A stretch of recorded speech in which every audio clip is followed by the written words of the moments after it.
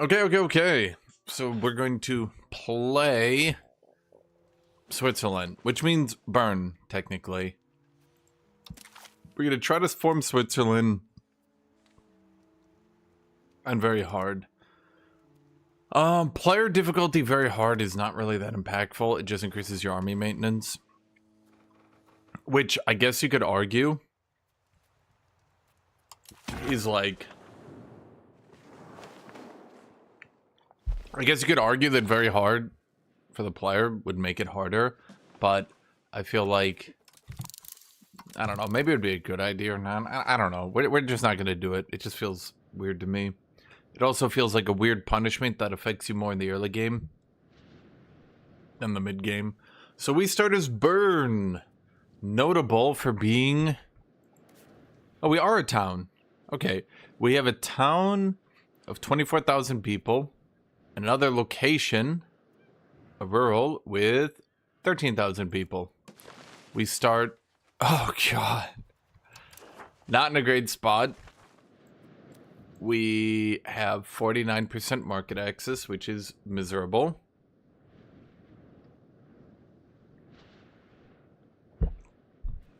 It's actually really bad. Market access, for those of you guys who don't know, is a direct... Yeah, you can actually see it. It is a direct penalty to the amount of goods you produce. So that market access directly reduces my output. When I try to sub, it makes me pay in UAH. Why? So number one, you mean member. Number two, is that your location? Default currency? Anything like that? I mean, I wouldn't actually know that one. Let me put on coffee before I start. This is gonna be rougher than I imagined.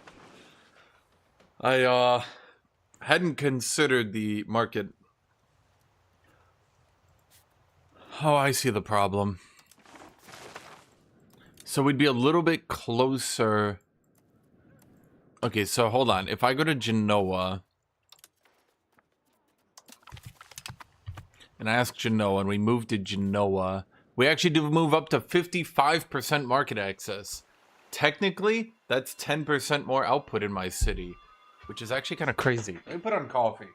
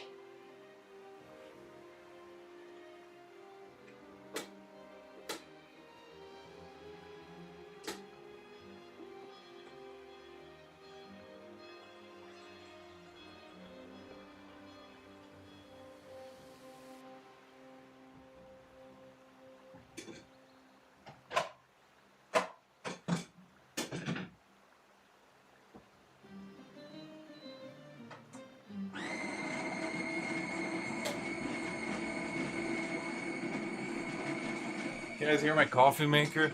Okay, so very hard. I need to open up. Ooh.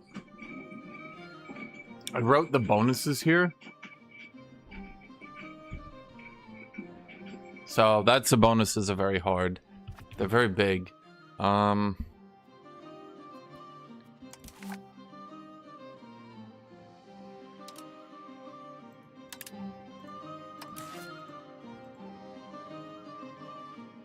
That's probably better. UAH is currency of Ukraine and I'm not. I don't know. to be honest.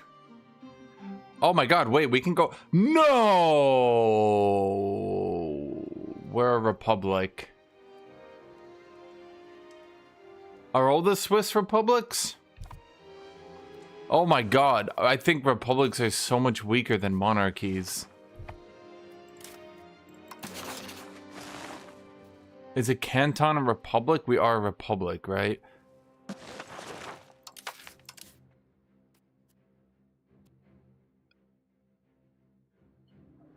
One of these is for republics, one of these is for monarchies. Are all of them republics? Oh, god damn it. Shit. Okay, so at the very least, republics have exactly one thing they can do that makes them playable, and that is the Merchant Republic free reform, because it reduces your trade maintenance by 25%, increases your trade capacity by 50%. This means that if you have one trade capacity, that becomes 1.5, which then can maintain 2. So you get double trade capacity, making 25% more trade income. I think that was 50% originally. I'm not sure. But so effectively, you have 2.5 trade income. Not literally, because like you'll run out of good trades, right? So like when you think about it, if you... What's the right way to put this? Like, just because you can do double the trading doesn't mean you'll make double the money, because the good trades, you'll use all of them, and you'll run down the rung into the worst trades, the mid trades, right? Okay, so republics also do have sortition, which isn't bad, actually. I don't mind the burghers having... But burghers could just run me. I don't give a shit.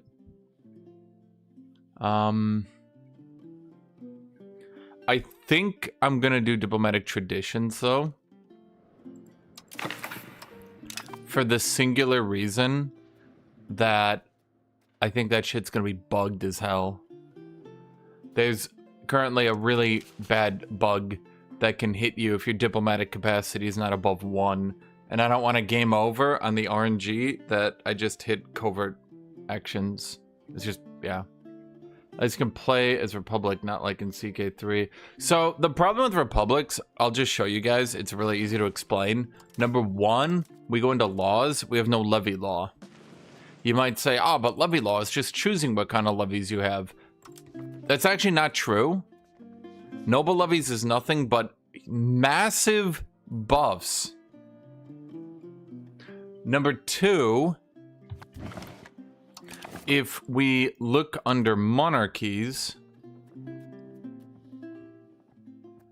not only do monarchies get noble knights, which gives you mailed knights. Mailed knights and plated knights are like the giga chads of the levy universe. So that's a big one.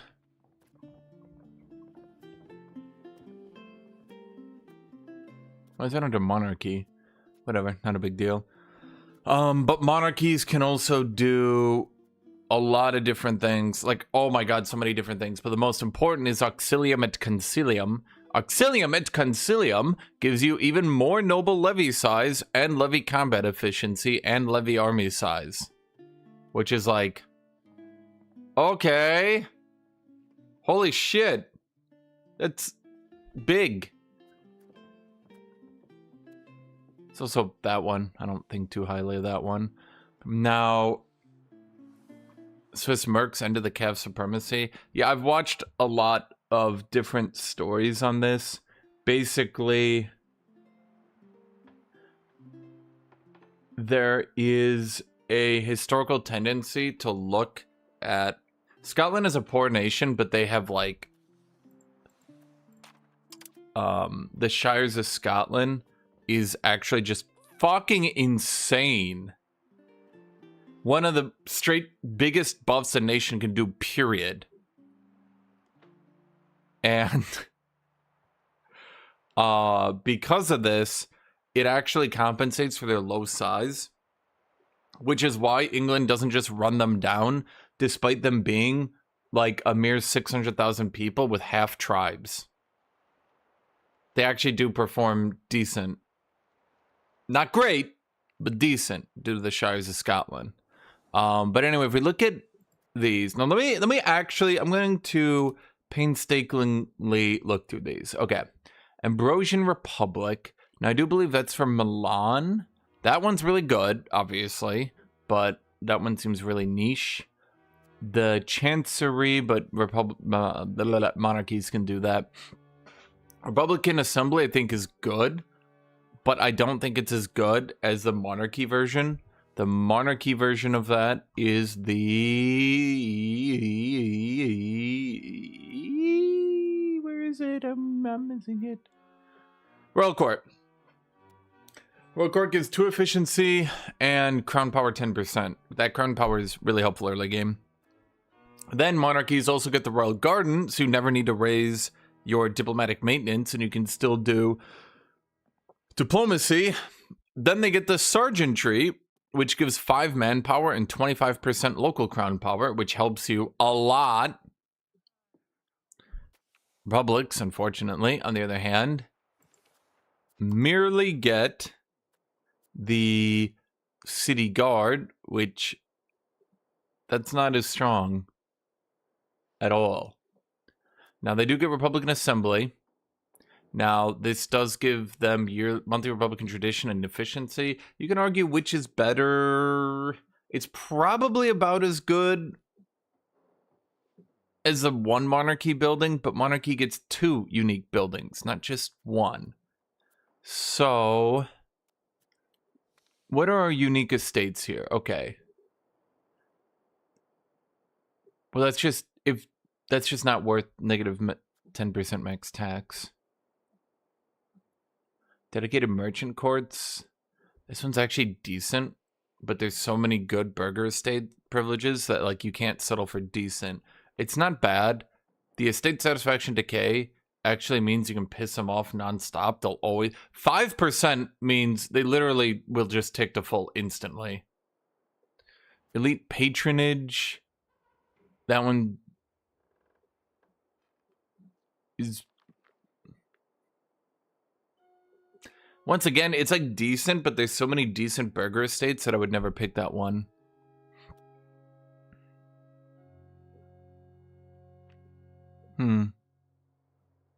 Once again, it's decent. You could get your clerics pretty good. State official oaths. God, these are all like decent. None of these are Auxilium et Concilium level of like, oh my god. Auxilium et Concilium is nuts. None of these are any good. This one is actually not too bad. 10% tax efficiency is a lot of tax. You do get 10% happiness, but, well, I mean, clerics getting power isn't that big a deal because clerics have like no base power. Then we get some unique noble ones. What do you get here? Oh, shoot. See, if that one gave happiness, why does that never give happiness? I feel like all the Republican estate privileges...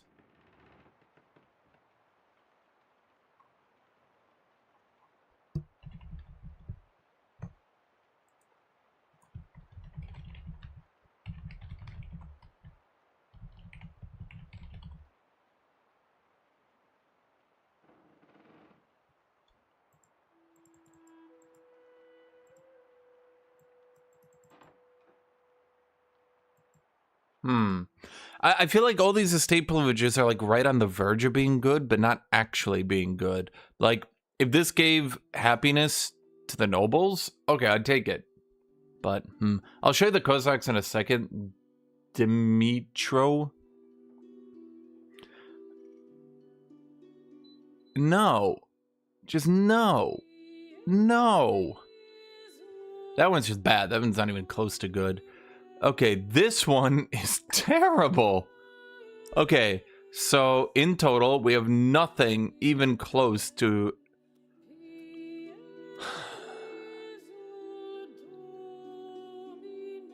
I think the only one that could be decent is this one. Yeah. And if we compare that to monarchies,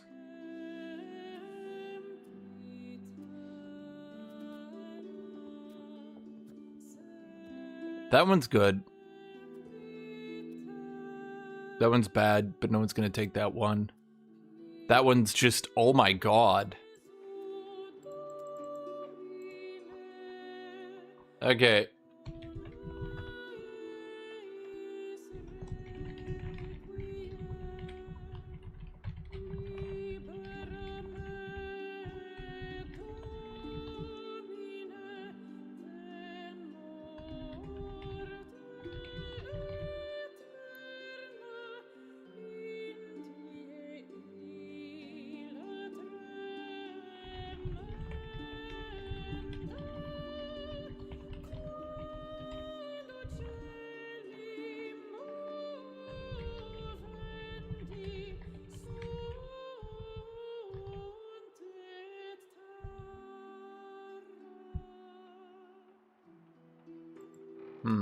I think that republics are just bad. The only thing they have going for them is Merchant Republic. Now, Merchant Republic is good, yes. I will admit, Merchant Republic is quite good. I'm just gonna put that in. I mean, I don't need achievements.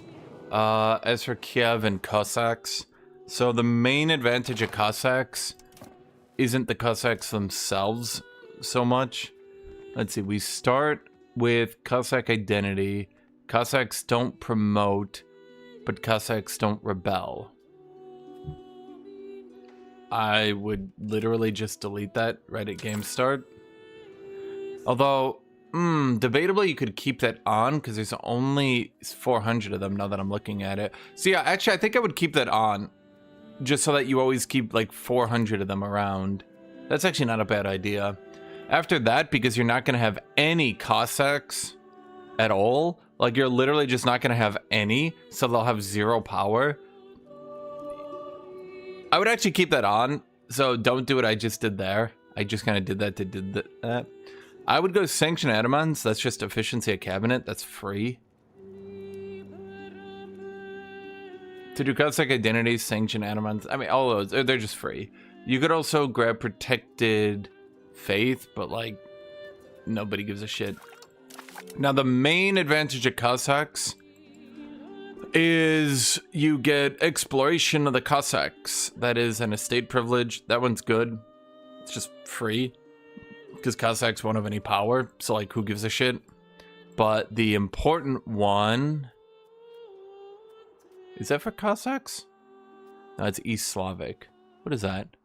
Government reform, prestige, noble satisfaction, aristocracy. I wouldn't get that. That's not very good.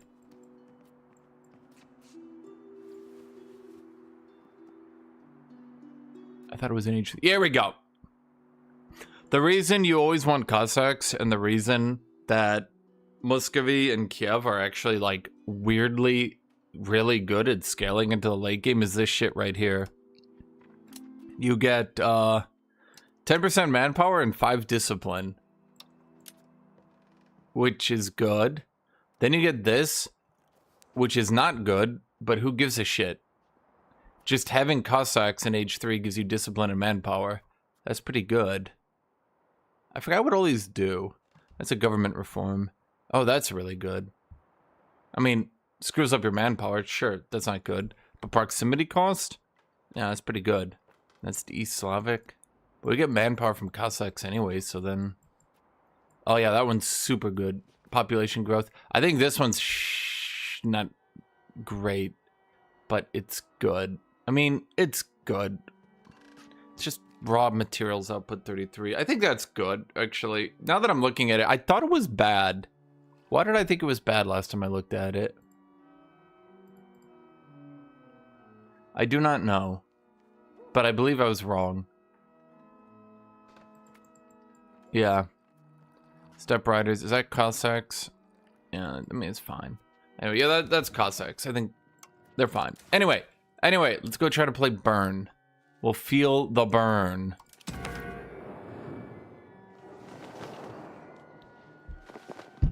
How did I drink all my water already? Okay, so we moved to the market. There we go. Okay, yeah, we moved to the Genoese market. Right? Yeah. That puts us a little bit more. We're going to have to make our own market eventually. We're like I hit the crossroads of every market. Oh my god. That's not good. Maritime law. What?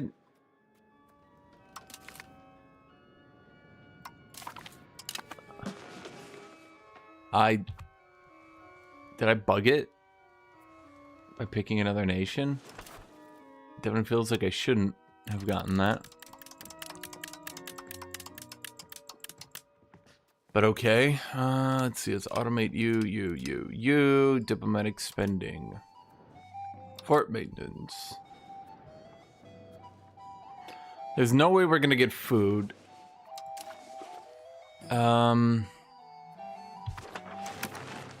Okay, so let me think here real quick. I do believe there's a way. How do I do this? Wasn't there a way to invite people?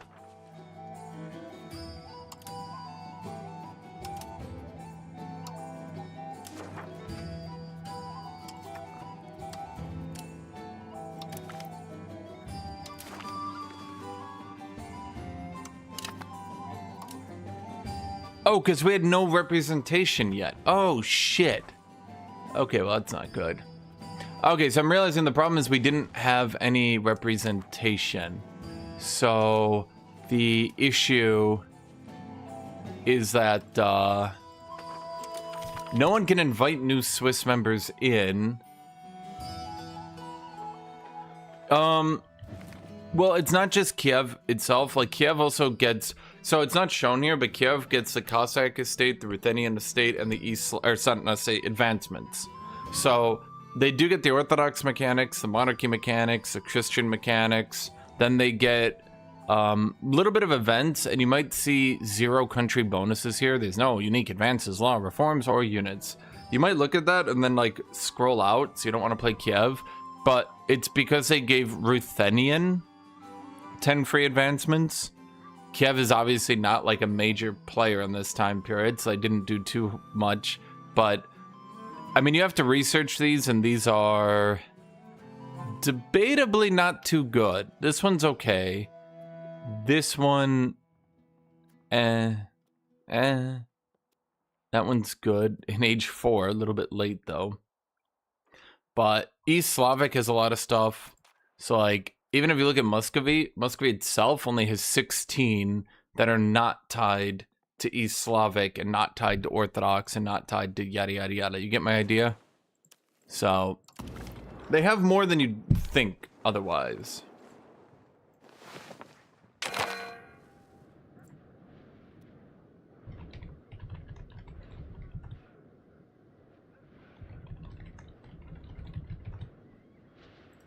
I go get water.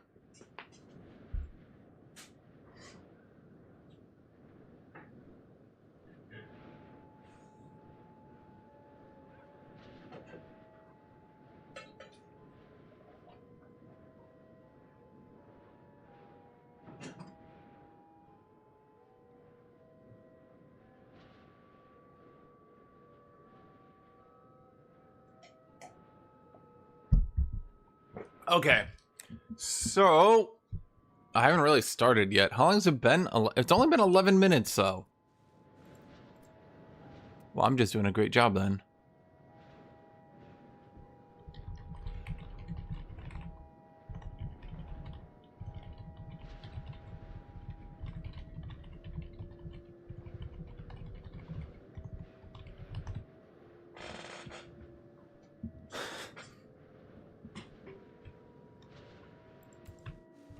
How's the tutorial? I've heard it's decent. It's kind of hard, though, because, like, yeah. Okay, so obviously I want to get... Even though we could invite these people... Even though we could invite them into... my Confederation. I'm going to rival them, then make a CB on them. Okay, shoot. So the problem is, everybody around me is a dick. Diplomatic capacity.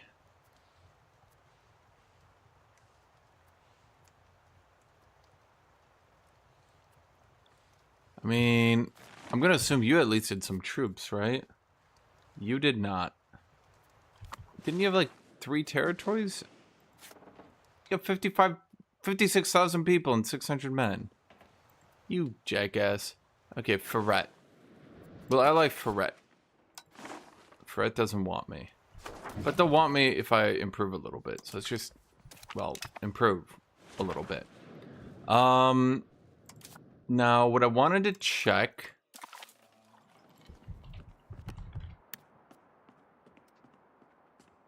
Huh. I know the Swiss starts with 2 advancements, but one of them only tries to compensate for concilium et conbilium. Ah, shoot, so I don't get the good unique advancement the Swiss get.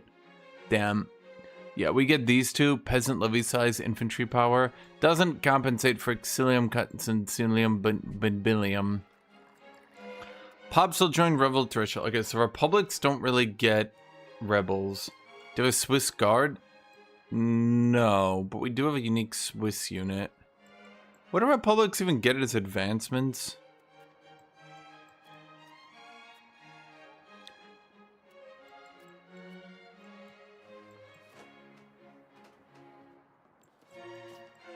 Nothing good. It's mostly just pops join rebellion threshold, huh? I know in age 2 republics get morale, which is good, but I just don't think it makes up for the other stuff. Okay, let's go here. Yeah, I already did that. And then I think what I want to do is grab diplomatic capacity and monthly diplomat. And then I should probably do cost of purchasing food.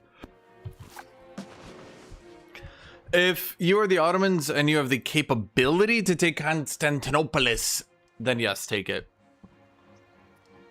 You core the whole province for free. Then you move your capital, and then it's a pretty good capital.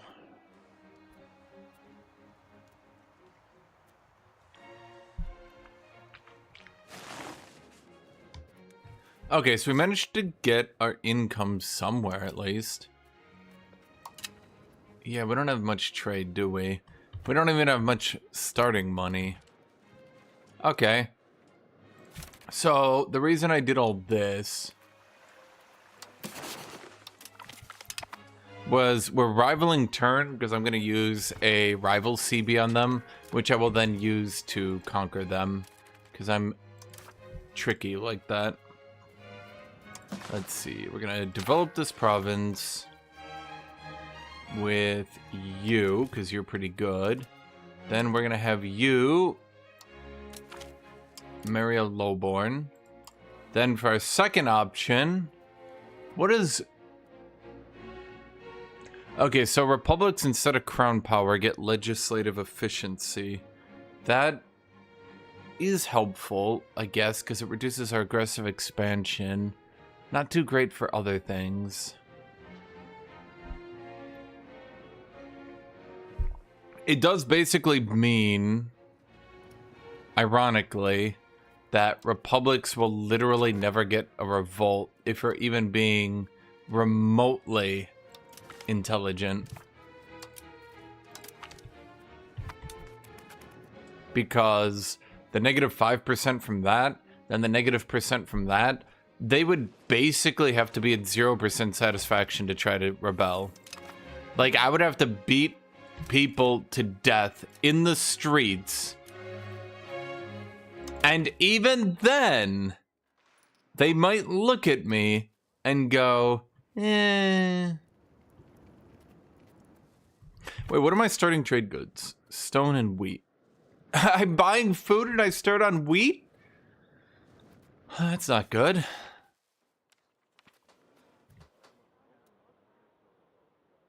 I'm going to remove communal lands. That one, I think, is just a good one to remove early. They also have partial yield. That one's not terribly good, but I'll just screw it for now. That's fine, that's fine, that's fine.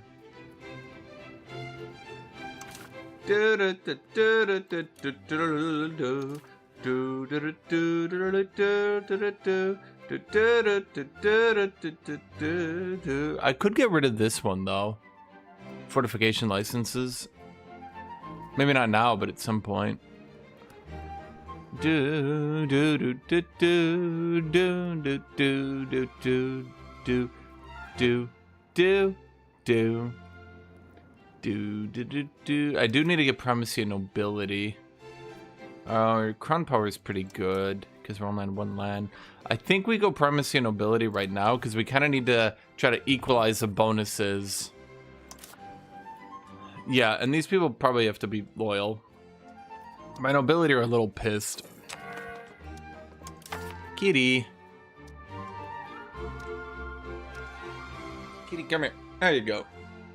Yeah, it's not early enough for the Swiss Guard. The nobility are going... So the peasants are going to get satisfied and stop trying to revolt and like... Oh, they already did. They're literally at 10% satisfaction and they still won't rebel. Yeah, as I said, I just don't think republics will ever have a rebellion. It's just not going to happen. Yeah, look at that, look at that, look at that, look at that. You can see I'm not even getting a rebellion out of that. That's crazy.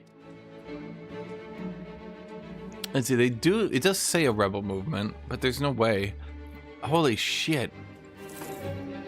You would literally have to beat them to death in the streets. My advisor is corrupt. Wonderful. It's been exactly 2 microseconds.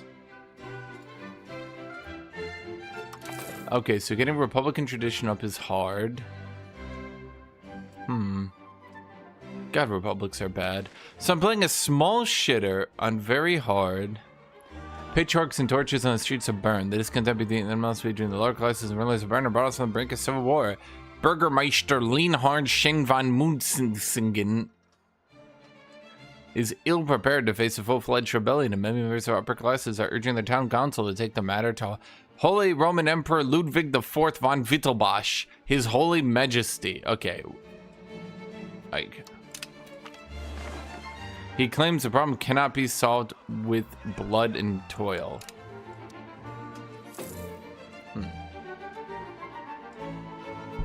I mean, I don't think we're gonna get a rebellion. Oh god, it's 2 tiles away and it already has 33% proximity? That's not good, chat. Masonry is expensive. Oh god damn it. Oh god damn it, Genoa. No one's gonna build masonry because it's not profitable. Okay, we have the Swiss canton.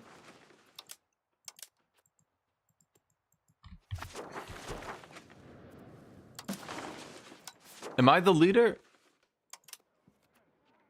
Is that me? Why does it not look like me? Wait, that's not me. Is his name really Asperger?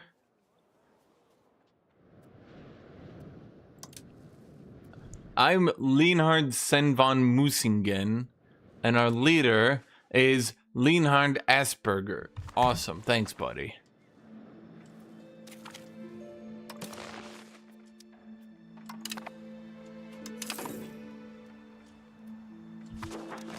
Chat, he invented it. He invented Asperger's. Before him, it didn't exist.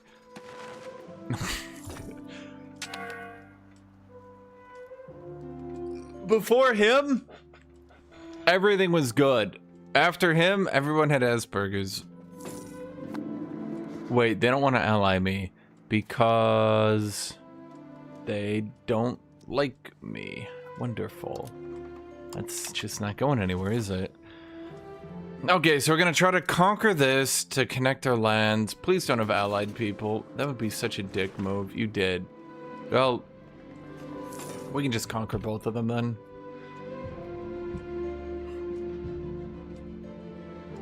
Can we? Wait, now that I think about it, I don't know if we can.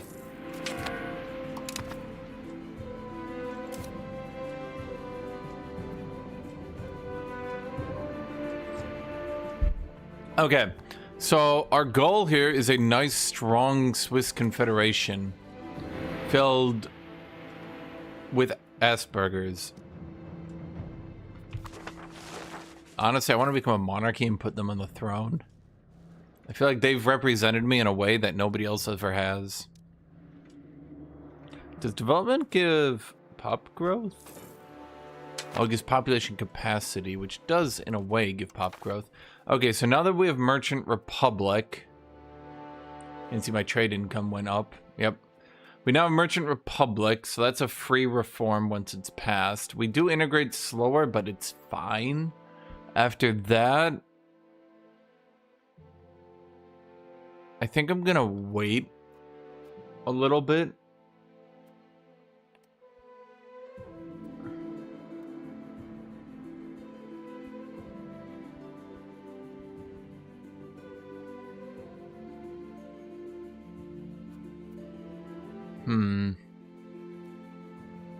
So wait, your major reforms available are Naval, Elite, Peasant Republic, Merchant Republic.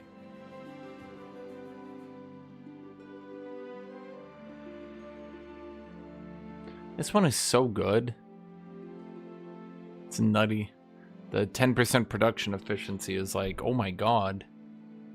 And you get prominence in Parliament for free. Noble Elite is a major reform. This is obviously the weakest. Practically just useless.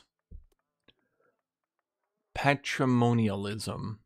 We can't tax people, and everybody hates us, and we go traditionalist, and we don't have... This is terrible. Okay. National assemblies. We need to have national assemblies advance. Fair enough. H2 comes in... It's going to be 8 years. So I guess let's just go sortition for now. And then we'll change it in 8 years. There's some better things you can do, but oh well.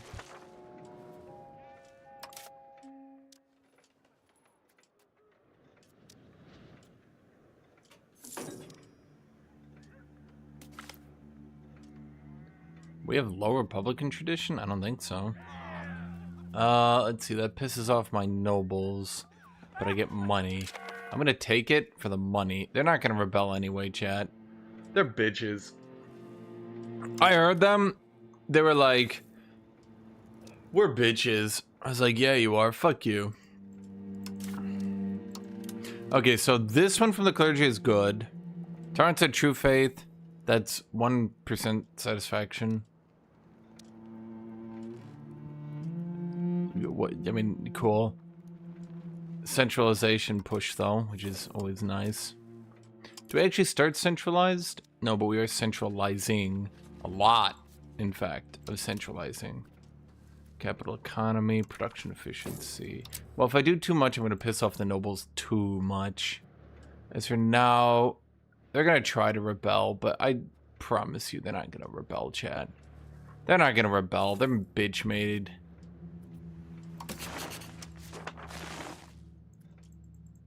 We need a diplomat. Okay, well, I don't think this guy's coming back.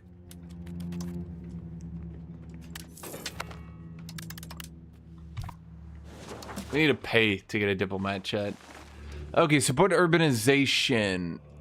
Interlinken becomes a town. That wouldn't be the worst idea, actually. I think that would actually be a good idea. Normally I don't do urbanization because it's so bad, but this time around,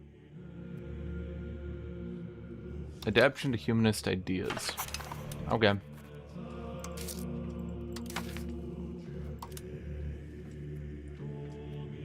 Nobles, just be satisfied already. Like, you're not gonna rebel. Don't lie. Okay, I might have pissed him off too much. Shoot.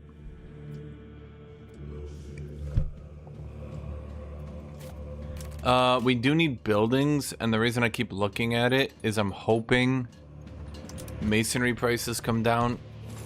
They did a little bit. Not a lot, though.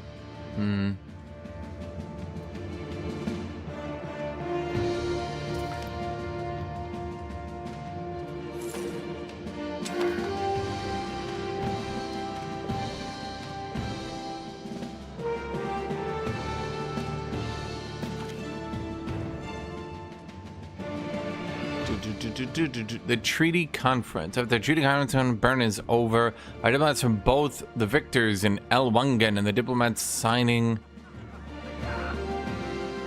Anarchisches Ottinging denkt das Verhalten is nicht so that necessary details on the important events or neutrality of the matter. What?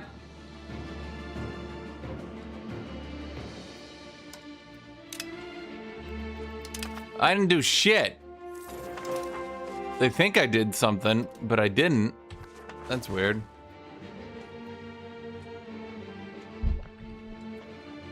Do I have a diplomat yet? No. Generals concerned by our unmanly tactics. Generals, we have no army tradition. What do you mean unmanly? We don't even have tactics. They're like, your tactics are unmanly. I'm like, what? What tactics? They're like, your tactics.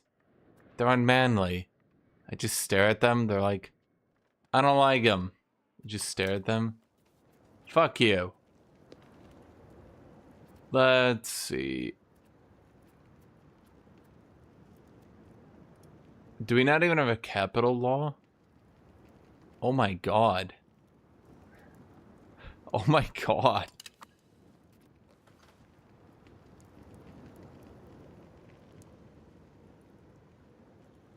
Huh.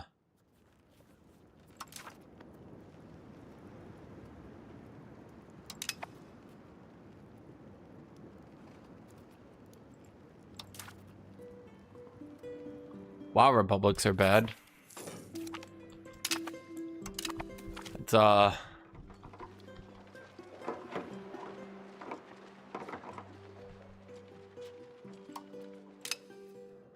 Wait, I lost being a free imperial city. Oh, is that because I got a second town? Oops. Wait, that does it? What were my bonuses of being a free imperial city? Wait, now we're losing money. Wait, all my income is gone.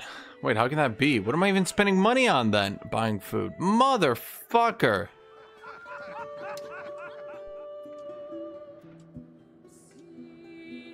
Oh, that's really bad. International Guild contracts. Oh, for fuck's sake, we need to piss these people off again? They're actually gonna rebel. But I couldn't exactly go with the other one, could I, chat? No, I could not. Well, being a free city doesn't seem to have benefited me at all, at any rate.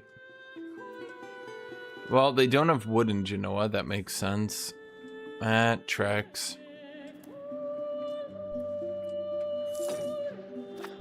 We're too poor to do anything realistic.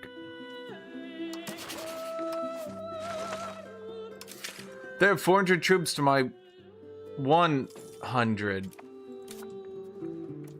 100?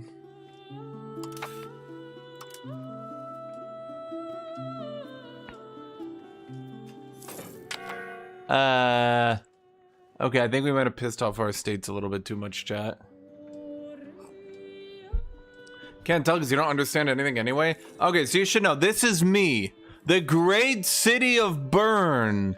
Capital of the world. Strongest location that's ever been made in any video game ever. And this is Interlangen. Now, while this might look like a shitty town on a hill through a river in a mountain, it's not. It's actually the best ever.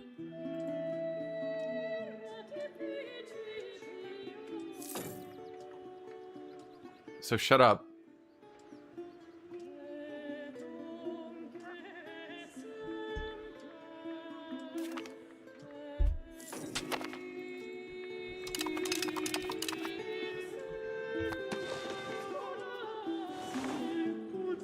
Oh, aha. Interlaken is a very touristic place today. Okay, and I'm sure that's exactly what it looks like in real life. What does this do? Ignoring corrupt institutions. Efficiency of our cabinet. What's a little bit of stability anyway? I can always get more. I can start again.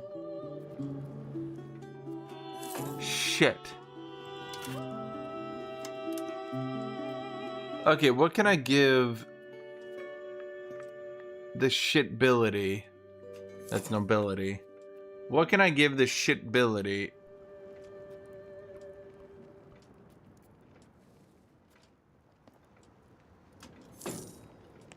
That one's actually good, right to inherit. Is that the best thing I can do for them? Elaborate court life. That's also not too bad. Stability decay screws you if you ever hit negative stability. Okay, let's just go elite council. Fuck it. It'll help me maintain high stability. I just have to never get low stability. Does that help me raise more levies? Okay, why am I just not raising levies? Is it because everybody hates me? That might be a good reason for it. How is our satisfaction 0? The high Omnic peasants.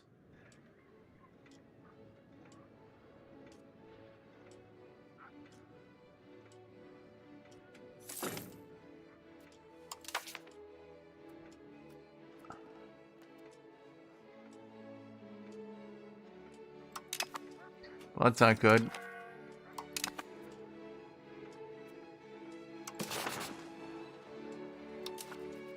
We need an alliance with more people. I got a good feeling about you. To be honest, none of these people. Kitchberg. Korchberg. The name is Korchberg. What's not to love, chat? Build lumber, you Genoese bastards. Fuck. Well, I want to get food because I don't have any.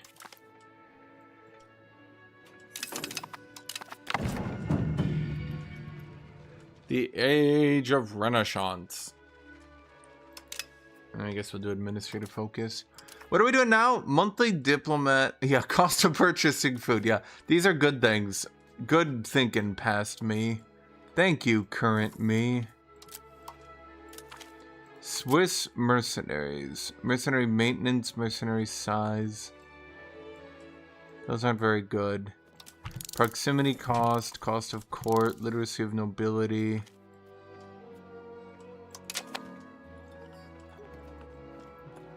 Literacy of burghers, literacy of clergy.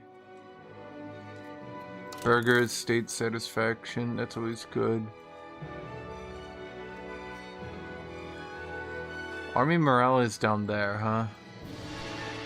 And then I guess we would go peasant levy after that. Did I become the leader yet? No, now we've got Helfenstein. God damn it. Well, at least we make winter when we're not spending all our money buying food.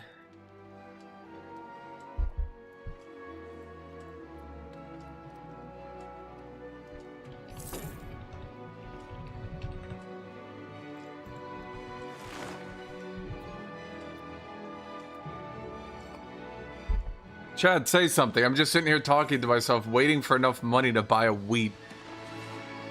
I need help, chat. I need help. I'm dying. A new outbreak. Prosperity in Bern decreases. And we recover. Bern will prevail. Just not today. Did all the death. Please don't die too much. Don't you do it. Don't you die on me. Well, I guess we can stop spending 0.07 on diplomatic spending. Well, actually, we make so little money. But wait.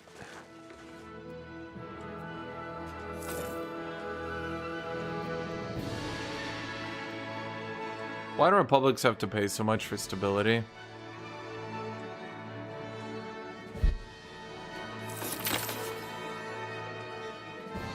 Our cabinet has helped fishing Bern recover. Thank you for finishing Bern recovering. Time to go back to strengthening the government.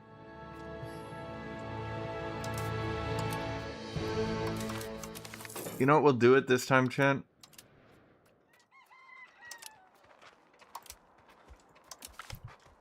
Anyone who's unmarried will just marry.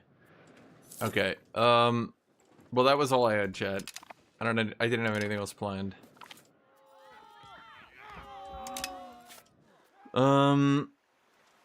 We've almost got enough money to build a wheat. Almost.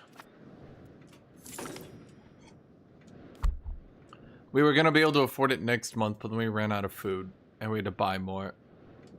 Next month, we've got this, no problem. We're making 1.95 and we had to buy more wheat. Well, if you would stop buying wheat, I could build a wheat and then we would have wheat and we'd stop having to buy it. Just stop. Stop starving for one fucking month, my god.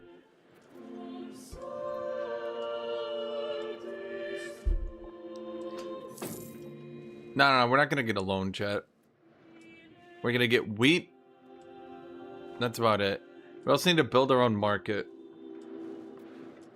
We're gonna call it the Bern market, and then I'm probably gonna make jokes like, feel the burn, every second, until you guys finally get crazy. There might be a mutiny, I'm just saying. You guys might try to murder me, but it will go on, chat. You will feel the burn. Actually, it just occurred to me, we pay so little for caustic court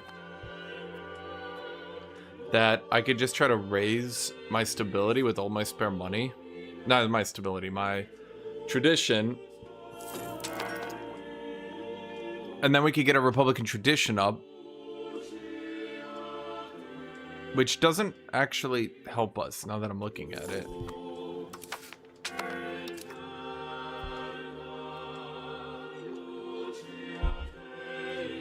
Our peasants are pretty dissatisfied with us, chat.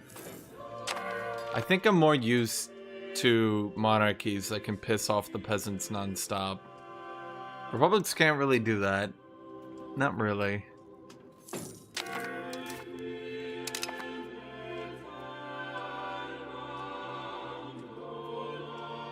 Well, at the very least, what we'll do is we'll get Pop Sleeve Rebel threshold up really high. And then no one... Fair law is embraced by all. Why are we fair? Okay, we have free subjects, quality, defensive, traditional. Are we communal or individual? I feel like communal would actually help us in the long run. I don't feel like we're gonna have enough pops to migrate.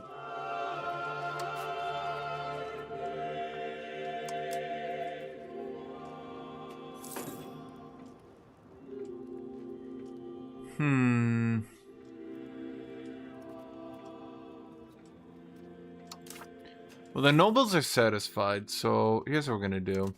We're gonna represent the commoners in parliament. Hopefully that helps them a little bit. To be less pissed all the time at me. Can I raise an army yet? Okay, we finally have 800 men. We capitulated enough to these stupid fucks. All my spy power degraded.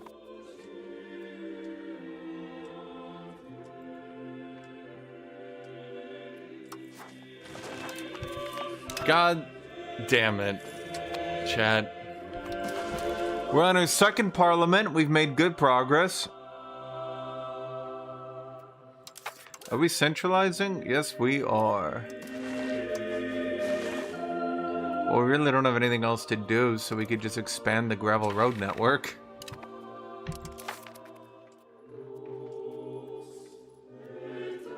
Isn't that the one that kills you? Yeah. Yeah, it's not good. So I guess we just do another plutocratic movement. Now remember, our army quality is going to be jack shit, because the more plutocratic you go, the worse it is. Because if you're aristocratic, you get discipline, but you have to pay for the court. Yeah. Chat. You guys make fun of me now, chat. But just wait. Just wait until you can feel the burn.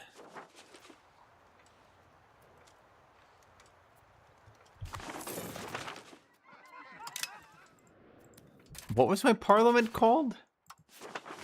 You guys raised 600 men. Okay, you can be an ally. 600 men is good.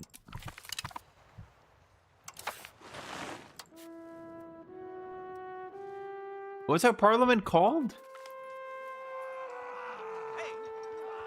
Patricians gain satisfaction for 5 gold. Fine.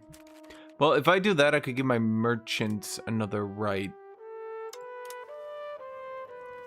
What would we do? I could give them dedicated merchant cords. And then what that would do is let me beat the shit out of them. Oh, let's go urban development grants. Yeah, okay. Because now we'll get, well, development.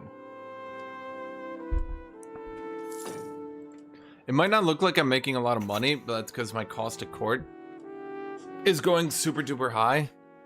Because I want to get my Republican tradition up while we are still small. And we just lost 10 Republican tradition. That's fine. I mean, honestly, Chad, remember, what did I say? I don't even care about Republican tradition. That's what I said.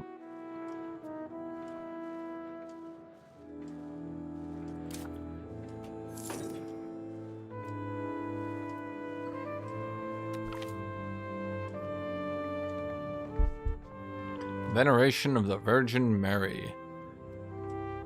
She is a special woman, but still just a woman.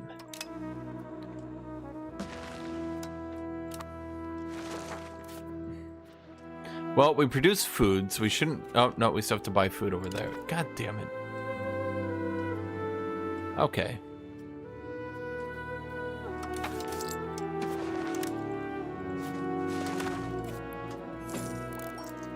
We lack beeswax. There's beeswax right there. Just build it, you bitches. Idiots. Like, it's in the Genoese market. They could just build it.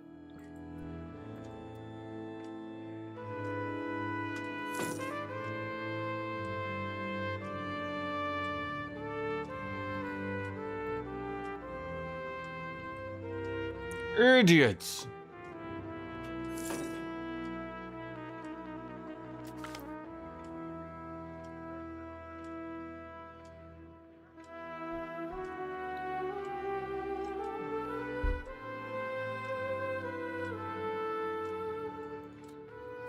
No one wants to work. That's your problem, chat. So, chat, how's your day been? How have you guys been doing? How have you guys been playing? What have you guys been doing? I'm still not the leader. Do I get leadership? Yeah. Selected by lottery. Wait, is there a way to do that selection differently, maybe? Laws. Centralization, administration, membership regulation, internal politics. Wait, we're already on the Black Death? I haven't even done anything. Okay. Shit.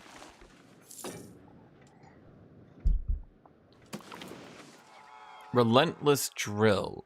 Monthly experience gain. I don't even have an army.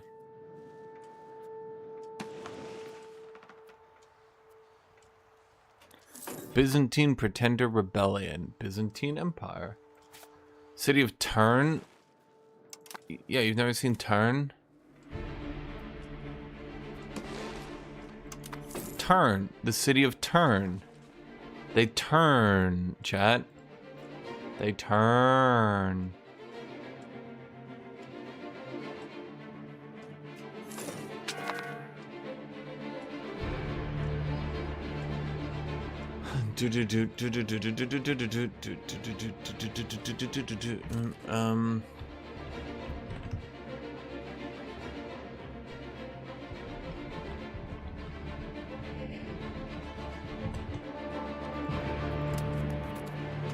I think they mean Turin, but they're using a perhaps. What would you even call it as? Oh, they're called the Savoyard definition, the pronunciation. I think they're called the Savoyard.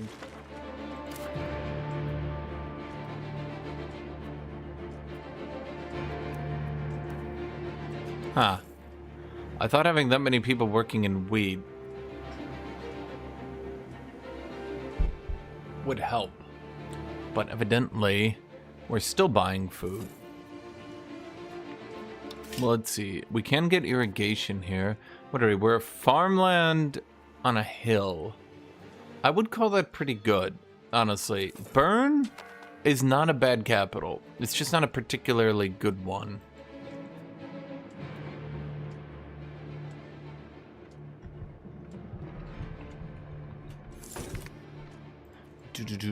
Okay, the Holy Roman Empire sealed the Golden Bull. That's interesting.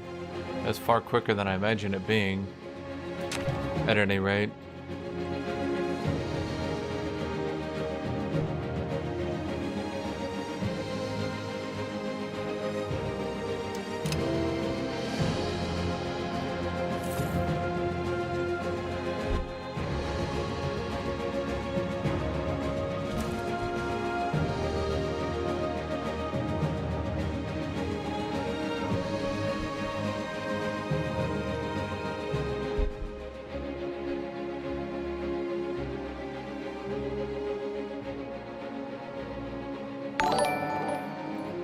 Oh. Sagittarius donated 10 Swiss francs through Super Chat. Need to sleep now. Have fun and hope Republic/Switzerland isn't that badly balanced. Smile. Well, thank you, Sagittarius. It shouldn't be that bad. It's just, we gotta get off the ground. Getting off the ground is gonna be the hard part, obviously. Oh, did we already get hit by the Black Plague? Motherfucker. Okay.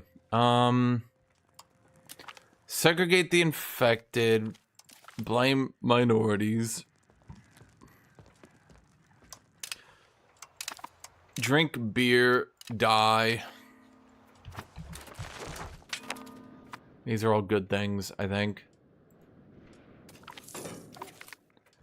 Plague profiteers. Okay, I'm gonna do that. And I think what I'm also gonna do, just so I always have one estate I can piss off without, like, hindering myself. Just so I have, like, one estate I can beat with a baseball bat. What we're gonna do is get dedicated merchant courts. Because with that,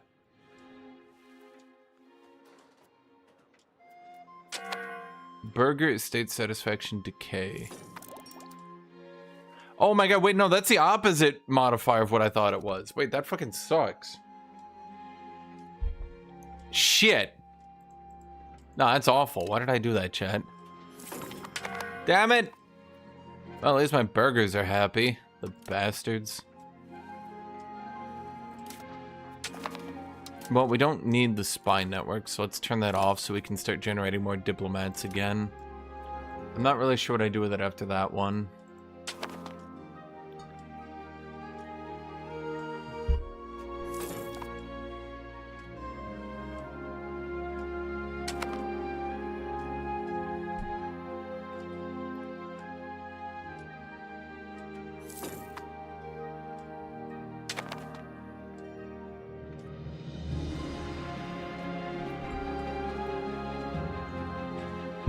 Chat, you guys need to say words or else I have nothing to talk about.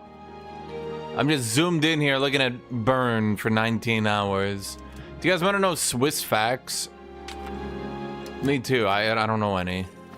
Are we all dead? That's not good. Well, let's see. We've only taken 10,000 deaths, but on the other hand, we only had 40,000 people. So, figure that one out.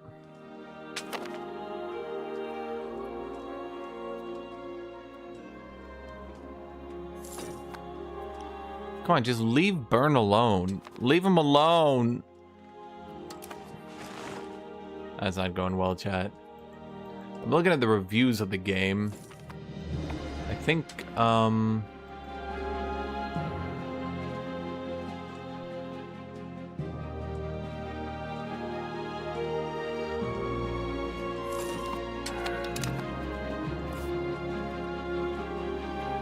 seems to be some mix between people being angry and people being happy.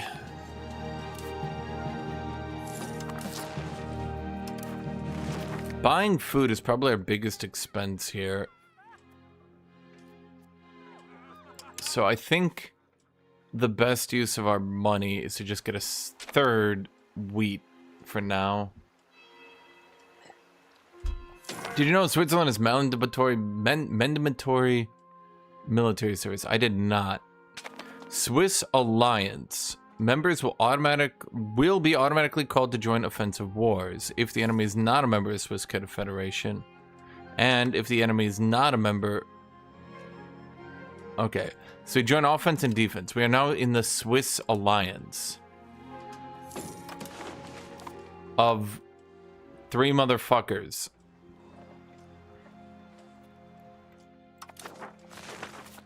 Well, this dumb bitch allied one of the Swiss members. Whatever. No, we should just ally them. Guess you're watching South Park 24/7 in the free time, huh? You use their meme a lot. No. I don't believe so.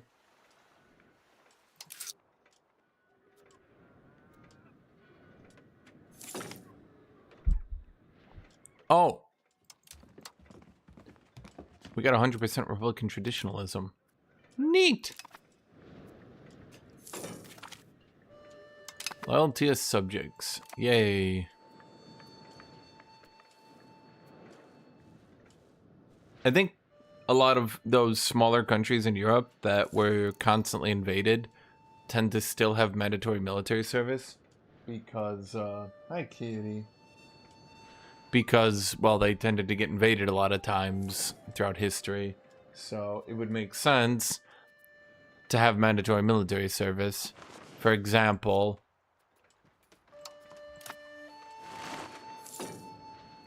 why are the Austrians just sitting their army on my border? I don't like that. I don't like that at all. Which one of you is Offenburg? How many troops you got? Offenburg. 400? Ah, fuck it. Why not? We need all the help we can get here, chat.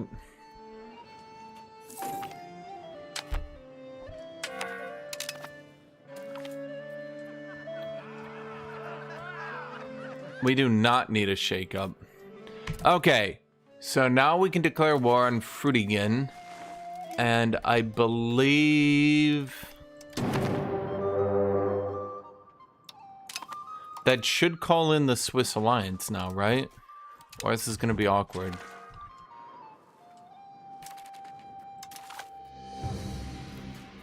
Doesn't seem to have called in the Swiss alliance. Well, for some reason, Frutigen didn't raise their armies in time, so we just ran in there. Which is good. Okay. And then we're gonna move over here. Wait, they also got fucked over by the... Okay, I forgot other people got fucked over by the plague. I'm sure this is asked before, but how hard is this game to learn? Pretty hard, I would say. Not easy. Okay, he's a member of the Swiss Confederacy, so I'm actually not going to kill him.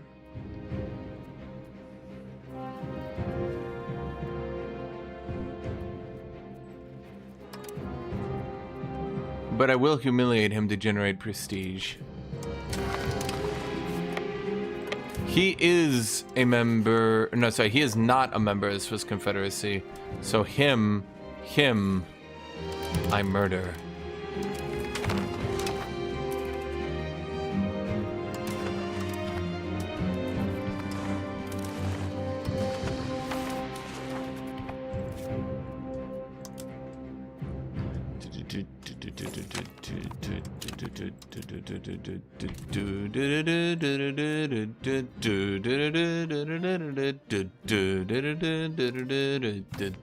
Okay, I can't develop a province if I don't have a court. I was hoping it would kind of just forget and let me do it anyway.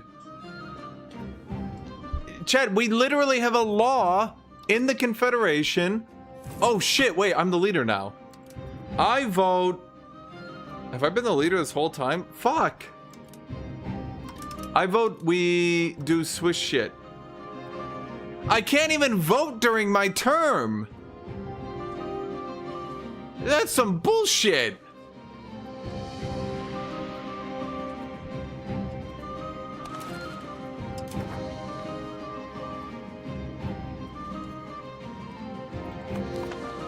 Chad, that one is just lame. That one is uncool.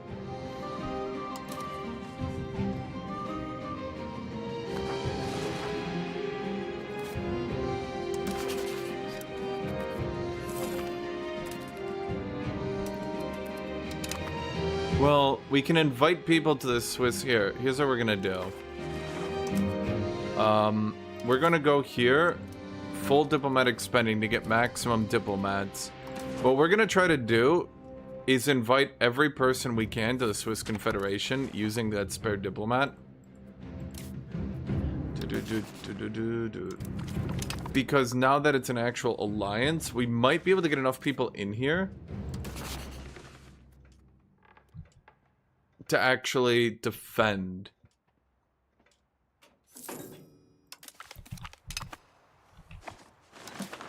The Swiss Confederation rises, brother. The AI doesn't seem very good at getting people into the alliance. Probably because it's not generating any diplomats. Sponsor a cathedral. Yeah, I can't afford 73 gold for luxury bullshit. Bolster the government.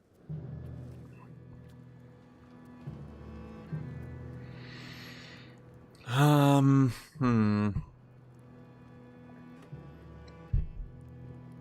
don't really like any of these. We could do increased ties to neighbors to just generate the diplomats. It's not a terrible idea. Let's see. So we gotta ask... Oh, wait, that's Austria. Fuck off, Austria. Stop murdering my friends.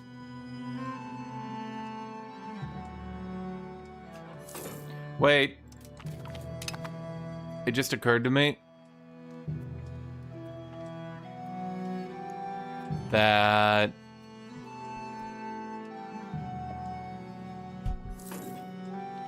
I'm not gonna get my diplomats before I lose being a Swiss counselor. So now all those diplomats are gonna be wasted.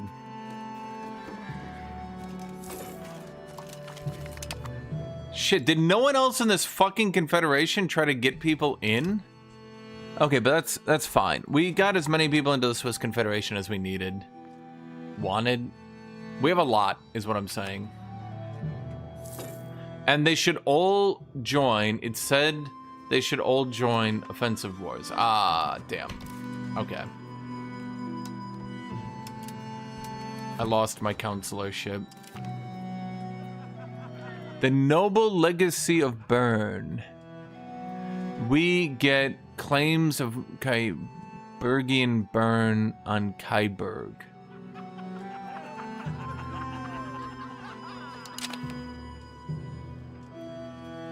Who's Kyiberg? Wait, was that the dude I beat up and let go away? Which one is Kyiberg? T-Roll offered us an alliance. Well, that's a good idea, I think. I mean, they're like the biggest person here.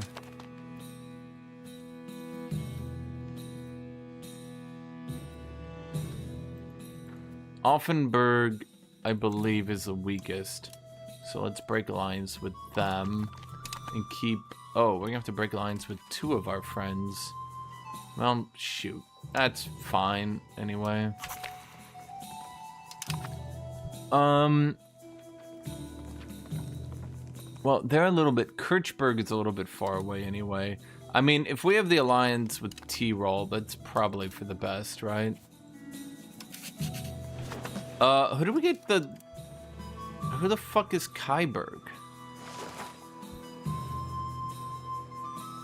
Which one am I?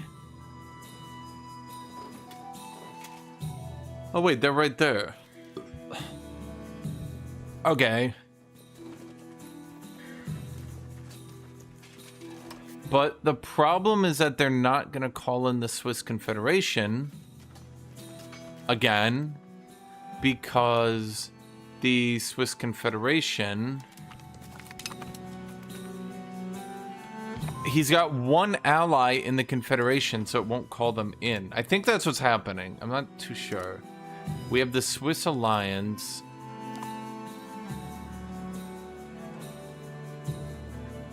Huh.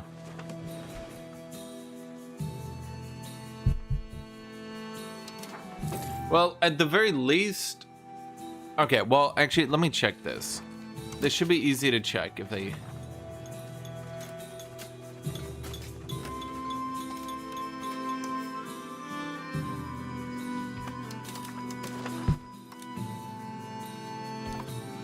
How does that work? Oh my god, misclick. Military laws, Swiss Alliance. Okay, we currently have Swiss Alliance. Okay. Members will be automatically called to join offensive war if the enemy is not a member of the Swiss Confederation. Members will join defensive wars if the enemy is not a member of the Swiss Confederation. So that should work.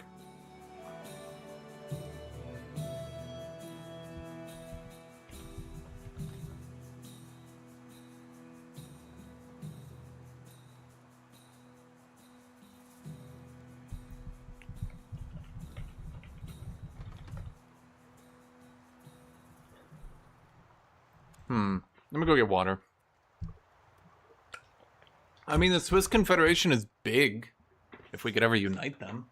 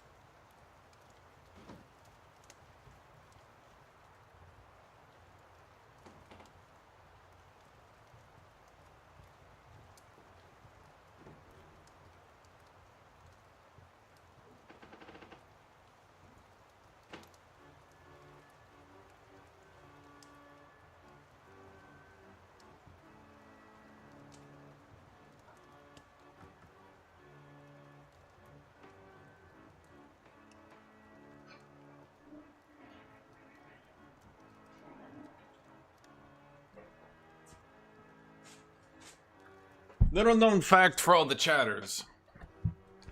Okay. Well, I don't really know the fact. Okay, so let's look at our situation. We are obviously Bern. We got these 3 dudes over here. They have no population between them. Everybody is dead. I actually believe we could we actually get a settlement because so many people died? No. Well, that was unfortunate. Okay, so we're not that level of dead then. We can't get any buildings. We're already losing land. Kyberg. They're allied to 1 motherfucker in the Swiss Confederation. And because of that, I can't use the Confederation. They have a good amount of troops. I do not. If I can call Tyrol into the war by currying favors, maybe we can win.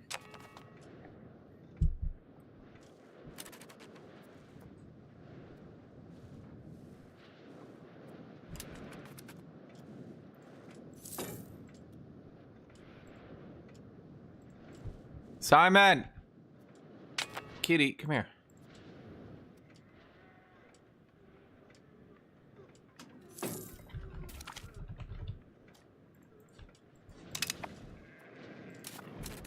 Who's that? Freeburg? Okay, we don't have... First off, I don't know why the AI keeps trying to ally me. I don't really have room for allies. I mean, I got room for one ally. Okay, let's look here. So if Kyberg is allied... Oh, great. Now I'm allied 2 motherfuckers.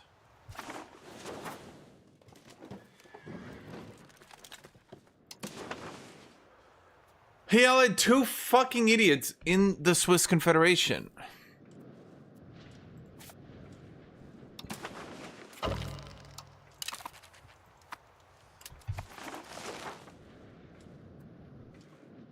Why is he allowed to do that? Someone should shoot him. Or something.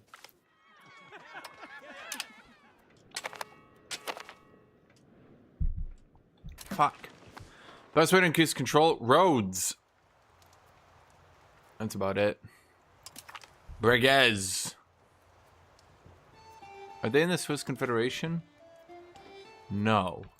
Okay, I'll take them. They probably have... Yeah, they got 1,000 troops. Okay, let's curry favors with Breguez as well. Roads. Roads increase proximity. Proximity increases control.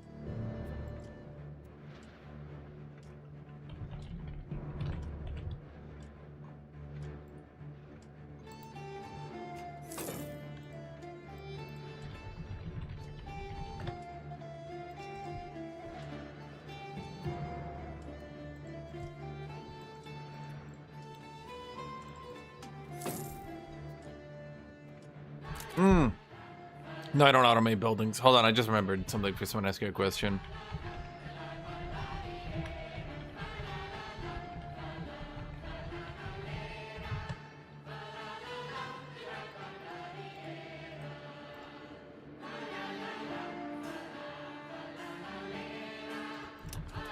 Okay.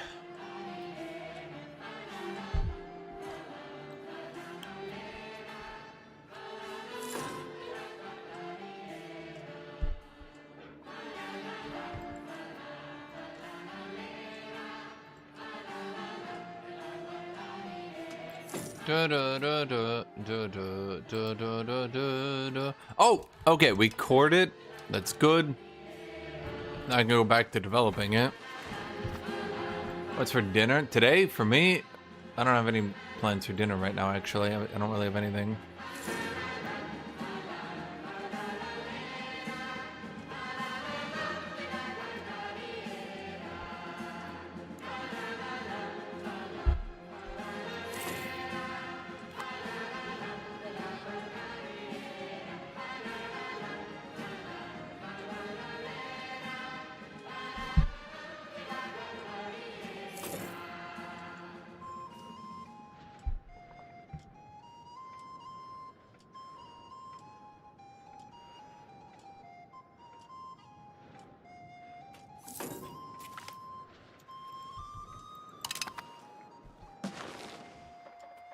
Cabbage soup and potatoes. I don't get this reference.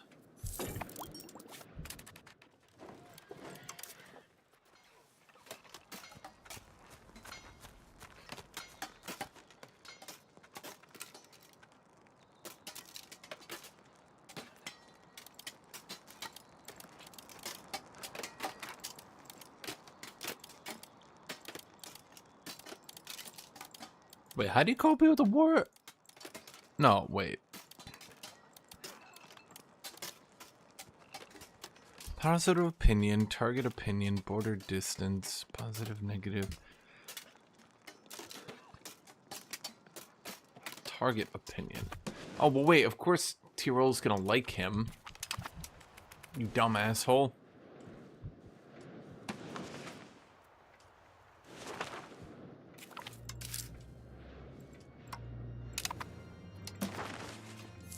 These idiots never vote for anything. Okay. We're never gonna get Kyberg, because Kyberg just allied all these motherfuckers. And they're all in the goddamn Swiss Confederation. That feels like cheating. He just allied every motherfucker in the Swiss Confederation, so there's no possible way I can declare the war.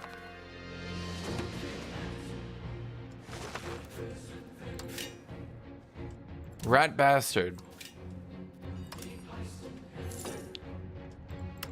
For some reason, the tannery makes money, so I'll just continue to do tannery. I don't know. We're not a very big country.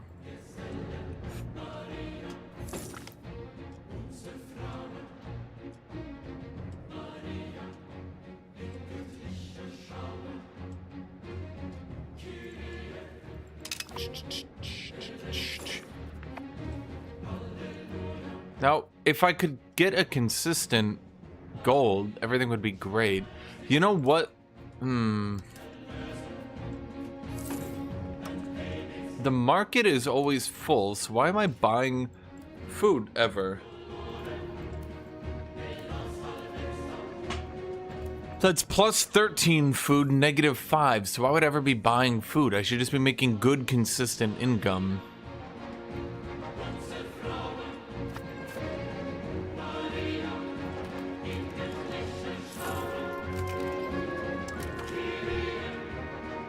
Our mutual trust will increase by 10 while costing us diplomatic reputation.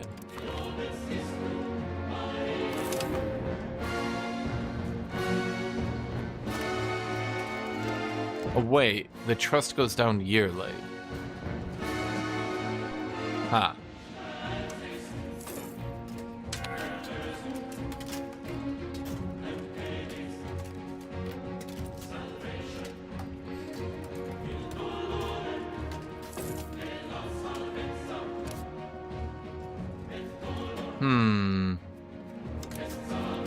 I think the problem is the distance between borders basically makes this impossible for me to get in here.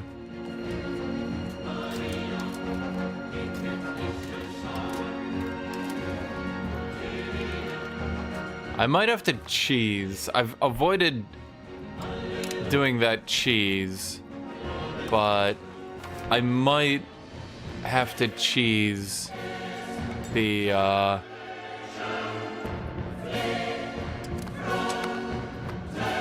ask the AI for money, because we're very much not in the best position here.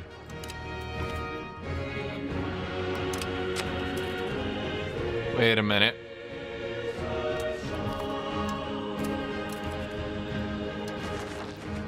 We literally just got a prosperity hit the second it completed recovering prosperity. How annoying. Ah, boy, proximity cost. That'll help me.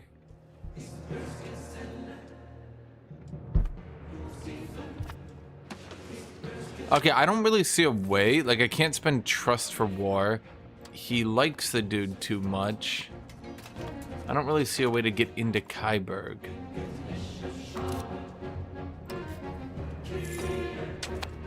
This motherfucker ally like 17 motherfuckers? Oh my god. He allied the Pope? That's Austria. Huh. The only one location I can expand to then is Sion, who allied 3 motherfuckers. Huh.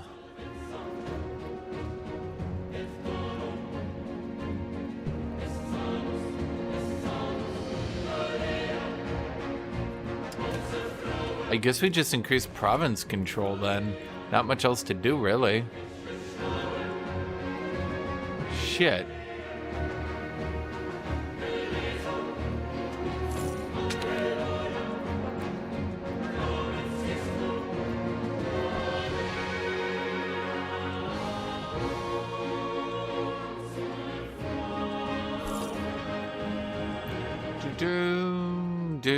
Do.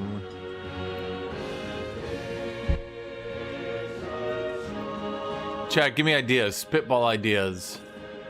And no, murdering the Pope is not an idea.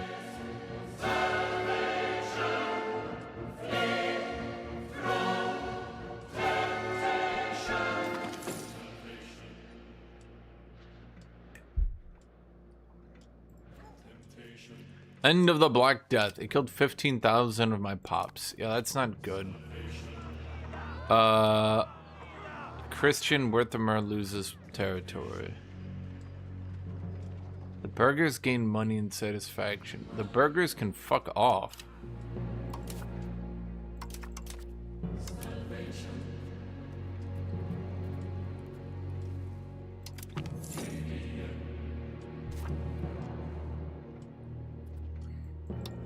Reasonably, I think we have to go market fairs. It gives us monthly prosperity, which is kind of important because prosperity is how we're going to get population growth. Fuck. Snitch on the Pope. Pope's dead, chat.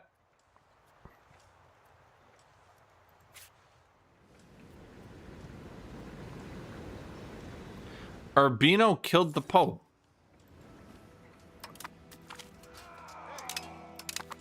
I'm honestly not... Wait. No. Okay. No. Okay, the Italians own Rome, but Venice took Velletri and Bracciano. Good job, Serbia. I'm not sure how you did it.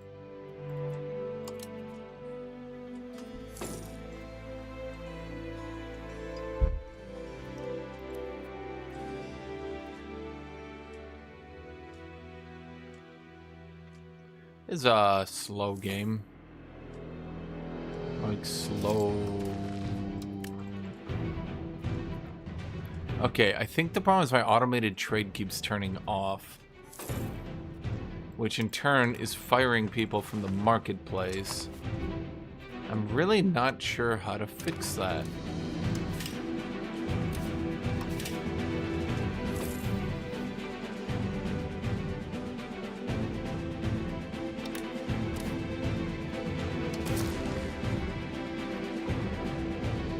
I notice that keeps happening. Now I'm wondering if that's something I'm doing or if that's something the game is doing. How to get your army to be fed for more than a single month? Did you create a supply line? Did you actually get your land? Are you just sprinting through their land into their capital? Because every army's got a supply line. I've never had any issues with food. I mean, so basically you get food from the land. If you're just like sprinting to Prague without occupying anything on the way, your army has nowhere to pull food from and dies. Do you have any food? If you don't have any food, they have nowhere to get food from.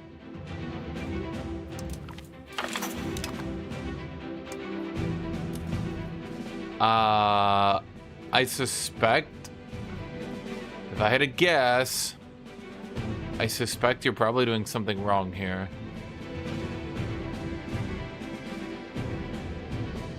Because, well, I mean, you've seen I haven't had any issues with that. I don't know what you're doing wrong, mind you.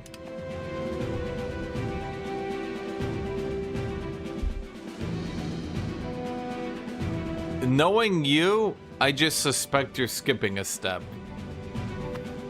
I don't think any of these laws could be changed to be beneficial. Language power Germanic, 2%. That's not very good.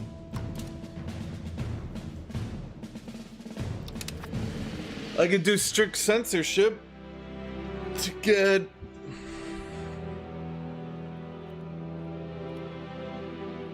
What are we on right now? Strict censorship versus limited. Limited is clergy are a little bit happier and stability decays slower. Strict censorship gives us tolerance for the true faith.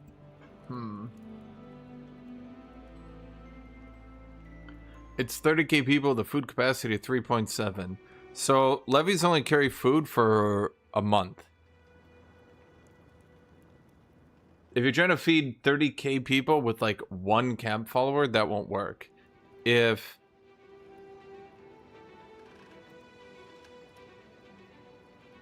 I mean, I don't really know. Like, you're trying to push a lot of levies in, and I'm not entirely sure what you're doing. You would have to build more camp followers, reasonably. You would need a lot, but most importantly, I think you would need supply lines. I've literally never had problems.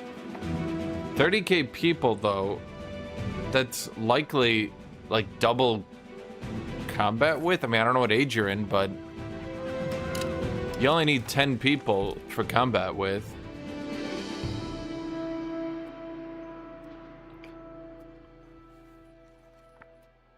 Okay. Is there anyone I could actually get a Cassius Belli on and have it work? Wait. The Pope. Well, wait. The Pope still has 2,400 men. How? Out of Avignon itself? That's it? Huh.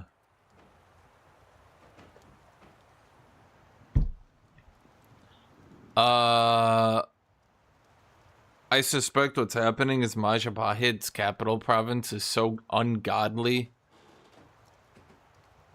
over its population limit, and you're raising levies that are really, really big. If I had to suspect what's going on is you need to split your army up, and you need to move it in multiple stacks, because doom stacking one stack with no food and no supply, I'm not sure that's really going to work.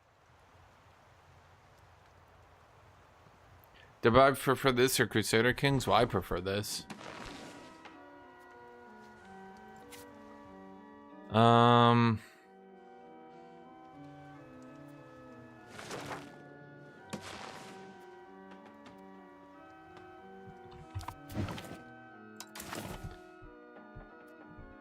Yeah, that's what I'm saying, is nobody else is even close. Like, these are very big numbers on every single province. This dude is literally going over his cap everywhere. If I had to suspect, the AI is not even able to feed that shit. Like,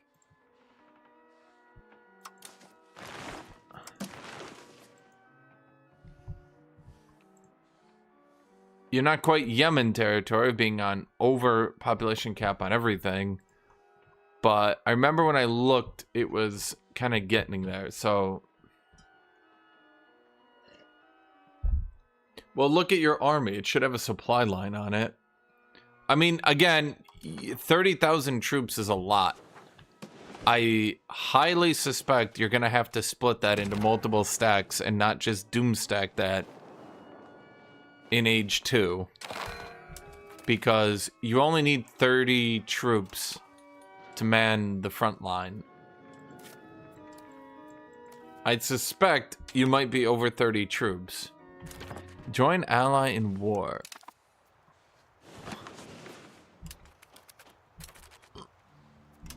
Well, wait, right, the AI is using favors to make me join war.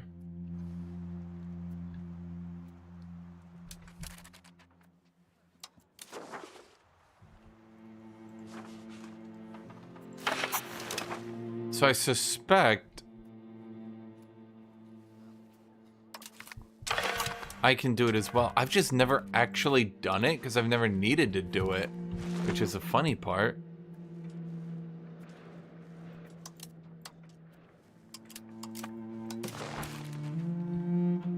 Is that funny? It's funny to me, damn it.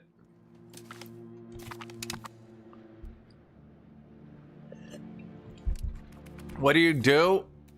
I'm gonna be real with you.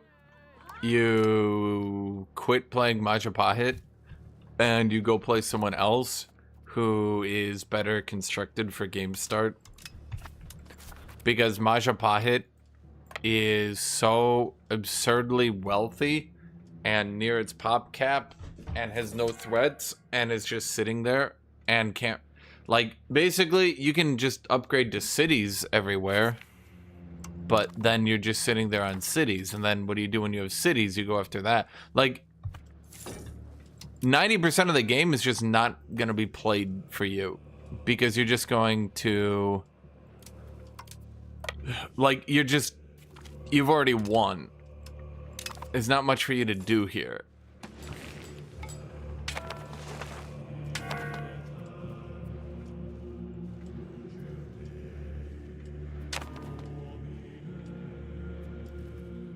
Who are we at war with? What are we at war with? This guy.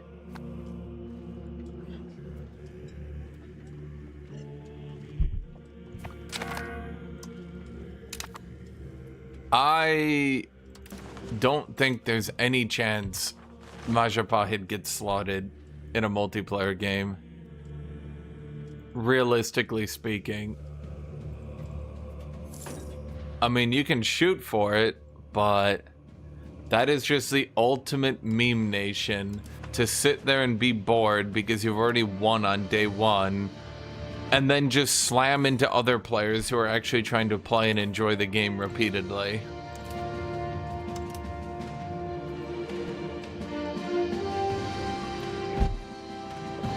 Why wouldn't it be? Because Majapahit would literally be a net negative on the game. Literally. Like, you will literally sit there, get bored, and just slam into a player for no reason, just because you're bored. And because that would not be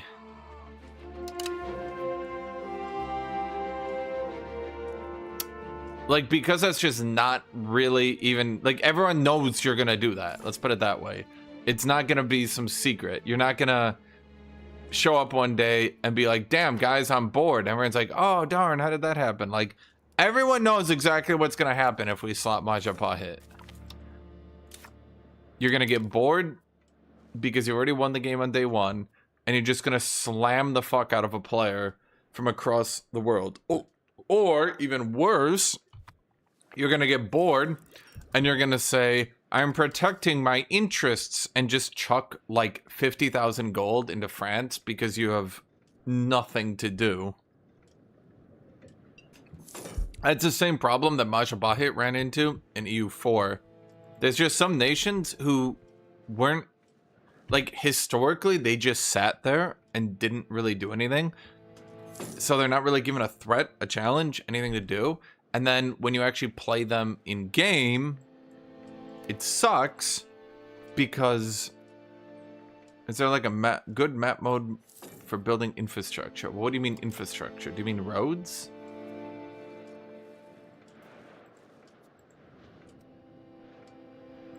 Or it's basically, yeah, it's like Mansa Musa on Pilgrimage, where he just like crashed the Egyptian economy for the lulz. I think that's literally the best way to phrase it, yes.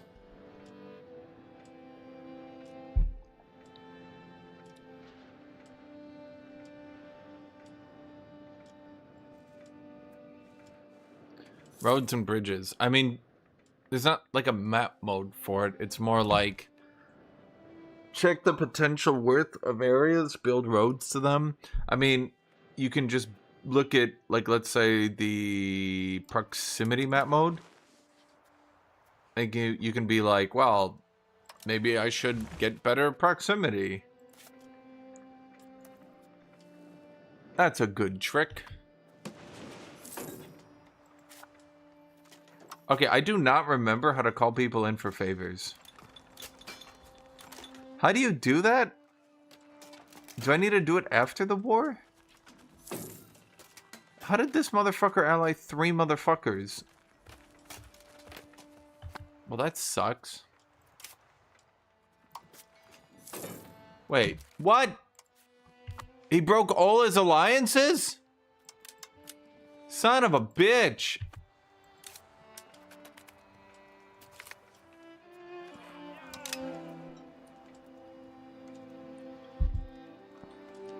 Okay, well, we could have gone in there and killed him. So that's a bit disappointing. Okay, so the market is now filling. It's just weird to me. Because we're a merchant republic, so trade income is like my bread and butter here.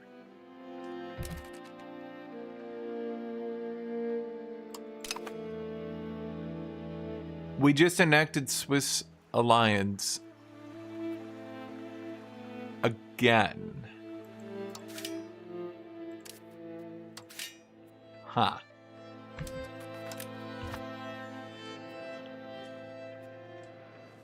Why'd you say you can roleplay? I mean, I've never found Paradox games to be particularly great at role-playing. I mean, you can conquer and do whatever you want, right? Can you sit in the game and do bad and let the AI play around you? Kinda? Even then, Paradox games typically take like 5 years, because you have to remember, the problem is, with every Paradox game, I'm just gonna say the blunt truth, Paradox games release with bad AI every single time because they don't really know what makes a good AI yet, because they don't really know what even makes a good player yet. You have to remember that developers are just never as good as the player base. Ever. In any game. People will say, well, I want to play a game where the developers are good. Good. Name me one. Ever. Literally name me a single game ever where the developers are actually the best players. Never. I'm not even talking like... I've seen some developers get in like the top 10%, and that's it. But especially when you start having complicated games like this, where the player base is using like 900 different cheesy things. Request to join the Hanseatic League. I don't know what that does.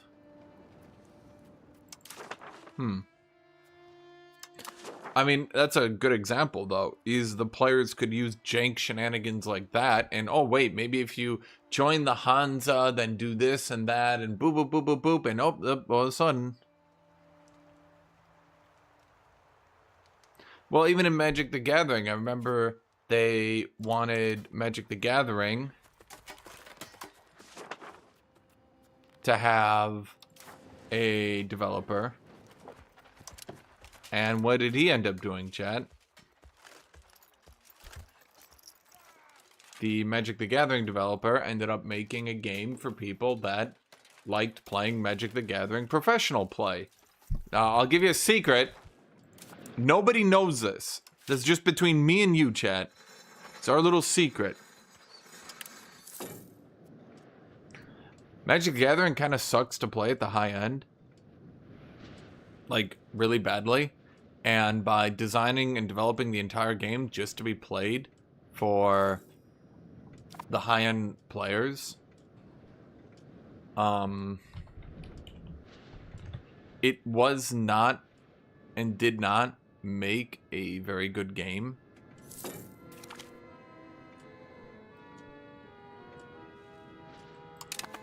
Fundamentally.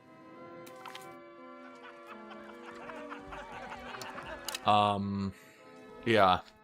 Like, if we look at Magic the Gathering, we looked at what did they start making for professional play? I remember this is back, I'm gonna call Innistrad, because that's when I stopped playing the game, Innistrad, because I was just like, this sucks. This is just like not designed for people to actually enjoy playing the game. They made shit like Snapcaster Mage, because it's interesting. It lets you use lots of choices. It keeps the game diverse. Okay, great.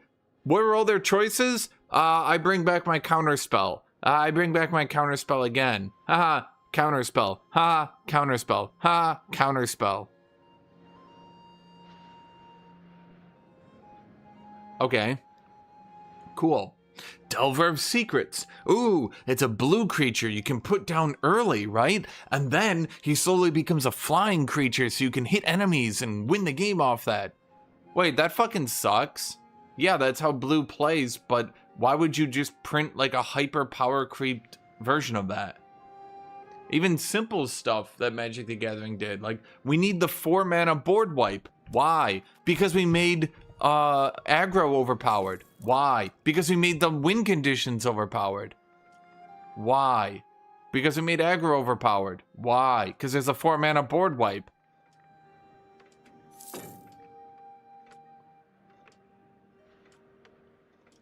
Okay, well, maybe you shouldn't have made, then, perhaps, a situation where,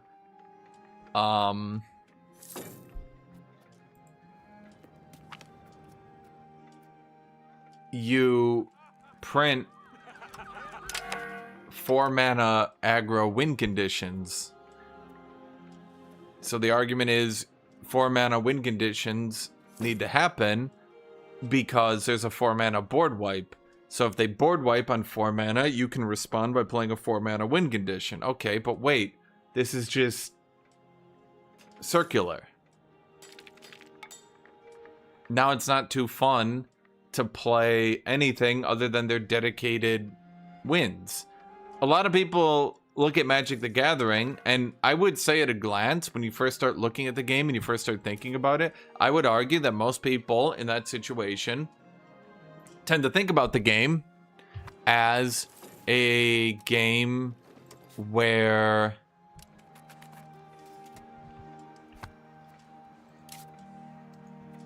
a lot of people think about the game as a game. I don't even see my favors. I don't actually know that. Oh, right here. I got none. Wait. How do I have none? No, I have 5. Huh?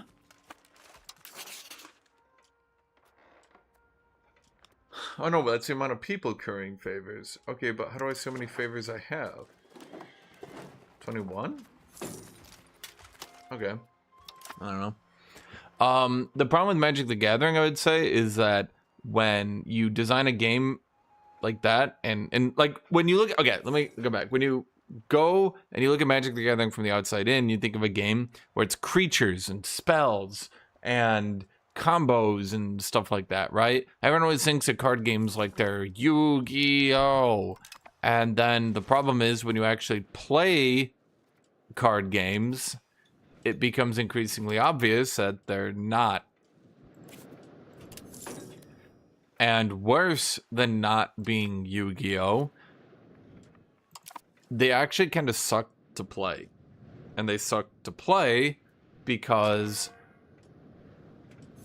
the majority of the time it just comes down to like, what's the right way to phrase this? You can combo someone to death, so then you have blue. Blue stops you from comboing everybody to death. Okay, fair enough, fine. But then, because I should play it on stream? No, thank you. You can combo everybody to death, but because you can combo everybody to death, blue can counterspell it, and then aggro can kill them on turn 5. Okay. So we need board wipes to keep down aggro so combo can be viable. But now if you use board wipes and kill cards, then blue control counterspells just beat you. Okay, but counterspells are really outrageously unfun to play. So now we need to print. And the problem is this weird cycle, this meta that they've come up with, the whole aggro versus combo versus control, that's not really how people think about the game. Everybody thinks that when you play a card game that you're not using one of those elements, but rather that you're using all those elements all the time. And when you start designing a game, again, this is for competitive people, that ends up not being too great. Now let's bring this all the way back to what I was talking about earlier. We're gonna loop way back because I kind of went on a tangent for 20 minutes. So the problem with Paradox games is when you're new to the game, they don't want the AI to just shit on you. Because if the AI just shits on you, that's not going to make a very fun game.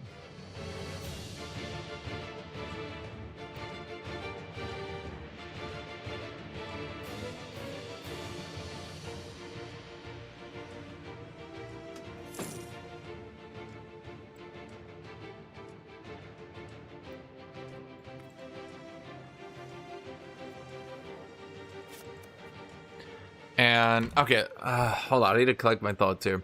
So, Paradox releases this game. They don't play the game. Well, no, I mean, they do play the game, but they don't play it, like, at the level that other people play it, right? So, they make the game, they think, okay, we'll do da-da-da-da-da-da-da-da, and then when the players get the game, this will be the challenge, this will be the AI. We don't want the AI to crush the player, so we're going to make it at this level of difficulty. Okay. Players get the game, content creators play it for 500 hours straight in, like, a week, somehow. Don't even ask me how it's mathematically possible. They play for 500 hours in a week.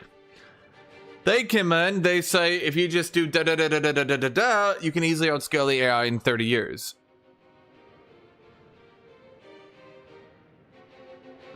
Devs look back, they go, how the fuck? Players explain it, they go, oh yeah, you just gotta build this building and do this thing and da-da-da-da-da, and then blah, and then blah, blah, blah. Okay. Devs look back, they go, shit, I never thought about that.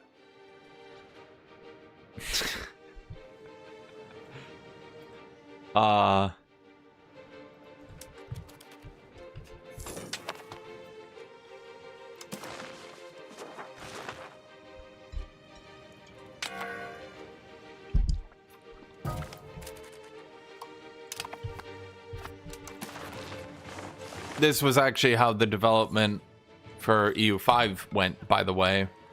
A lot of people... Oh, that guy's good. 70, 75, 25. Okay, we'll elect you. So, EU5 development, very similarly, mind you.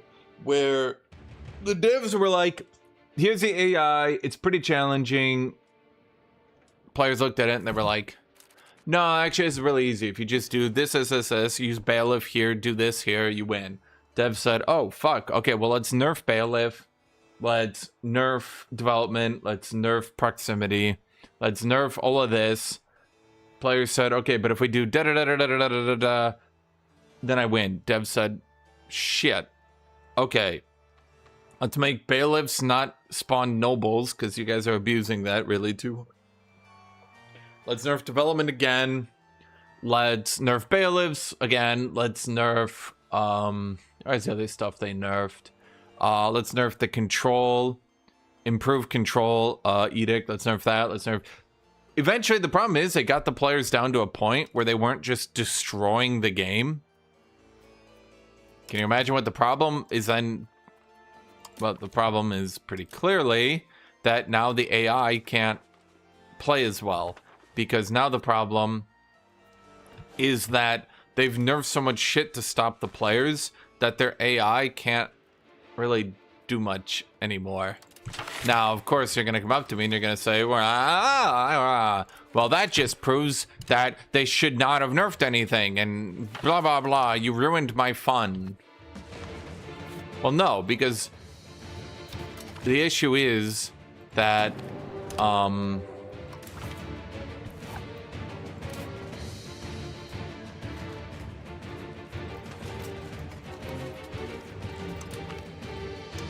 how do I get to use favors for war? I don't know how to do anything in this game, chat.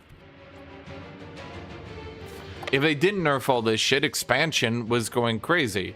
People were getting Russia to negative 100% proximity cost in, like, the late 1500s. So they had to nerf Russia into the fucking ground because people were breaking it nonstop.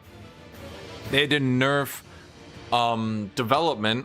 People are getting way too much proximity costs. They had to nerf development. They had to nerf bailiffs because people were using bailiffs to mass conquer the world. In combination with the development proximity cost, the bailiff area proximity, and all of this shit, like, people were like literally people were just like winning the game by the late 1300s. I'm not even exaggerating.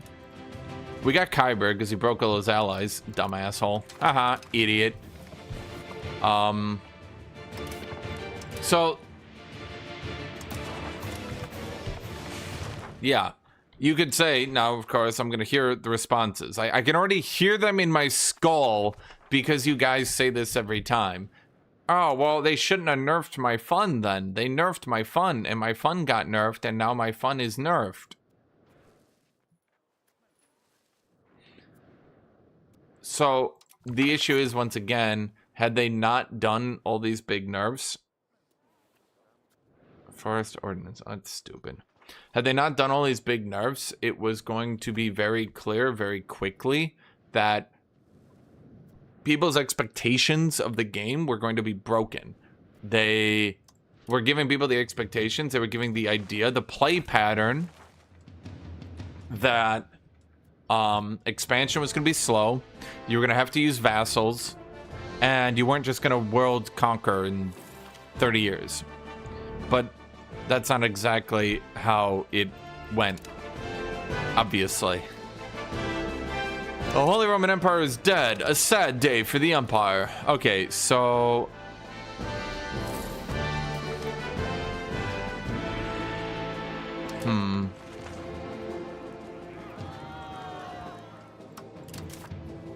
What do I get for passing this again? Trade advantage. Whatever. I'm not gonna try. The Paradox devs cheated CK3 at all under Hemvin stream. Well, I think Crusader Kings have entered a very stupid state. I'm gonna call it stupid because, frankly, it has entered a stupid state. What do you mean? Crusader Kings has entered this stupid state where everybody expects to do dumb shit and fuck around. Because the game is so easy that you should be able to do dumb shit and fuck around. What is the problem then? Obviously, if you do dumb shit and fuck around and it actually messes with you, that's not good. An alliance with Salzburg. I could probably either have Salzburg or Tyrol, but not both. It's a good alliance, but I'm not gonna do it. You hate it? Well, the problem from the developer's perspective is that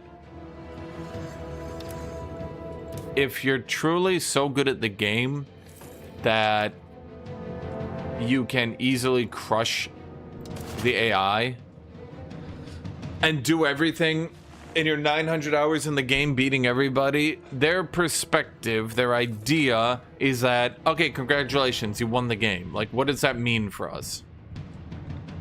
Paradox games are these very weird... It's not just Paradox, it's Paradox, it's Creative Assembly, it's all RTS games, Grand Strategy games, all of them, right? They all follow one pattern. What is that pattern?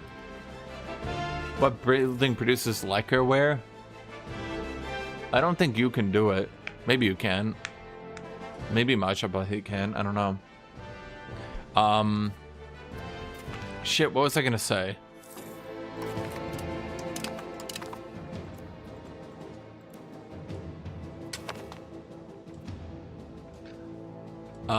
I don't know. I've never played there.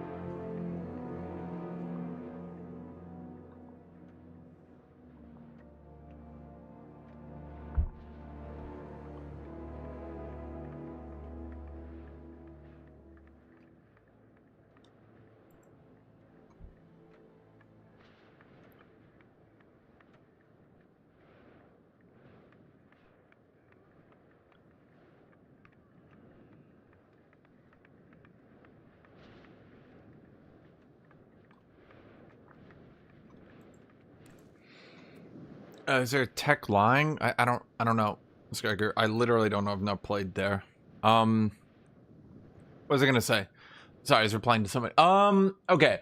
So the one thing that people never actually admit, and it's been frustrating to me, but literally, there's just 100% proof for it.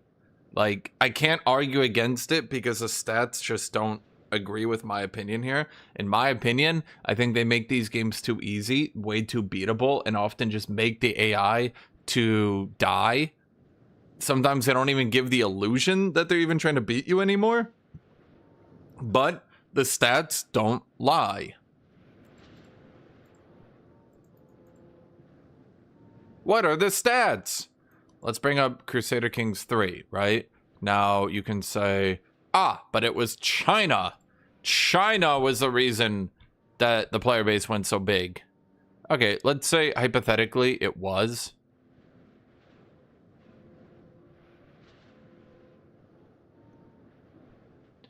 We got 76,000 top here, 63,000 top here. Let's even exclude that. Let's exclude this entire expansion. Let's only include, let's not even include launch. Let's include post-launch support right up until the rise.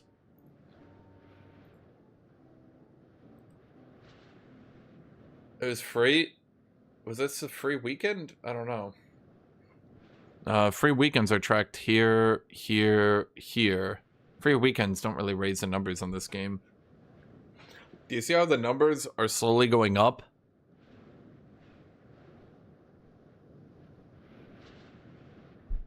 It's too easy. Add some challenge. That shit was overpowered. Nomads are just power creep.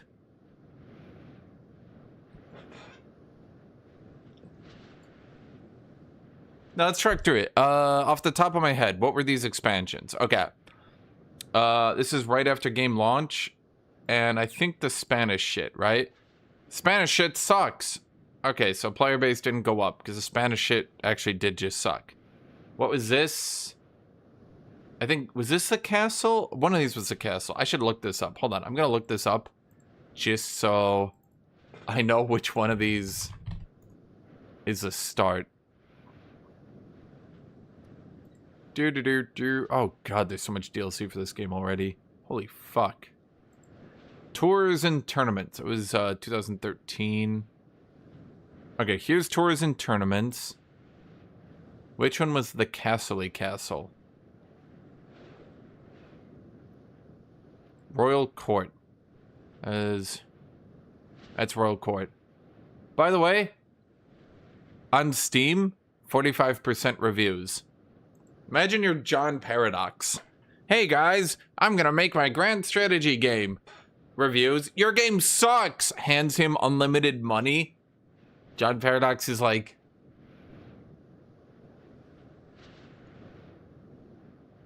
huh. He sits there, that's odd.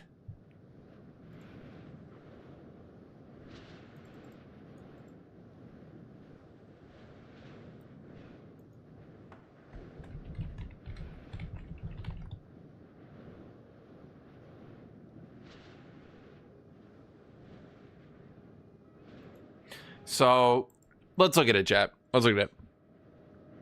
Game launched. This sucks. They release Iberia. Okay. Doesn't really add any power creep. People aren't really interested into it.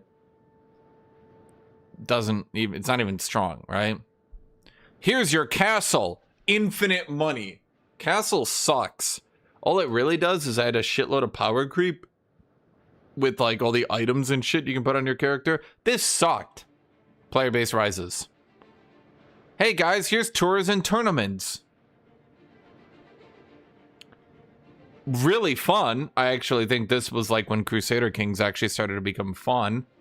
But at the end of the day, somewhat repetitive. I don't know why I said it like that. Repetitive. Somewhat repetitive. And also, I think most importantly, was heavily, ludicrously, hilariously biased towards the player. To the point where it was actually somewhat laughable. Because the amount of times I've won tournaments at a 10% chance would lead me to believe that they basically have like a 5 times higher chance for the player to win anything. At the end of the day, a lot of power creep, although it did add good content and was fun to play, and I will die on that hill. I do think this is when Crusader Kings actually started to become a good game. At the end of the day, just a shitload of power creep, outrageous player bias. You can sit there as a count and just head to tournaments, and the game's like, you big winner, unique weapon, epic helmet, here's your scepter, buddy. And you're like, My character has 9 prowess and 2 martial, and I won the melee. They're like, dude, you're too good at it. You're like, all right. You start reaching, like, at this point, the game's starting to, like, power creep off the goddamn planet. You're getting items with, like, 20 prowess and shit. Is that actually true? 20 prowess? Like, look, just, oh my god, like, how is that even fair? You got crippled old men with broken legs who can beat 25-year-old heavily trained Giga Knights because, like, you're holding a sword. You're holding, like, your sword and helmet. You're just in there, yeah. Character just fucking explodes into blood and guts. They're like, oh god, that was a sword of Jesus. Magic would be OP to add, but we could have swords that can make literally blind, cripple old men stronger than anyone. Okay, fine, whatever. Was this landless? When was that? Was that landless or was that cons? Let me check here. Cons of this step. That was April.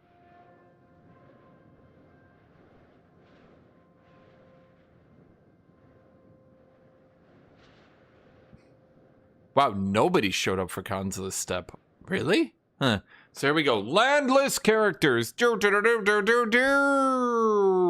Biggest power creep I ever saw in my life. Holy fuck. It was really fun to play and I did it a lot. There's almost no replay value here because they're so catastrophically overpowered. And worse yet, fuck up the game in so many ways. If you have landless characters on, the AI is basically unable to play the game because the landless are like reaving pillagers who run through their land and do jobs and completely deplete all the gold of a kingdom. The AI is now at such a ludicrous disadvantage. Not only does it not try to win, not only does it not know how to win, but now it's losing all the gold it can meagerly try to generate to landless raiders, pillagers, who are pillaging them by just doing the jobs. Okay. Cons of the step comes out, ludicrous power creep. Do you know how they're rewarded for adding 2 of the most broken things in any Paradox game? Player base went up dramatically and everyone continued to play the game. Why am I saying all this, chat?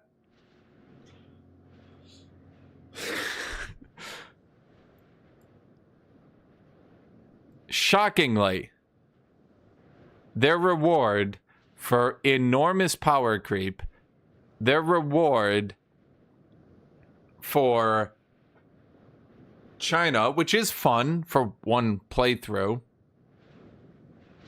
is the highest player count they've ever had.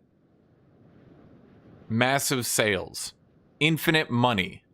People are like, John, Paradox, CK3 is unplayable. It's so power creeped. It's so bad now. John Paradox counting his infinite money. Wow, you don't say. Oh, geez, that's awful. Oh, no. Oh, God, this is such shit. I agree with you guys. Yeah, we're going to have to do something about... what's our next DLC? Viking gods? Yeah, no, Vikings literally can just play as gods now. Like, not even... They're just immortal. Zeus comes down. Yep, no, that's... Yep, he's just in there. He's counting his money. He's just... Oh, okay. Well, geez. Like, but how is the game going to be challenging with Zeus, playable Zeus? They'll be like, I don't fucking know, dude. I literally don't give a shit. You can start as Zeus and reform the Roman Empire in 5 years. Players are like, but that won't be fun. He's like, I disagree. For some reason, everyone will like this. It's not just this game, by the way. I love bringing this one up because it's so funny to me. So, here's a last... Here's a timeline. Let's exclude the big early stuff just so you guys can get a good picture of it. No, says the player base. Power creep? Oh god, even more power creep. Legendary heroes make the game unplayable. You're not even releasing content anymore and you've broken the AI. John Warhammer, once again counting his money. Oh wow, legendary heroes break the game? Oh no, geez. Oh god, we'll have to make more. They're like, but you're making factions unlosable. Oh, am I? Oh, it sucks. Every time you put a legendary hero in your army, you automatically win every battle? That, geez, yeah, we'll do something about that. They're like, all you did was make the AI stop using them. They're like, did we? Oh, darn. Oh, the AI can't even put up a fight anymore. You know what's hilarious? I'm gonna tell you guys something that's gonna piss you off. Anyone that plays Total Warhammer, do you guys want to know the blunt truth? Do you guys want to know the harsh reality of the world you live in?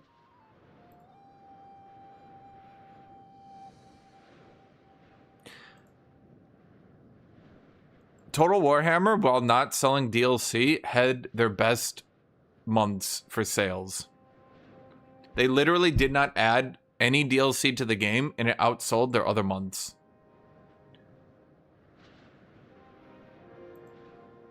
But people swear to me,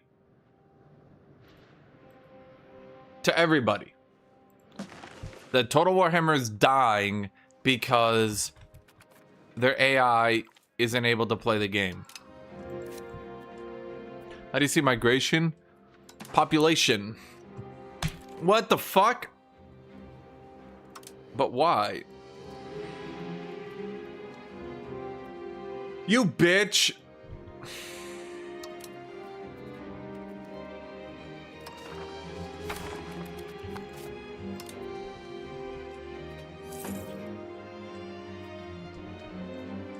Ha!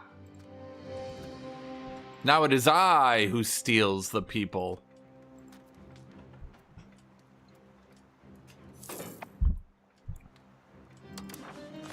I mean, at a certain point, I feel bad for the Age of Wonders developers because they give token attempts to try to balance the game, and all people do is whine and complain that it's not enough and the game is imbalanced and blah blah blah blah blah blah blah blah blah. Bro, you fucking wish that they were as imbalanced as these other games. Anyone play Civilization? What do they do with all their DLC civilizations? People are like, Civilization 5 is the best ever. Which are all the most broken civilizations? Is it the base game ones? Or the ones they released as DLC and were like, oh darn. Oh geez, that's the new best military civ? Damn it. Our bad. Don't worry, we'll fix it. When are you gonna fix it? Sure we are. When? Yep, we are. When? Oh, we're working right on it.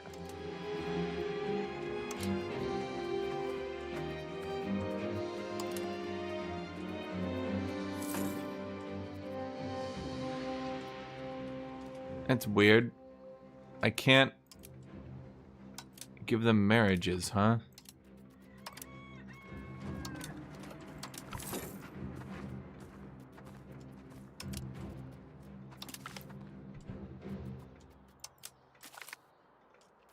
At all, ever. I mean, I can make them marry a lowborn, that's it. That's weird. Huh. Wait, shit, I clicked through that because I was clicking escape. What policy did we just change?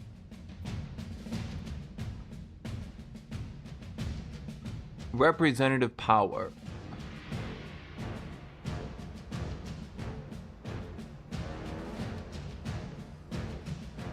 Well, shit, I don't like that at all.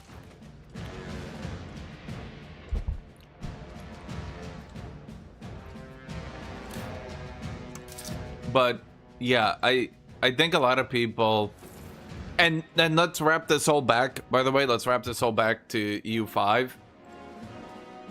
All these people, is claim throne CB broken and the peace deal it only keeps allowing a union with an ally. That's actually what it did for me, Silent, and I thought there was something I'm not understanding, but if it's happening for you, That's bad. Let me go get water.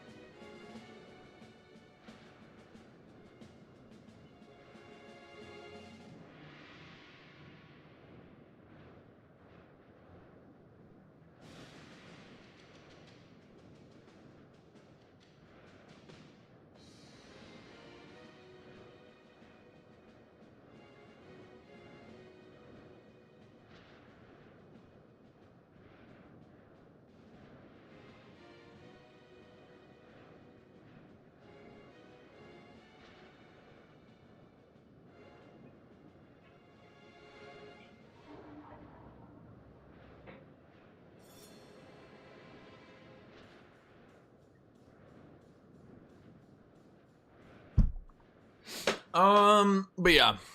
Okay. So I need to get water. Oh, I should get coffee while I'm up. Be right back.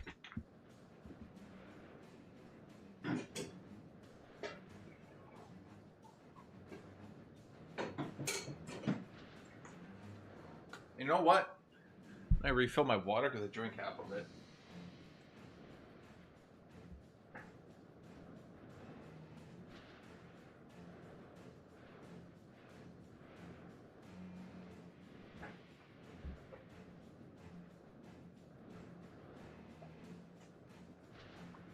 Okay.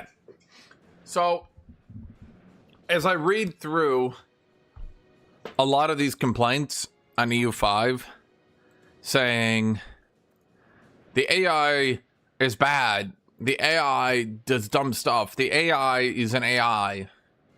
Okay. Here's a legitimate thought for a second.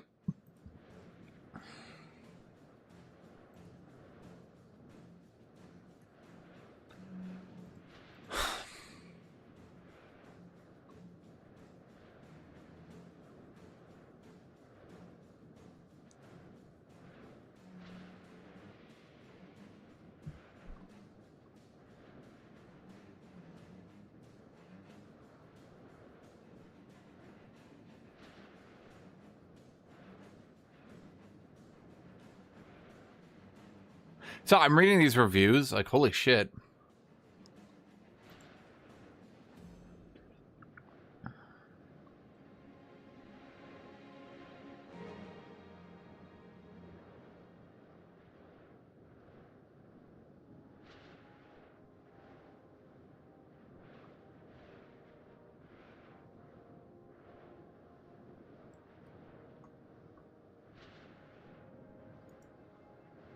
Huh. Jean of Arc is in the game at some point, yeah. I'm just reading a lot of these reviews, and a lot of these reviews are literally, effectively just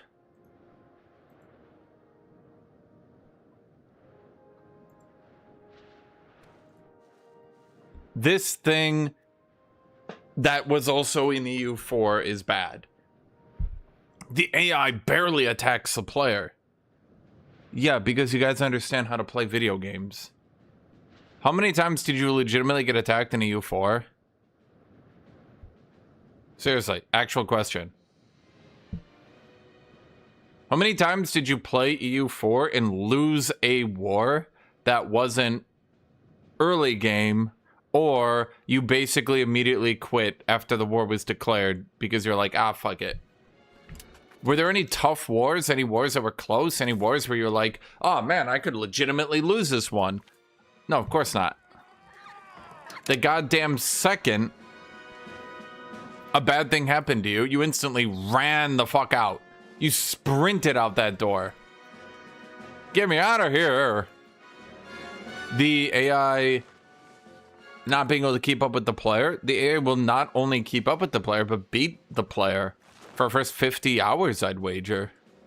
The people who are doing good and reading guides, you guys who are doing step-by-step instructions on how to build up a specific country, playing some hyper min-maxed build. Gee, I wonder why the AI can't keep up with you. I just started playing the game. Wow, I have no idea what's going on. Yeah, well, 70, 75, 28. So like the AI will just be like, I don't know, this guy's cool. I like this guy because he's got the highest stats in the categories I like. Can the AI keep up with that? The AI will not keep up with that. I promise you, it will never, never, never, never, never, never manage to keep up with the player who knows what the fuck he's doing. Not in 1 year, not in a million years, not in 10 grillion years. Not in 10 trillion years.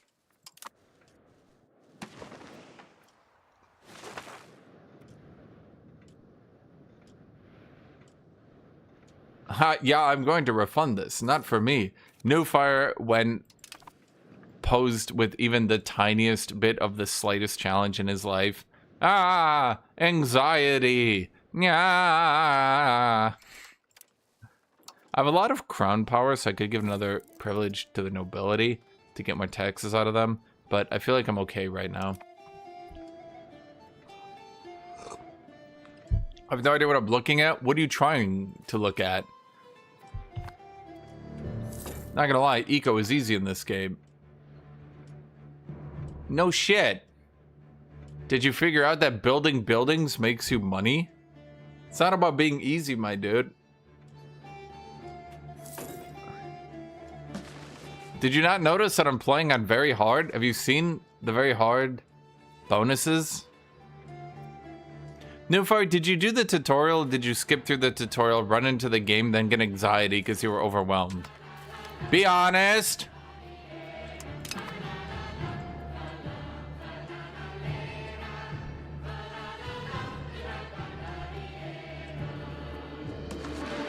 Okay, so you skip the tutorial, sprinted in the game, and have no idea what's going on. Got it.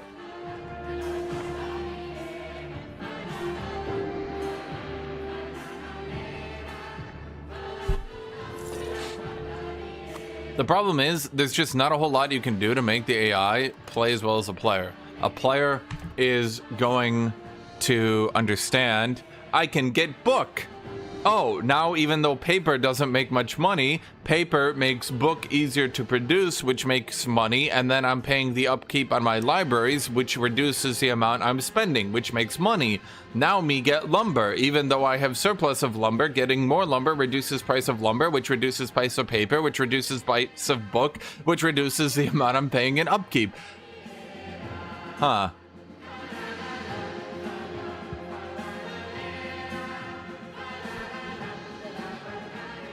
No Fire, there's a good reason I didn't recommend you play as the Ottomans.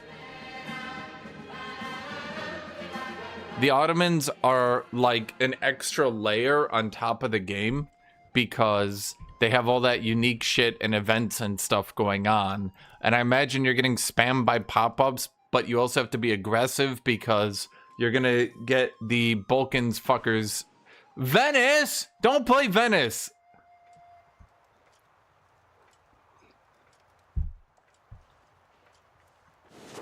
Venice needs to win a coalition right at game start.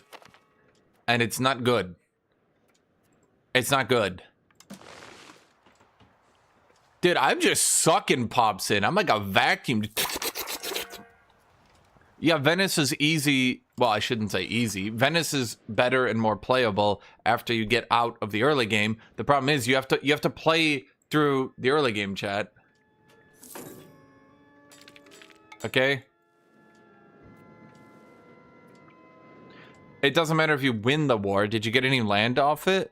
Did you get the rest of the Venice thing? Or are you just sitting on Venice itself with nothing really to do while the 9 billion Venetian events are spinning at you and your head is spinning and you're going...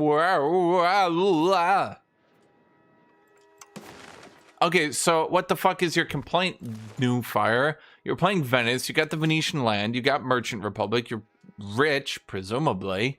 Now what? Be rich, New Fire. Be rich.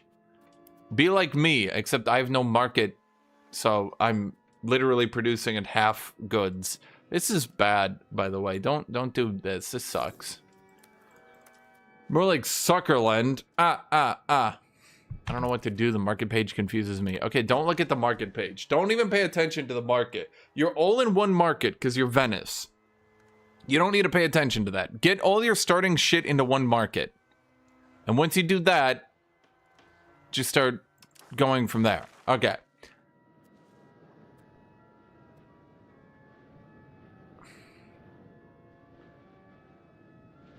Yeah, see, Scragger understands it because he plays Victoria. Like, here's what you're gonna do. I keep recommending everyone does paper loops. Books. Because books make sense and you can understand it, okay? Books. Here's what makes books. Books are used for libraries. Library, good building. You want library. Okay, so you get books, and then you get a library. What's confusing about this? Nothing. You're good, right? Like, you understand this? But you get more books. No, you scream. My books are now making less money. Why are they making less money? Because you're making lots of books. So there's more books in the market. You don't need to look at your market page yet. Like, don't look at the market page. Automate your trade and all that shit. Okay? So books are losing their productivity because you're using a lot of the goods that are making them. So these goods are getting slightly more expensive. Well, don't say it confuses you. Just understand it. Okay? Just listen to what I'm saying. You get books, then you get a library. Library uses books. So now books are more productive because something is using books, which is raising its price. But you get more and more books. Wait, you're forgetting about the entrance into the loop. Books need paper, and they need lumber, and they need dyes. So you're using lots of paper and you're using lots of lumber. And unfortunately, the cost to produce a book is going up because these base goods are being more used.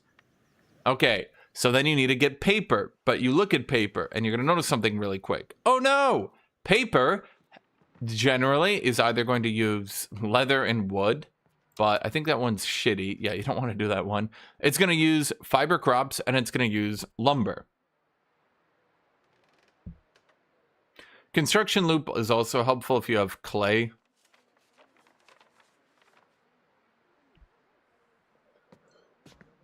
Or stone. Generally, you want to do books and masonry at the same time because it takes time to promote and it takes time to do all that shit. So you kind of do both at the same time. Don't look at production methods. You don't need to do that, New Fire. You can just click on it and you can look at it. Keep your production methods automated. You don't need to change any of this shit yet. So you're going to need fiber crops and you're going to need lumber. You just noticed to yourself, didn't you? You said it! You're all smart people in chat. Chat, I think you're all highly intelligent individuals, and you did notice it, didn't you? You need lumber for books, and you need lumber for paper. Okay, so now you're going to have to get lots of lumber. Or at the very least, enough lumber to do this. And you're going to get lumber. But wait, what do you need to construct lumber RGOs, tools? And what are you going to need to upkeep if you do, I believe we have it right here. Yes. What do you need if you do a lumber mill instead of a lumber RGO? Tools. Okay, so you're going to need tools. So you go and you get tools. That's why my tools are getting more expensive, by the way. And tools are going to need either iron or stone or bronze and tin. Wait, is that copper tool? Wait, what is that? That's bronze. Bronze tools, iron tools, or stone tools? Huh. Why are you losing a huge amount of food just at the game start? Who are you playing? Georgia?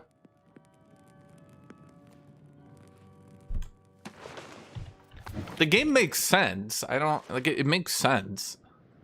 I don't know how people are getting, like, their minds broken by this game.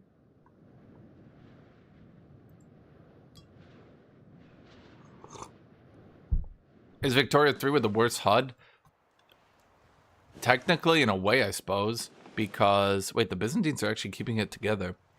The market can be a bit confusing because there's multiple markets.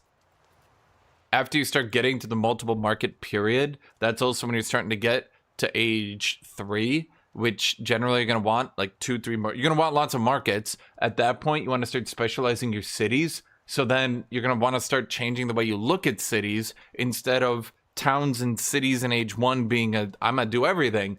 In age 2, and particularly in age 3, you need to start looking at cities as like the paper guy, the book guy.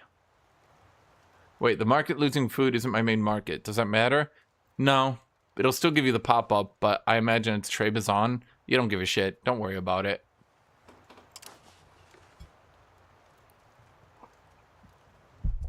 Like, that province might starve, and you'll have to buy food for it, but the amount of money you'll have to pay for one territory's food is not going to impact your overall income in any reasonable capacity.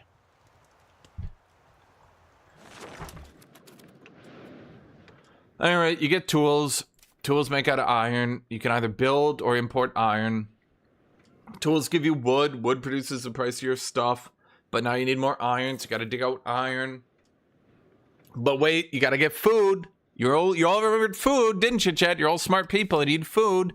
So in order to get food, the best way to do that is with an area that's got irrigation. It's got the food RGOs. Maybe it's got farming villages. But the highly intelligent individuals in which you are, you notice that the irrigation needs more tools, which needs more iron just to get the food. But then as you're promoting all these people up to laborers, they're going to need more shit. They're going to need to eat more shit, which in turn means that, yes, you're right, chat, you're going to need more spinners guilds because these people, chat, they want the cloth because this is the medieval ages, and let me check Genoa. Cloth. I believe cloth is weapons. Cloth is used in weapons. That's interesting. Cloth, tailors guilds, burghers, clerics, peasants, they all need cloth. But then if you go to fine cloth, you can see that burghers really want that fine cloth. Nobles also love that fine cloth.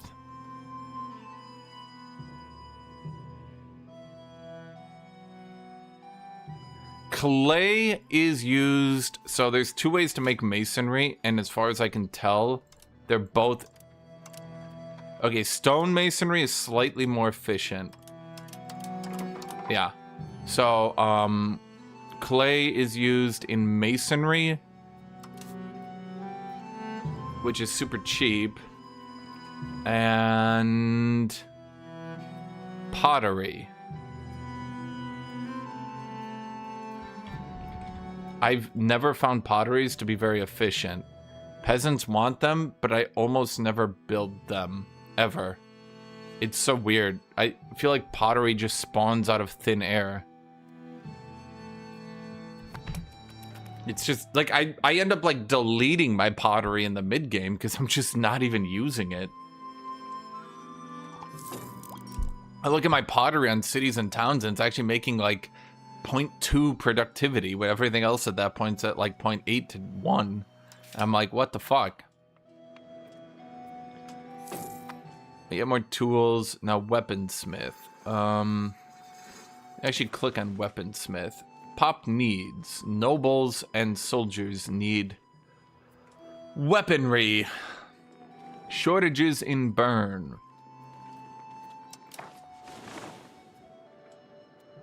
So early in the game, marketplaces are debatably useful, but as you start reaching the mid game, I generally max, not even the mid game, like as you start reaching the late 1300s, I generally have maxed marketplaces literally everywhere. Not only is the AI not terribly good at trading, so you just beat them to it, but as you start getting multiple marketplaces, I just chuck down as many marketplaces as I can. The burghers themselves will do trading, but then your marketplaces will add to that by doing trading. And marketplaces are kind of OP because they just actually give your burghers more trade capacity. And burghers get power off them. So you end up with very loyal burghers that you tax a lot, and then the way that the tax works isn't like Victoria. This is why not being able to tax the clerics is not nearly as impactful as you think. The power of one of these estates determines how much of the total tax base they get.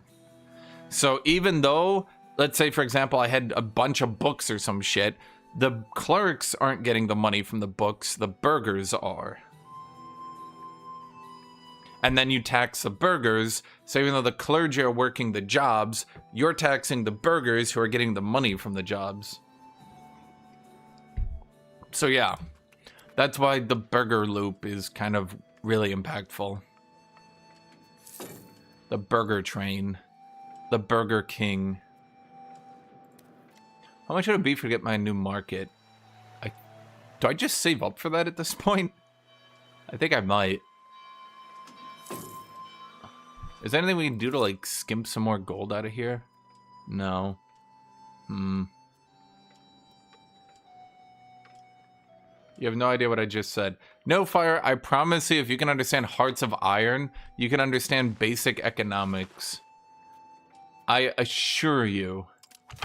This all sounds complicated, but it's like your new Fire brain is eventually just gonna be like, tools, me get tools, cause tools good. You'll see tools. I'm gonna tell you the actual secret.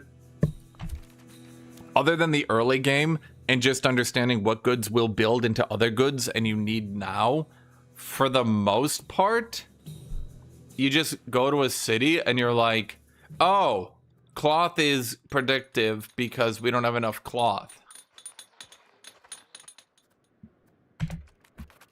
That's about it. The real secret is actually you can kind of just look at the productivity and it's good enough that you can generally guess what goods your market needs and doesn't need. My buildings keep getting stuck on minus days to construct. That seems to be a new bug, but I've literally never had that happen, and I haven't had it happen today either. So I can't comment.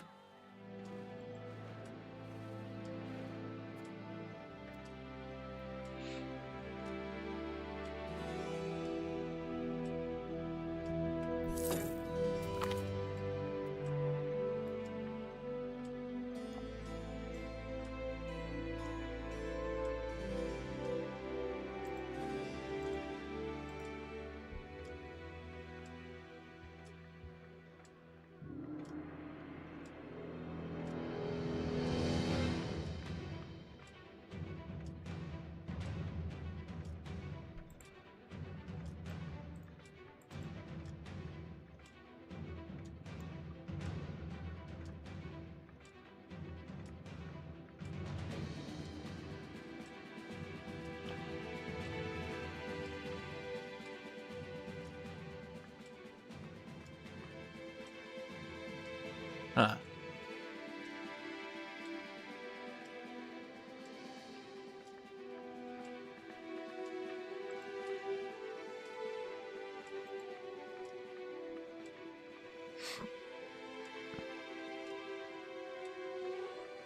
Hold on, I'm reading.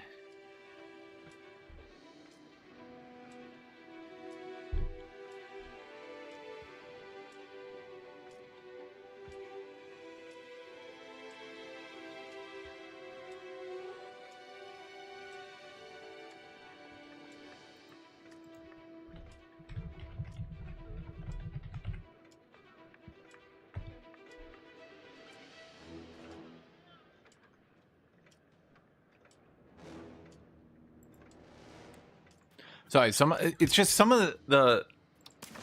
Oh, do I actually get to do this? Hey, I got back in charge of the Swiss. Does this mean I could actually invite these dudes? Why can't I invite you? I don't understand why I can't invite some people. It's like, are you already in? There's like, is it like a size thing? Why does Bohemia own that? Oh, that's vassalized, you fuck. I think we have everyone in here that we can get it here. We haven't died. So, like, that's a positive, I guess.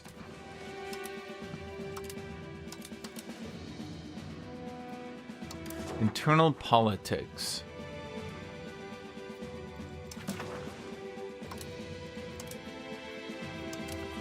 I don't think Swiss alliance. Okay, members will join defensive. Members will be automatically called to join offensive wars if members will join. Swiss alliance. What is united war efforts? What is the difference between this and this? Automatically called to join or always join?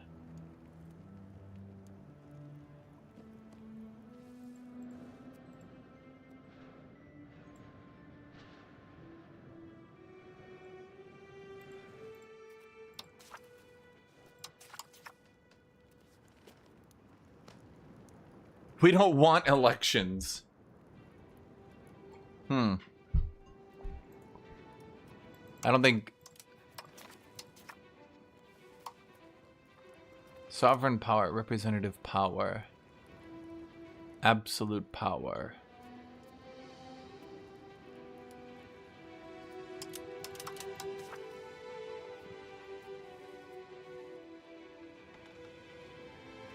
Swiss culture. So right now it's native Swiss only, or it could be Swiss culture, or it could be relative of the Swiss. Mercury is pretty rare. It's weird because you don't really need it very often, but you have like a couple people in the game who own it, but it's also not that valuable, which is kind of funny. Generally speaking, your pops will just sort of like bunny hop it over to you, and you don't need to worry about it. Generally, I mean, that's what happened to me anyway. So if I look at Mercury, yeah, like you can see there's just not that much. That's Medikids. It's like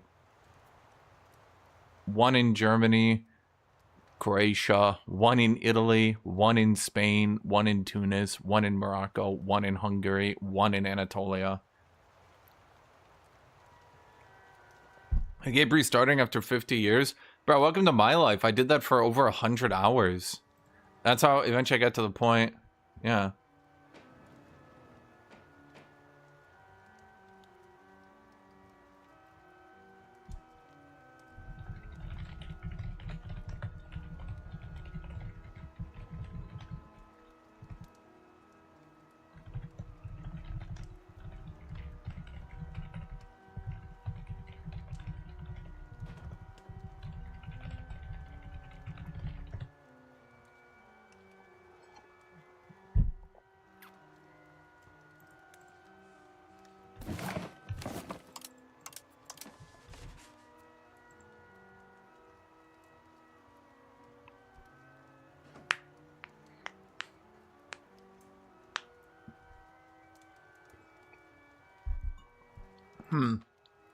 But yeah, no, that's why I'm able to kind of take these shitty nations and do it, because I just played through the start over and over and over and over and over. I do like that Burgundy forms, but I don't think it's very historical. It's odd to me.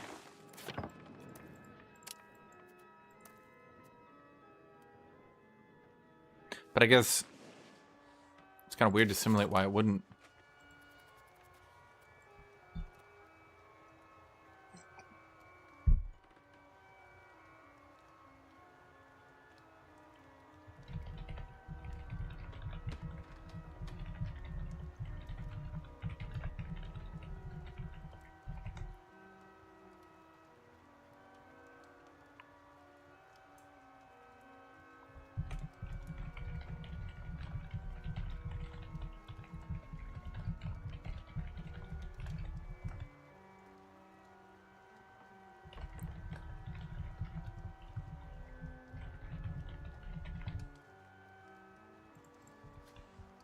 What is the best way to place bailiffs? So every time you think about placing a bailiff, you don't, and instead you build up your economy. What's a keybind to open up the RGO builder? I think you do. I think you just F3 into goods. I mean, if it's on goods, I think it keeps on goods, I suppose.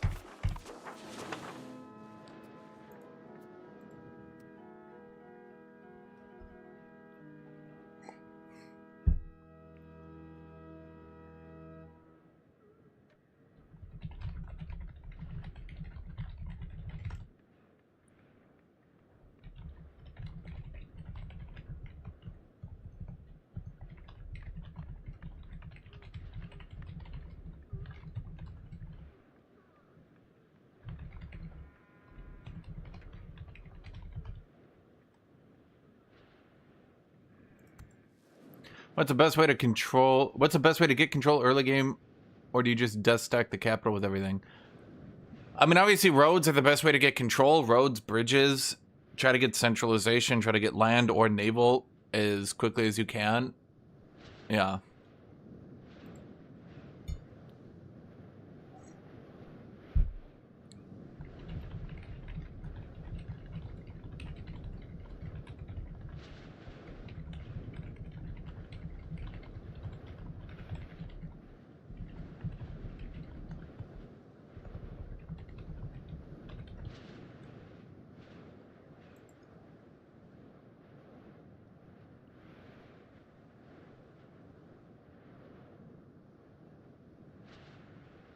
I'm no longer allowed to ask any questions? No, you can't ask anything. Fuck you.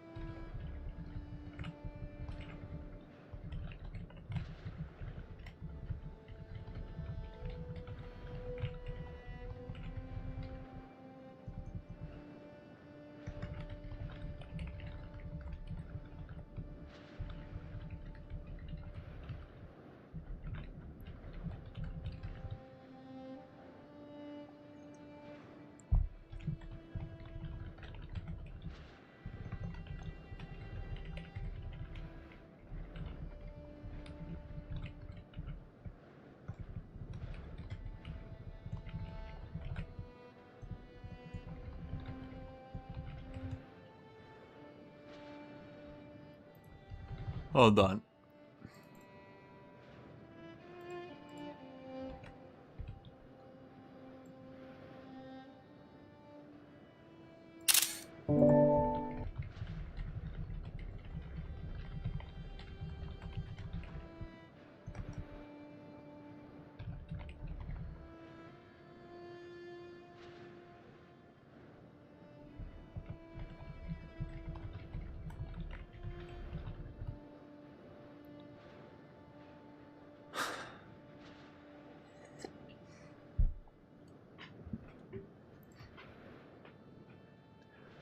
Any words on the multiplayer game? I can't wait to watch. Just play it. As for when, we'll probably do pickup games at some point. So I'm just talking to people in the Discord.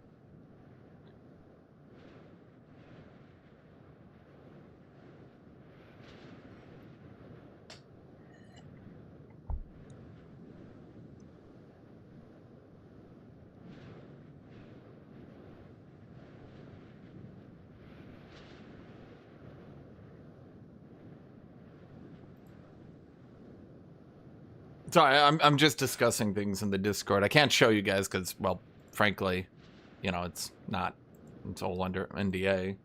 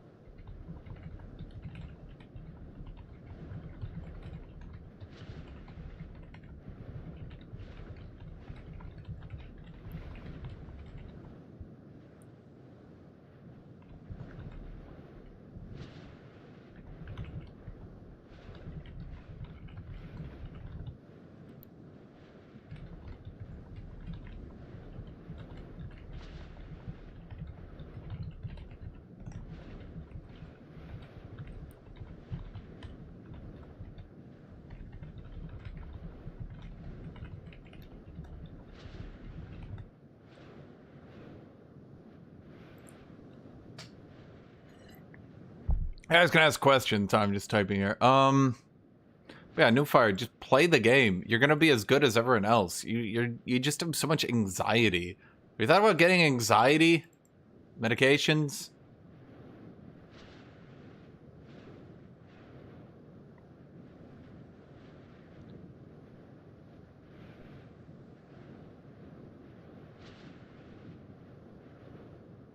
Oh, Scragger, did you read their thing? It's winter. That's why I don't get. Oh my god. Because your climate. Yeah.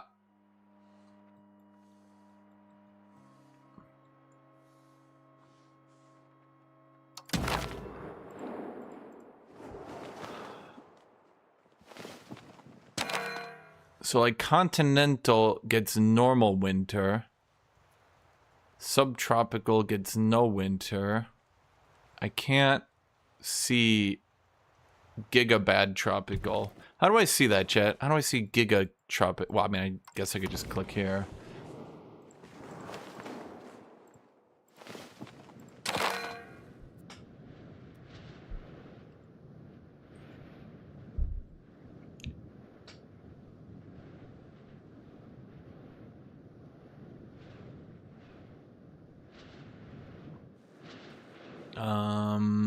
Climate. What do we got here? No winter. Wait, but how are you getting paused then? Huh? I don't know. That would make sense, though, that you can't get winter in tropical areas.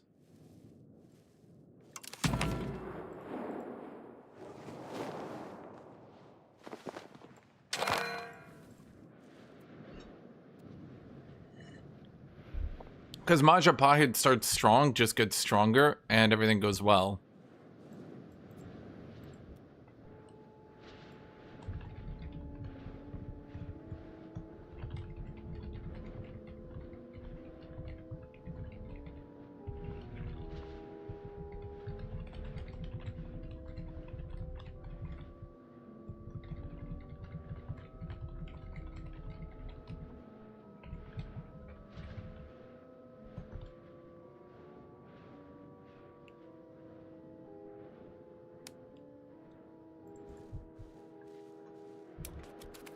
What are we doing building? Oh, right. I was saving up for the marketplace so I could finally... Can I afford to do that? Yes.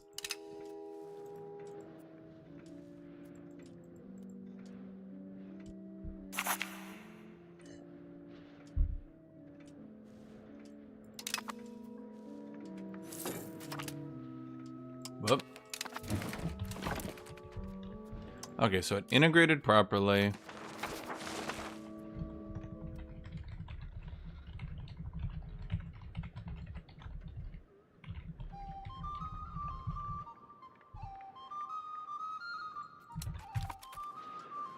Is it possible for the Dutch to conquer Indonesia? Well, yeah, of course. I mean... Well... Huh. Well, yeah, they should. Because if you hit the Indonesians on a tech advantage, especially with the European ships... I mean... Does Majapahit get good boats in this? Hmm...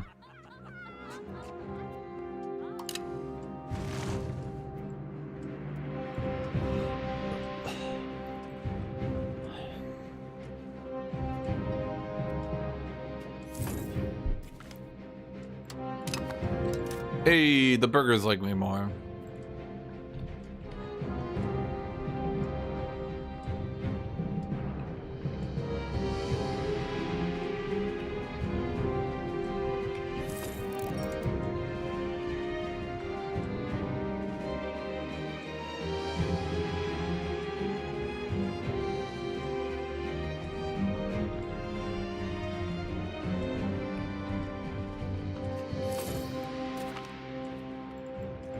Intelligent! Wait, that's intelligent.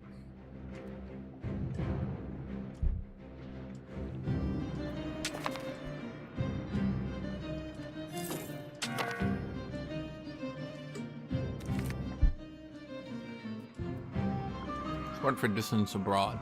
Could they fuck off and stop trying to steal my money?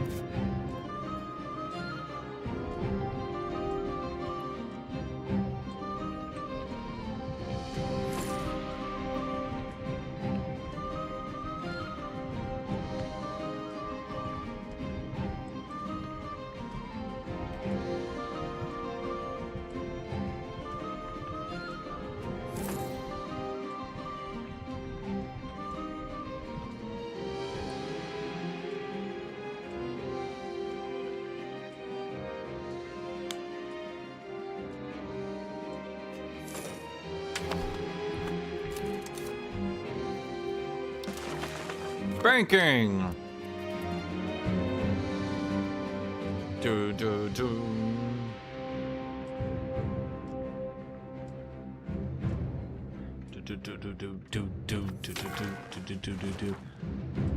Okay, so we got relatives to the Swiss. Does that mean we can invite more people in? How does that work?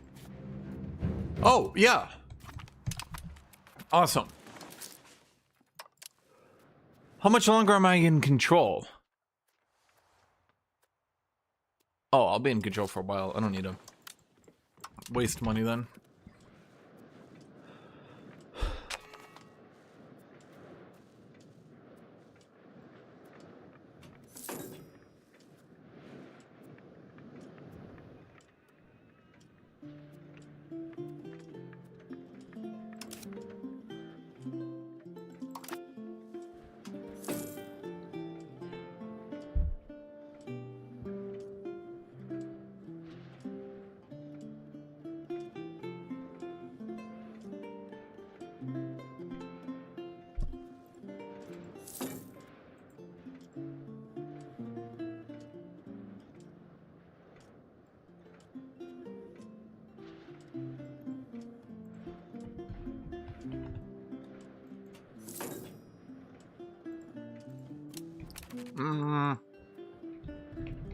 Oh my god. So I have to respond to this because it's like people are actually... How long does it take to start colonizing this game? A while.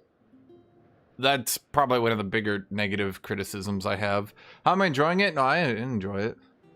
Wait, the Machabahi gets unique boats? How good are they? Do they get unique naval modifiers?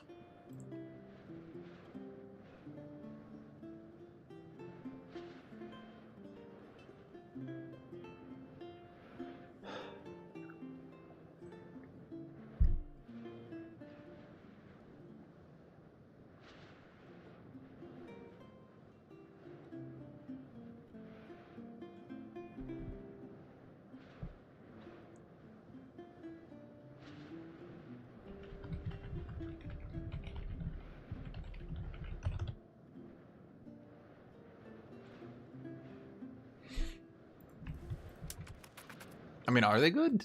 Like, I mean, you said yes, but what does yes mean? How much money? Okay, I'm hoping this price doesn't rise too much, because it's like based on your income. So I need to sit here and do nothing.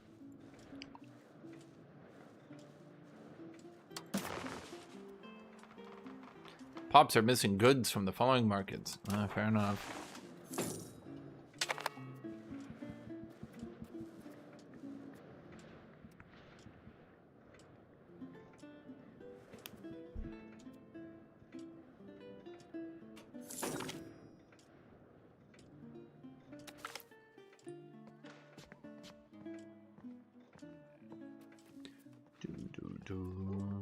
Whatever. I mean, we just sit here and wait. Not much to do other than wait to get a market. The fact that I have 55 market access is not terribly good for me. Because, literally everything I produce is half. I produce half of everything.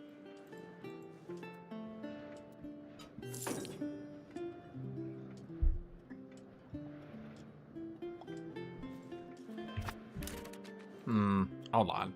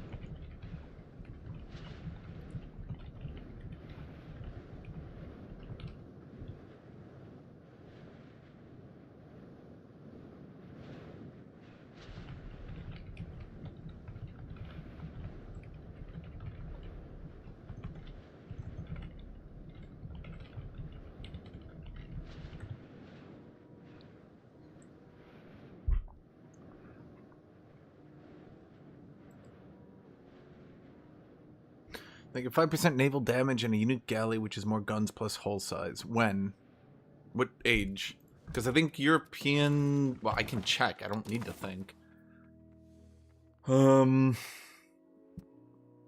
I do need to think. Huh. Really? Dang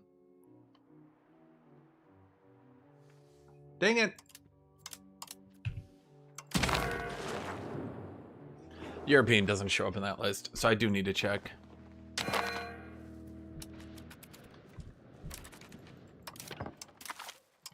I think it's age 4? Question mark?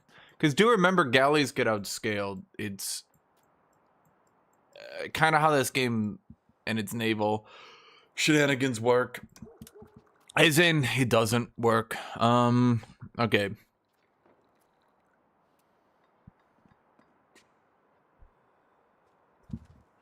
What?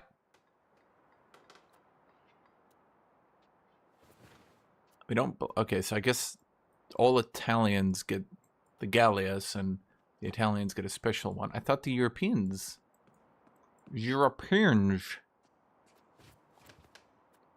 War Galleon.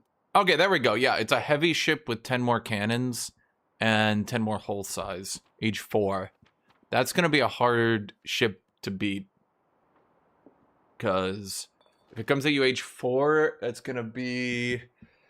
What is it? Age 2, age 3 is 14, so 1500s. Yeah, 1500s Dutch. Although, again, that's kind of late. But yeah, 1500s Dutch will have the War Galleon.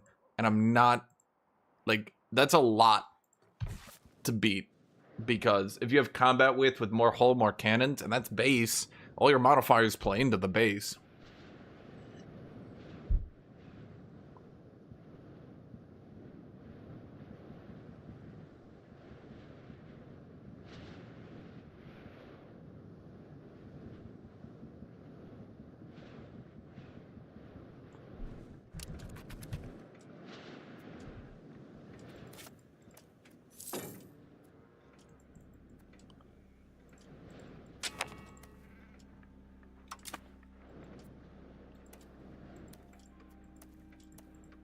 So yeah, I need to get roads as well, but first we gotta get a goddamn market. Like, holy shit. I'm so exhausted of producing everything at half. It's rough. Because, like, I could have double the tax base. So, realistically, the best thing... Like, I could build 30... I could build 5 buildings. But I have way more than 5 here.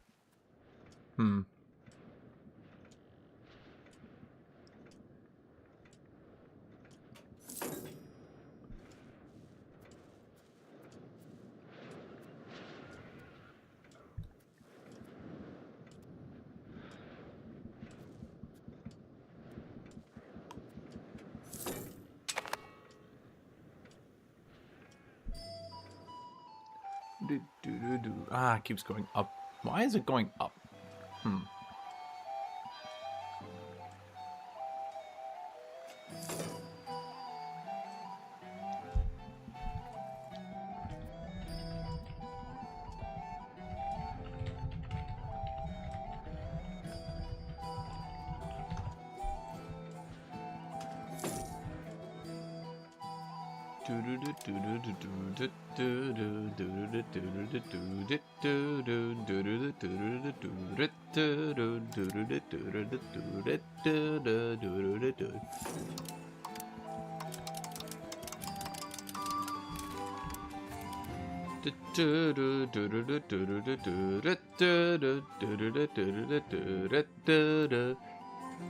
Where do you see the market axis? Right up here.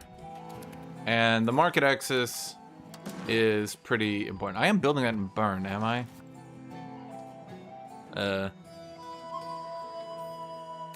What the? Requirements not met. Oh, right. Wait, I can invite someone to the... Fuck it, I'll invite them. Why not?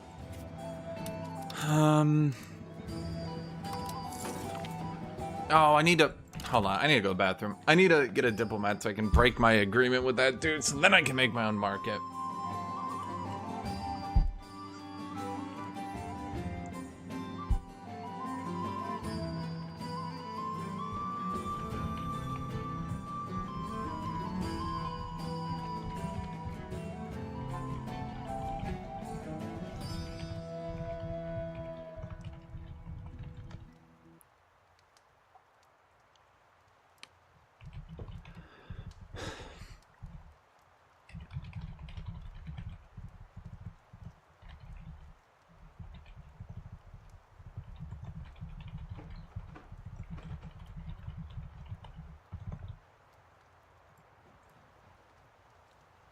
Yeah, so I'm trying to keep track of stuff.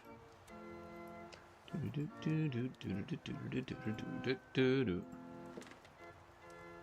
right back.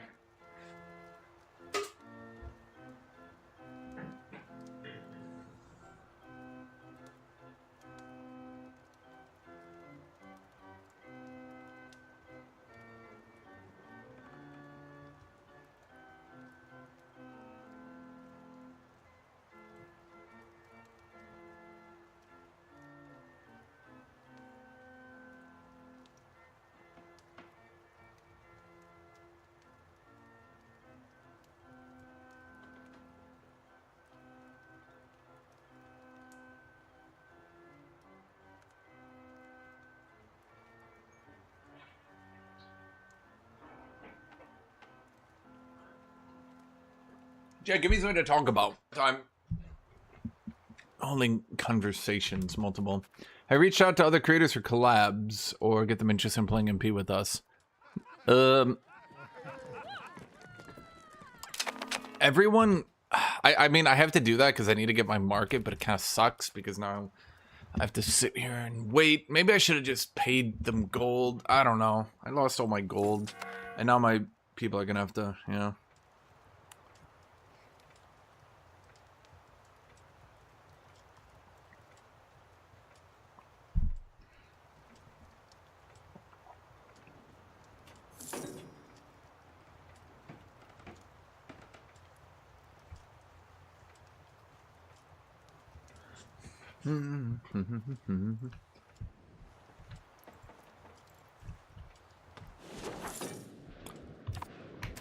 Okay, let's just spend gold.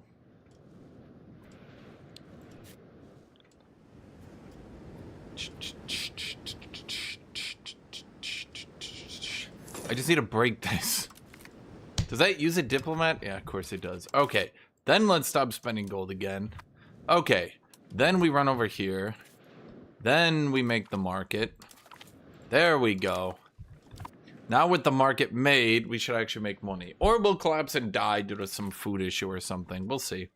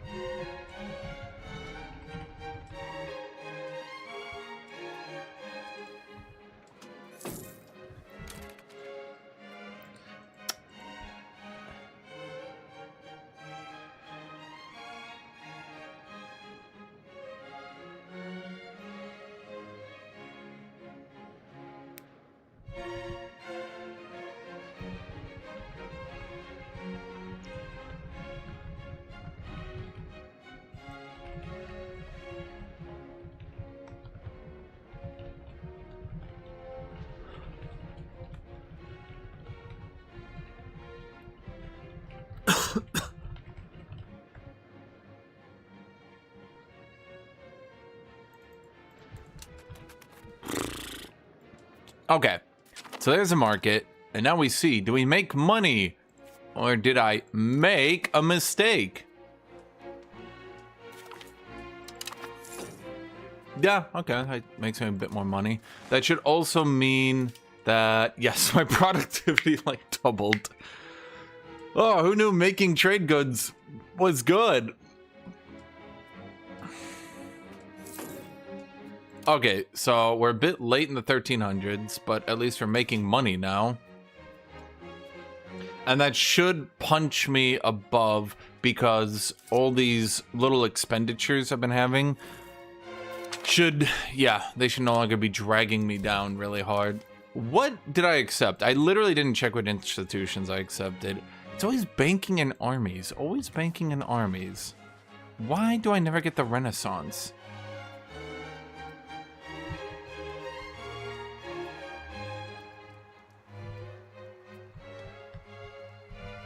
It's weird, it's always Renaissance third. Why is that? Okay, let's build another marketplace because, yeah, we're trying to...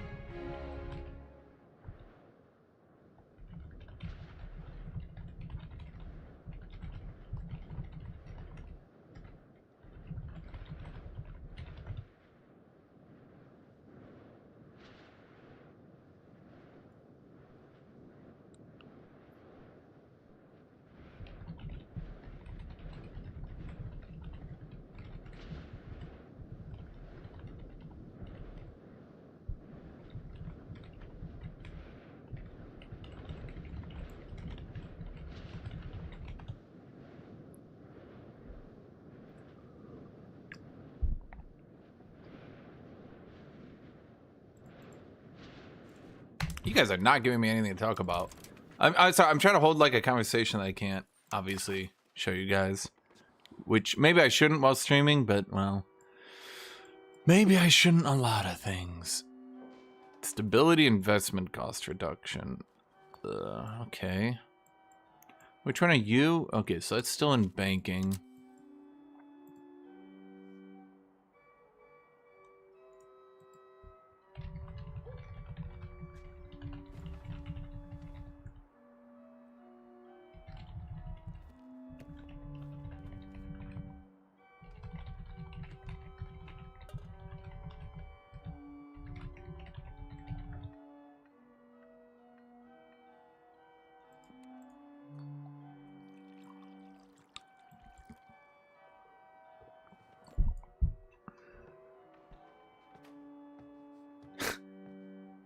Wish I could dive a jab at the Black Death is halving my population.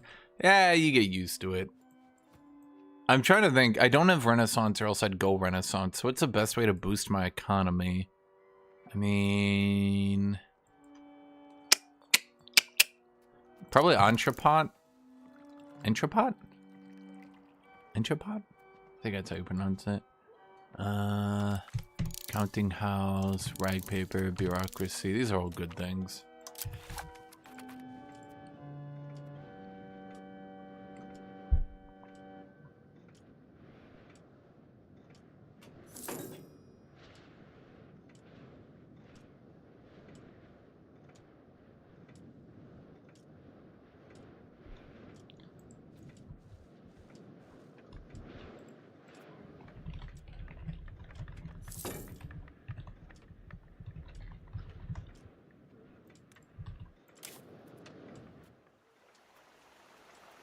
To load up the game, and I'm looking at the arrows in the oceans, which presume the winds and currents. Very cool. Yeah, that's what you do.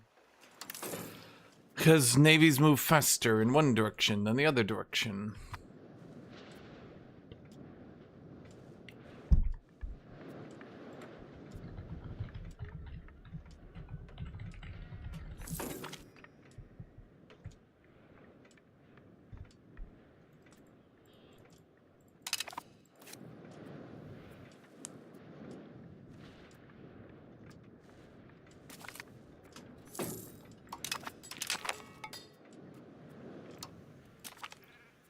Roll asked us for gold.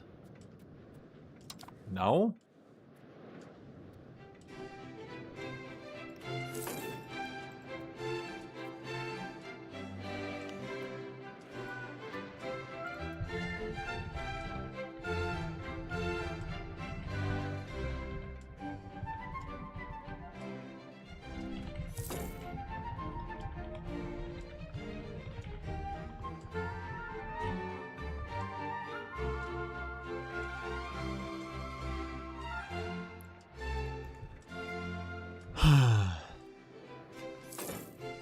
So we get market. Markets are promoting. That's working out for me. Could everybody stop trying to take my food? Like, goddamn.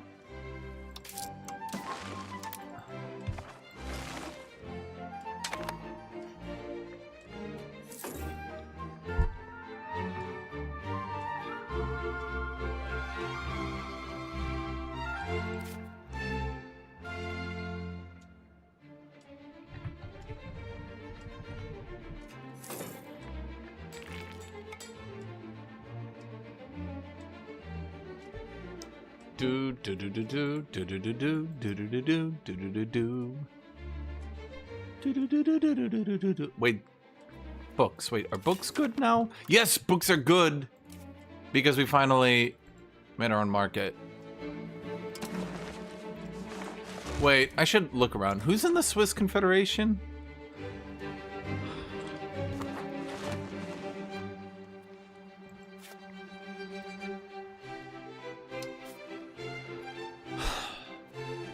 I don't think I'm as strong as Bohemia or Austria. Huh. Da, da, da, da, da, da, da, da.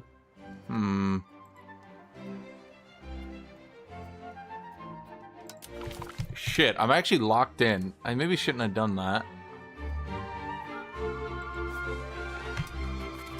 Well, no, I can attack into the Confederation. I forgot.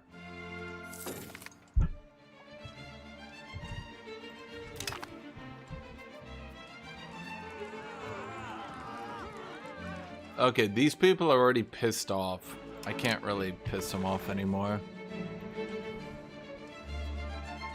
What's the goal? I don't know. I was just Swissing it up. I was just doing Swiss shit. You're out to the Pope and that dude. You bring a lot more troops in than me. I don't actually know. Okay, how do I call...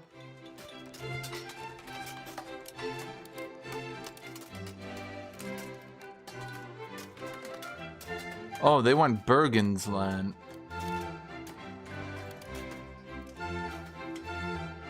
Well, we'd probably full occupy Vod before they did anything, I think.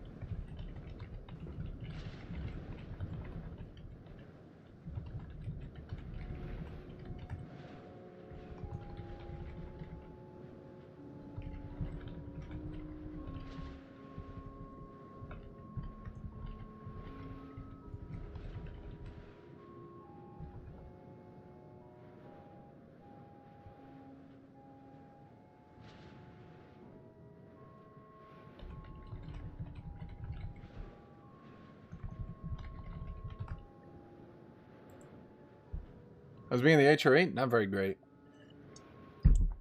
I don't like it. You get lots of aggressive expansion, and you don't really get much out of it. Yeah, I think in EU4... Okay, actually, I'm just noticing how many territories this guy is. How big is this guy? Wait, he raises 1,500 men. Ah. You know, I compared him to me, and I thought it was about equal. No. Huh. So I can't expand there, Bohemia. I can't expand here. Well, I could expand here. Is that in Bern? What is left in Bern for me to take? The province. Bern. Just to my left, just there.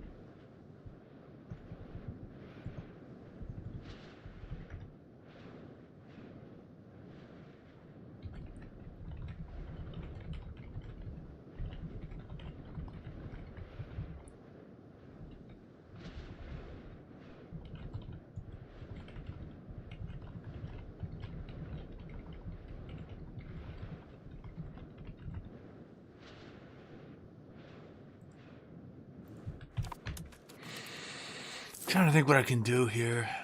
I mean, Bohemia vassalizing that dude was such a dick move. And then there's Austria. Now, the problem is we're supposed to call people in, but it doesn't work. Otherwise, I'd try.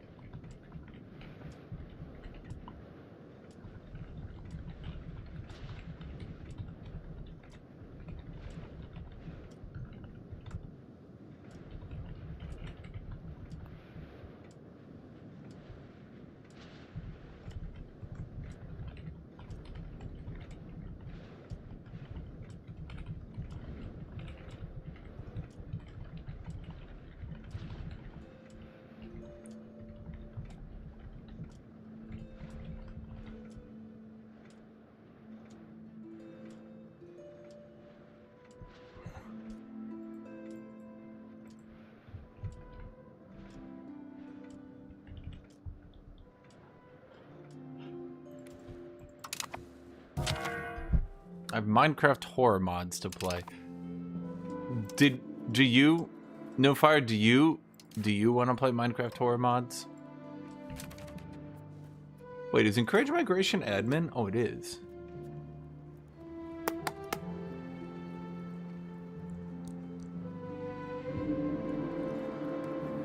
There's no good admin character who's also good at other jobs other than this guy. Oh, right, he's noble, so I can make him take an Order of Chivalry.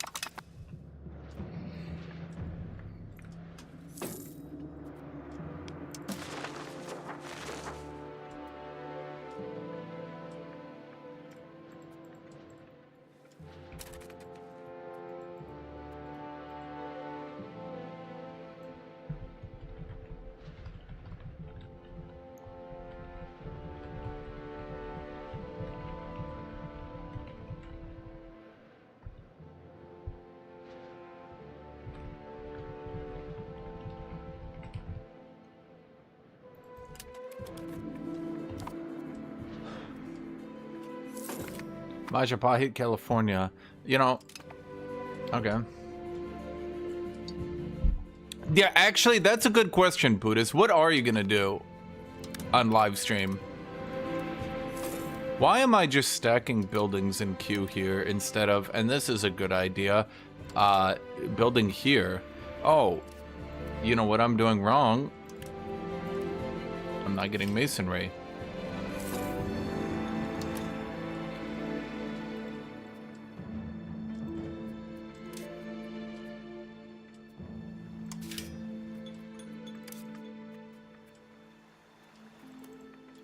Yeah, okay, let's get more masonry.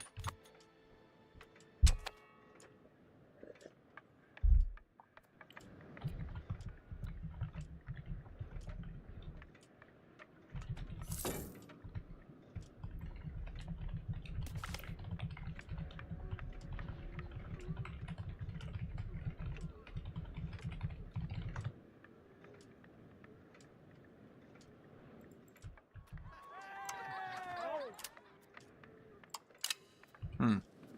15 research efficiency is not bad. So we get masonry here, we get masonry here. We're good on food, because this AI stacked livestock for some reason.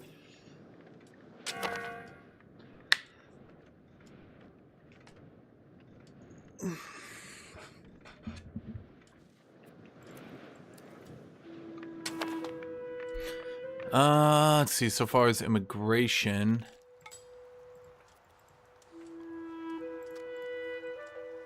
I mean, I am getting people to move into here. So, sitting on the migration like this, I am stealing pobs.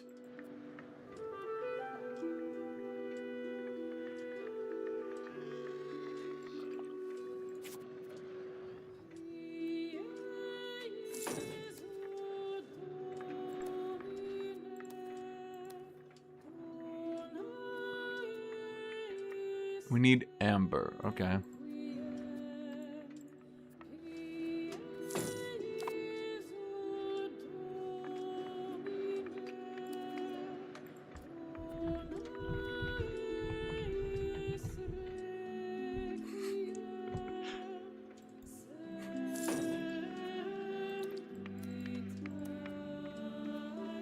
Oh, right. Right, because Genoa eats all our wood, so now that we're out of the Genoese market, they're not fucking up the wood prices. Waiting for institutions suck. Well, that's why that's literally why I recommended you just play in the West.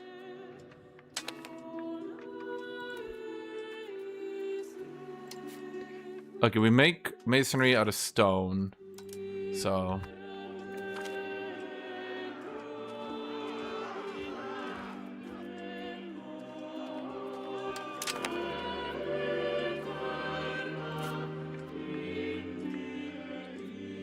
There's no... Okay, so how do I get these noble fucks?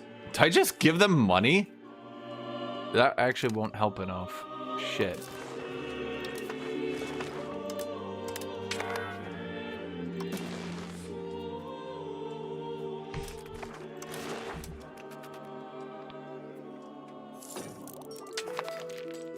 And they're gonna rebel, aren't they?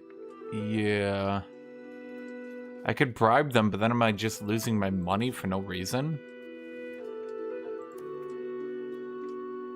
We've got decent pop growth because we're actually just migrating people into Bern. The question is if I can get Bern to be a city. How expensive is that? A lot. Okay.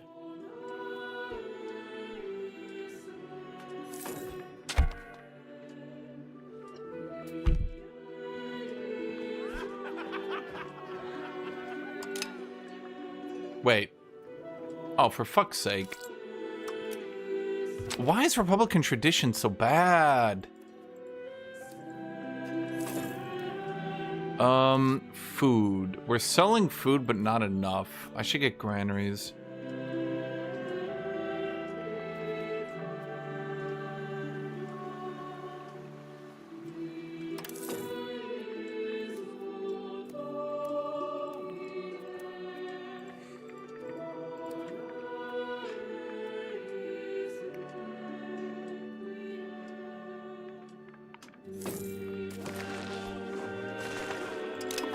Is there any way I can stop that rebellion? No, we just got too many negative events on the noble fuckers. I could bribe them, but that's a shitload of money going to nothing.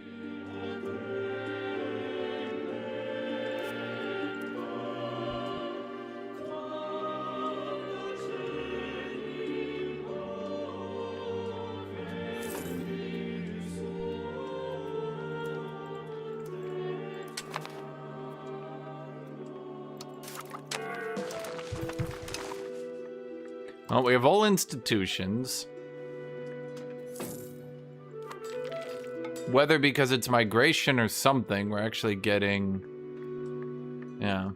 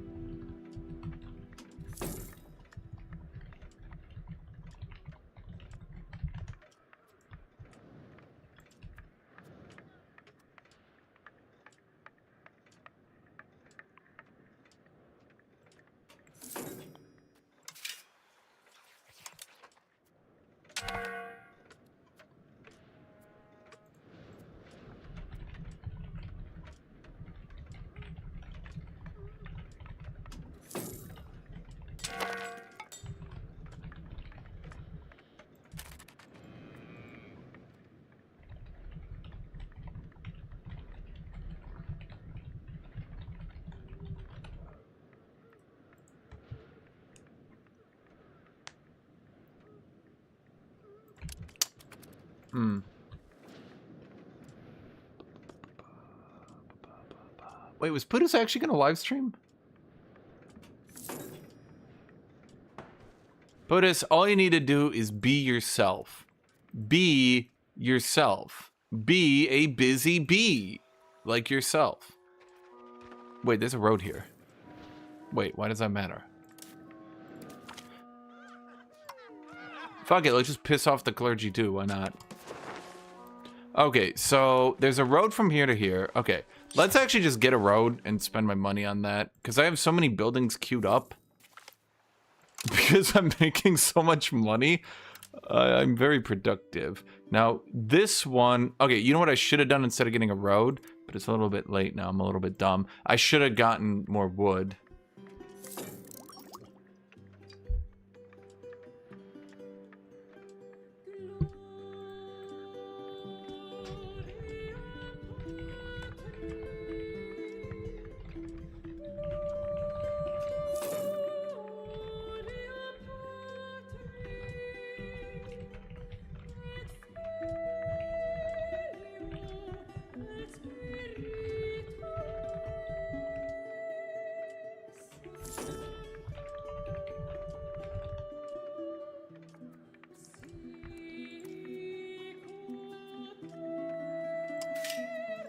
I mean, I have no idea. I don't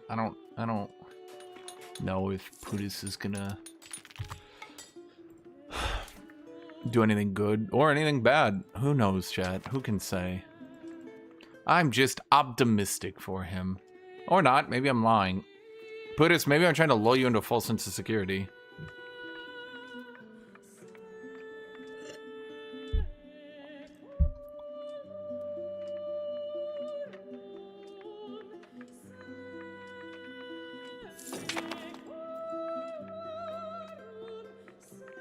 Yeah, nobles are gonna rebel. Ah, fuck.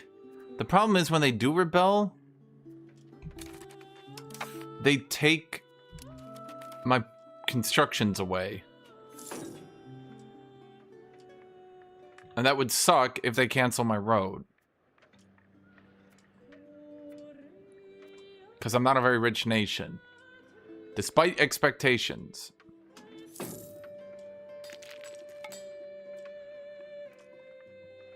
How much can I reduce their growth, at least, so I can finish my constructions first? That would...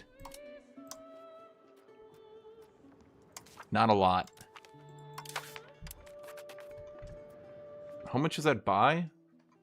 Does that not increase by the percent? Well, I mean, I guess we'll see in a second. Oh, it does. Okay, so that's like an entire year. There's no way we don't get that done in an entire year.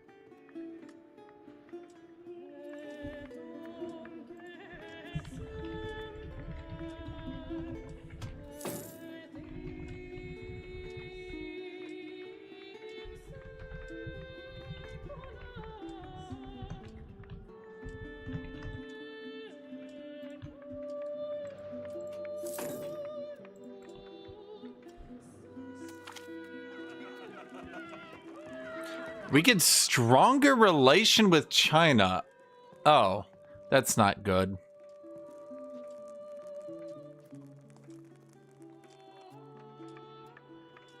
They broke that, did they?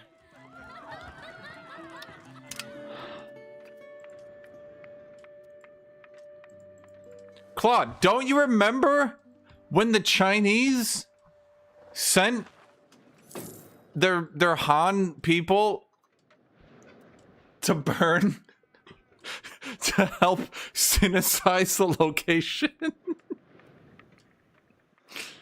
I have no active viewers. How do I know the requirements of a building? I'm trying to build footmen, but for that I need a sergeantry. But it says I have no location for the requirements. Tell me what those are.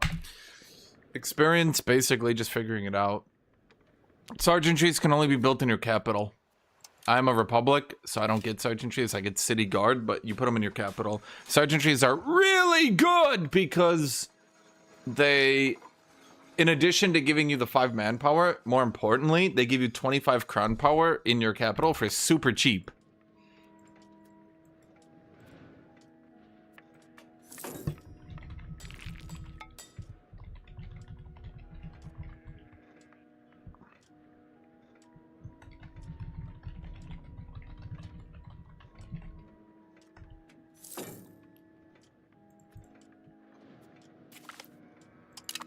Was 5 of those are from my community? Well, they could be active in my chat too, the bastards.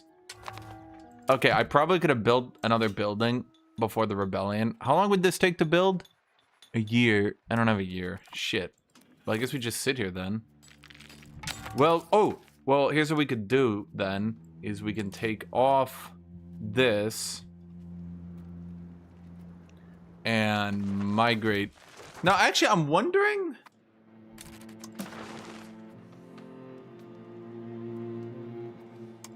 Huh.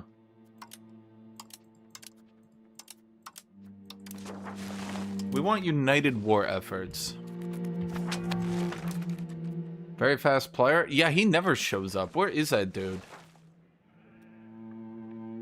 First I'm making fun of Poland, and then he's not even around. Explain that, liberal. Okay, all of these suck. Is there anything that can be done to help the nobility? Support a noble cabinet. That does not help. He's 56. Increased ties to neighbor, gets 5 diplomats. That doesn't help either. So everything here is shit. How old are you? 53, so it doesn't help. Bolster the government. Oh, wait, that does help. Okay. Bellicose movement. I am bellicose. Innovative. I am innovative.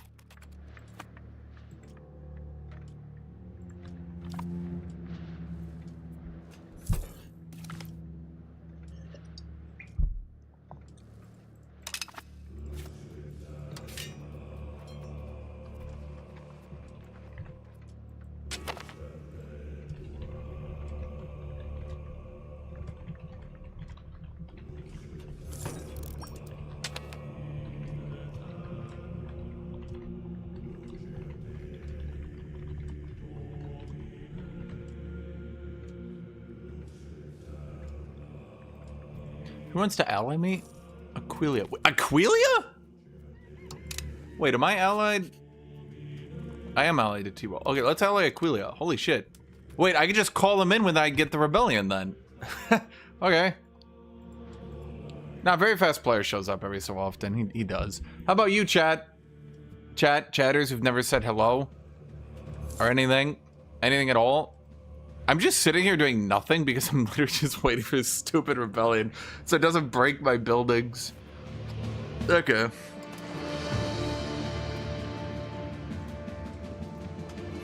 I am stealing pops from my neighbors too. I think that's a good idea.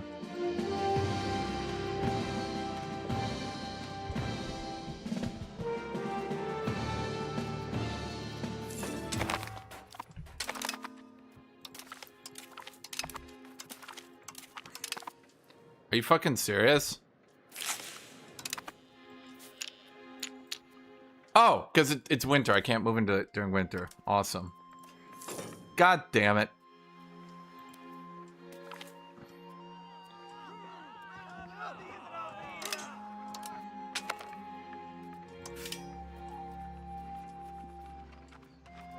I have every marketplace. We want Entrepot. Oh, no, you know what I haven't done yet? I haven't gotten the Republican Assembly for my, you know, Republican tradition.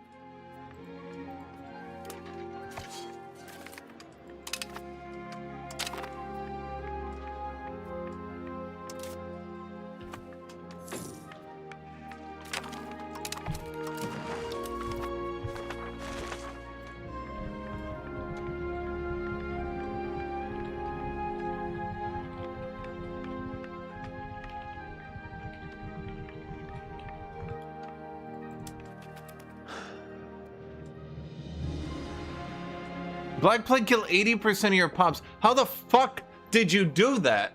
That's worse than if you did nothing. You actually killed more. What decisions did you make that led you to this? Not much to say while watching a map of Europe. I mean, just say anything, Noodles. Just be like, hey. I'll be like, hey. You'd be like, hey. I don't know. You guys, I feel like you guys always think you need to say something relevant to what I'm talking about. And not really.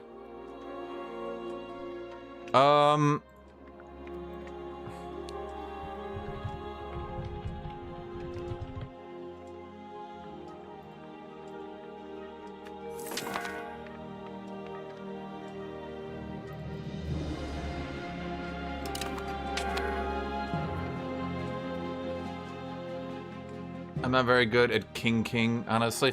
Bro, okay, like, let me put it this way. If you do literally nothing, the Black Plague will only kill, I've seen 50%. I've seen 40 to 50% if you basically do nothing. 50% being like the highest, right? So you actually took decisions that were so bad that you double the plague. I'm sorry, saying that out loud. You doubled the plague.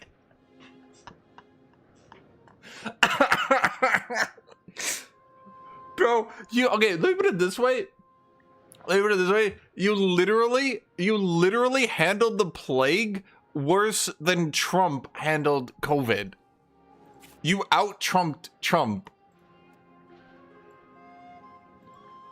That's incredible.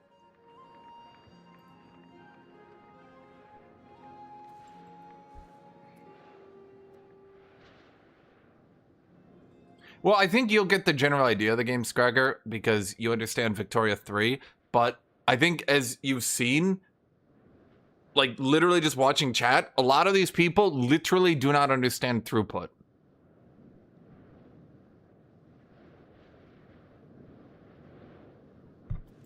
And like, regardless of how silly that sounds, they literally do not understand throughput. And there's not much, like, yeah. There's not much I can do when people literally don't understand throughput and have to, like, get it down. Okay, Simon, who the fuck were you playing? So, let me get this straight. You were having an epidemic of the plague, so you decided to sell your food, and that's an intentional decision, which starved your pops.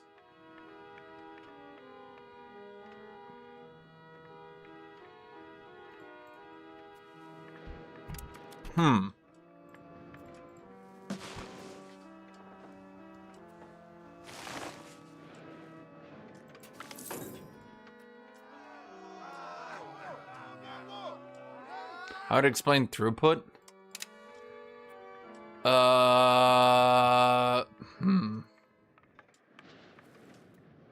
He also pissed in the wells.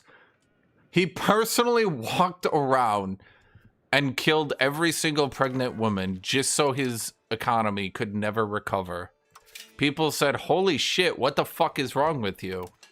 To which he said, "I don't even know."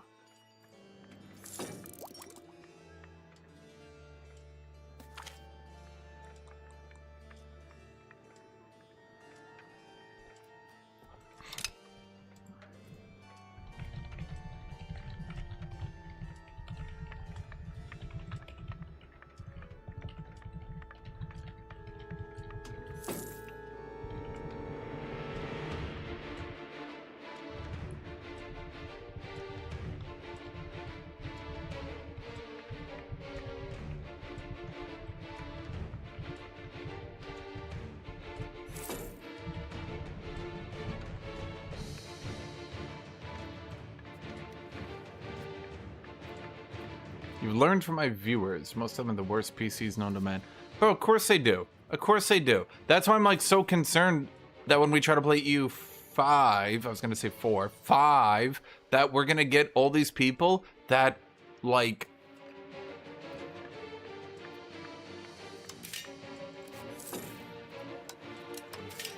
are trying to run this game on a 30-year-old PC.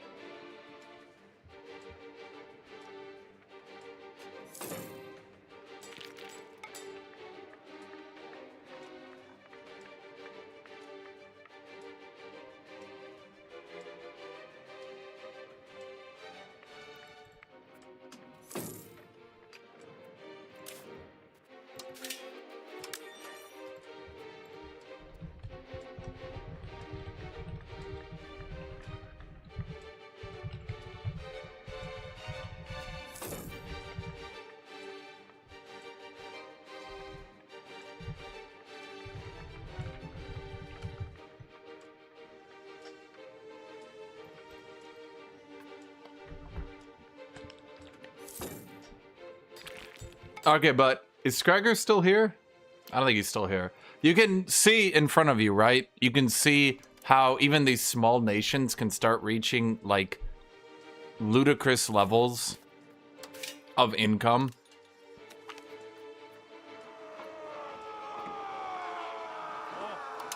By just meeting the demands of everything and just going on that. And that's why I'm not too worried.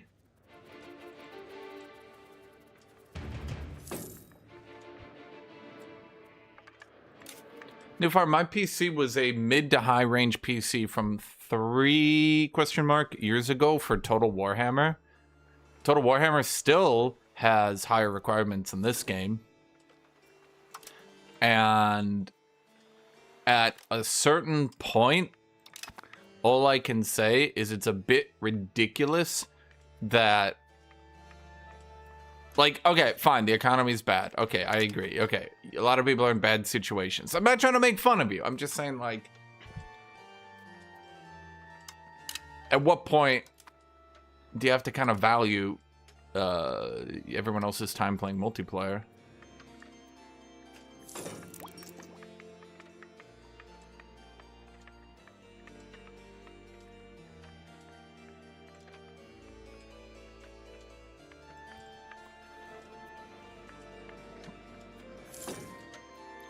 So many people play their laptop. It's actually nutty.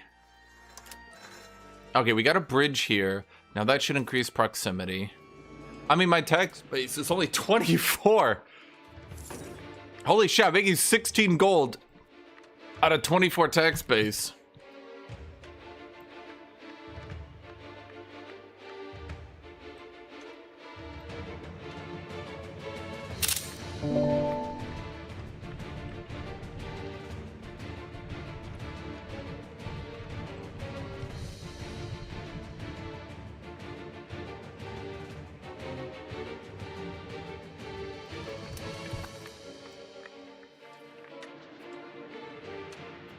Why did you buy a gaming laptop?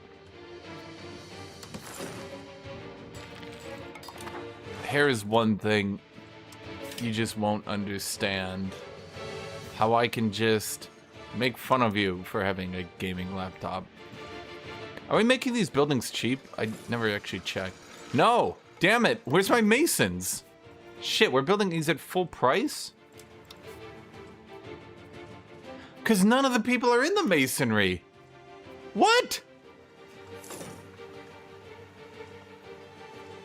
Where are they? Huh.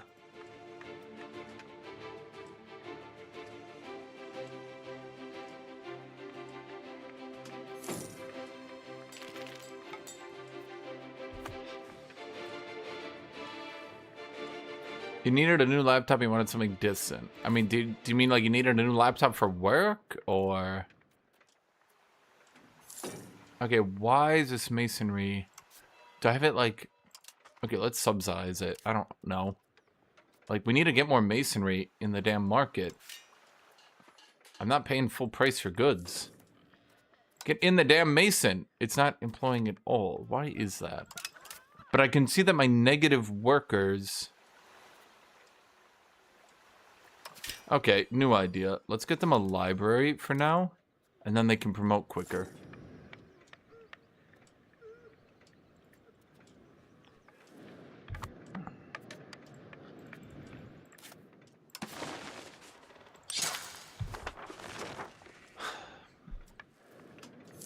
Hello, Severisi. How you been?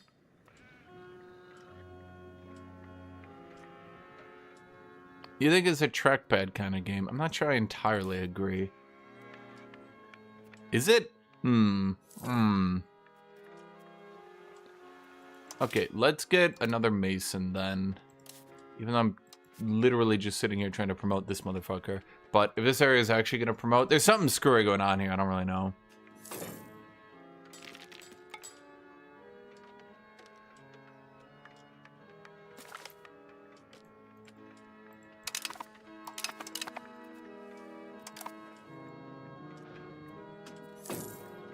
You love clicking buttons and watching the numbers go up? Yeah, me too, right?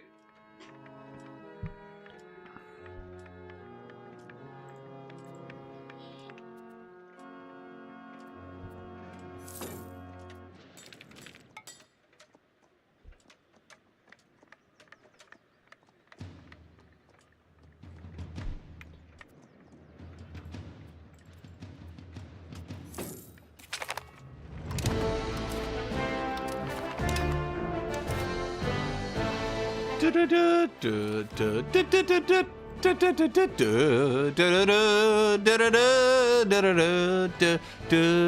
don't have silver or lead, so that output would not do me any good. Max literacy. That would give me more technology. I could also use pound lock canals eventually. Do you have a button that makes Switzerland and annexes everybody? Yes, actually. That's why I've tried to keep the Confederation so massive. We can centralize, but unfortunately,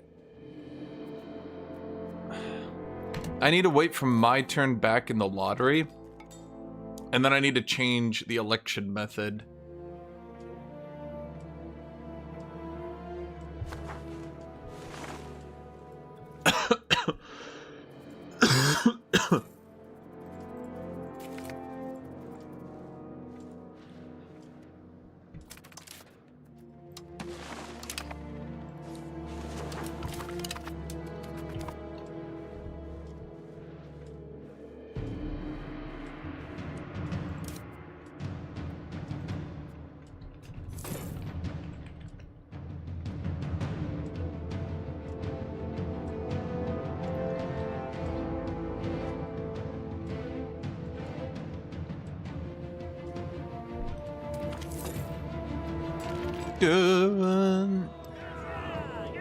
Yeah, fuck both these guys.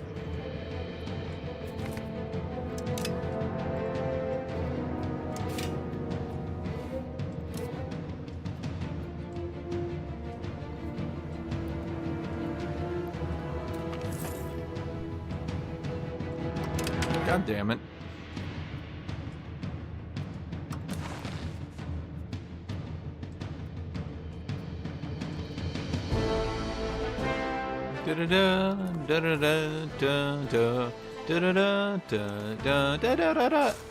I mean, let's just build a road, I guess. We have nothing better to do. Did I see the Office sequel? No.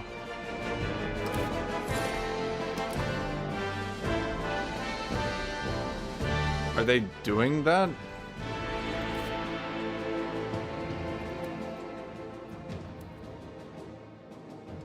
What goods can we get here?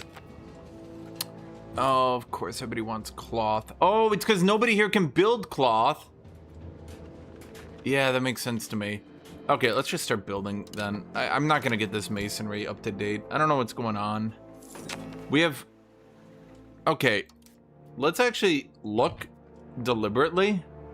No, we are surplusing masonry, and then it'll be even better once this motherfucker gets full. So, there's clearly something happening here. Let's go ahead and build you another mason then. And they've got stone. Okay, I'm definitely yoinking pops from people around me. Because if you look at my pop growth, I feel like I've stolen a few, chat. And yeah, I'm definitely yoinking pops. Oh my god! Yeah. Yeah. Wait, I have an idea. Oh my god, wait, this is... We build a cathedral, and the cathedral gives us even more pop thingy stuff. I'm gonna do expand Grail Road Network, not because I actually give a shit about it, but because it pushes me towards centralized.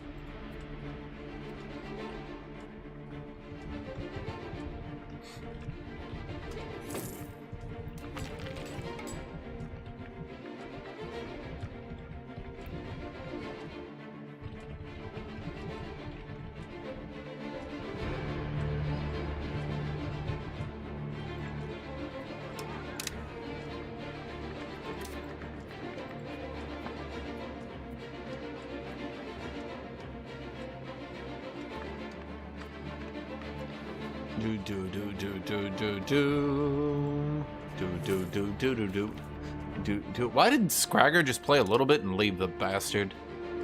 We got roads. I mean, see, this is what I think is fun about the game. Regardless of any issues, I think this is what's fun about the game.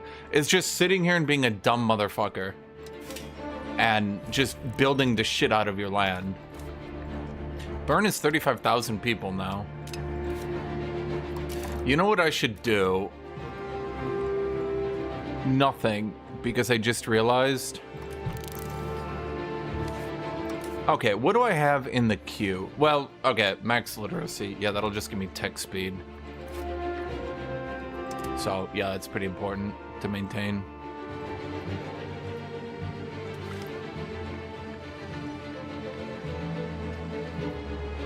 Do-do-do, do-do-do, do-do-do, do-do-do, bum, bum, do-do-do-do-do-do-do-do. I don't... That does nothing, but this also does nothing. So this nothing is better nothing.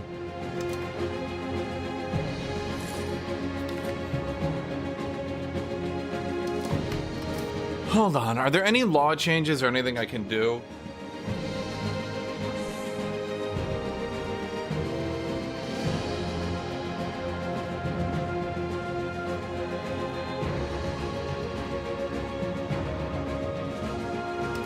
That gives me 10% more max tax on burgers, which I think is a good idea.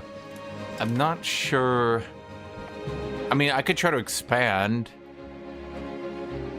What the? How did Austria kill people? Wait, but we're in a fucking alliance. Oh, god damn it. How is he doing that?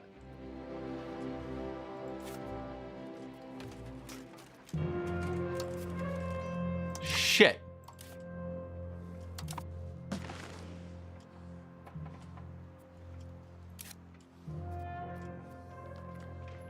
There's nowhere for me to expand. There's nowhere for me to go.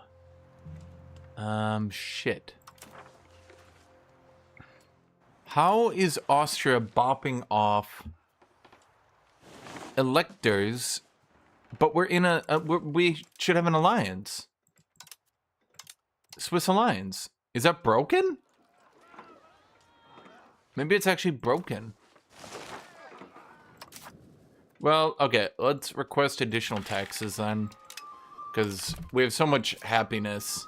Yeah, I was about to say, we have so much happiness, we can tax people pretty hard here.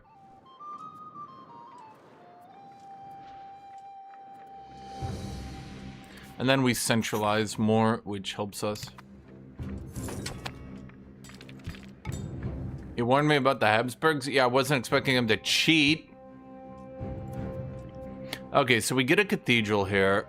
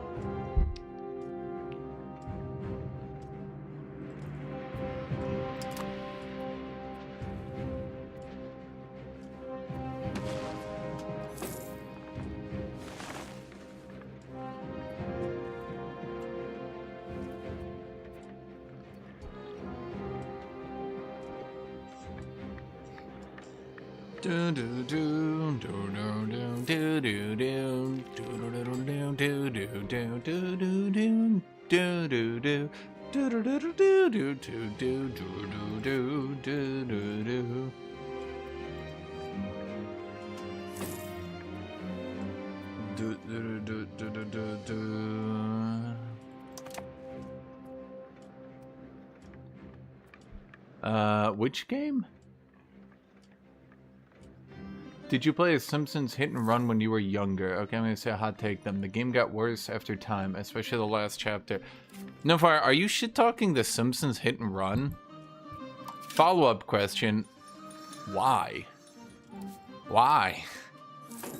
But why? Why randomly shit talk the Simpsons hit and run?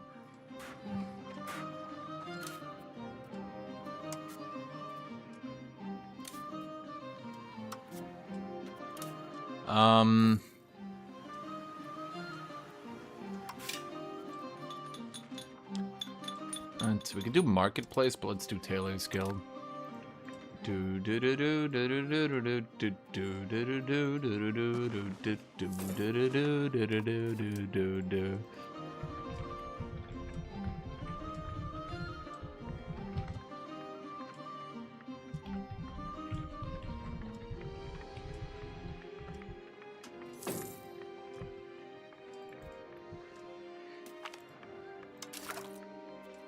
Wow, my research progress sucks.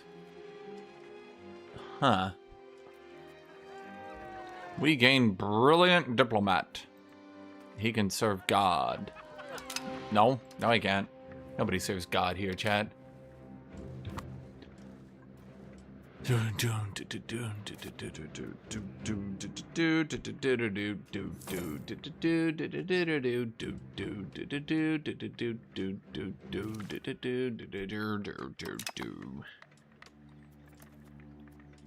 people say it's a great game. I think it comes from nostalgia. Of course, everything is nostalgia.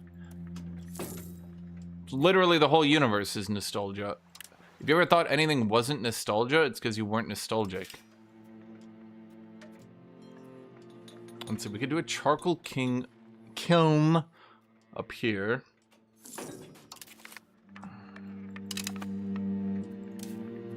You're gonna finish your cathedral, and then after you finish your cathedral, I want it to get an entrepot, because that's effectively 5 marketplaces. It's pretty good, I think. And then once the cathedral gets done, my hope is that with the even more increased migration attraction, we steal even more pops. After that, I don't really know, chat. I don't really have an idea after that. We don't got any plans.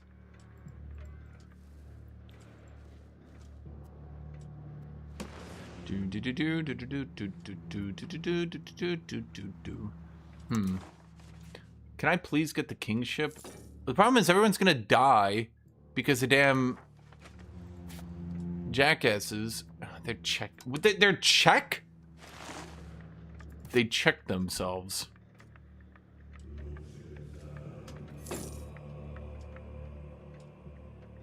San Andreas is not the best. I hate how they went for a gangster theme only at the start. Then he deleted the message. What did he mean by this? Oh, no. Then he did it. Like, they only did the gangsters theme for the first act of the game. Okay, no fire. You know what? I'm gonna say it. This just sounds like racist jealousy.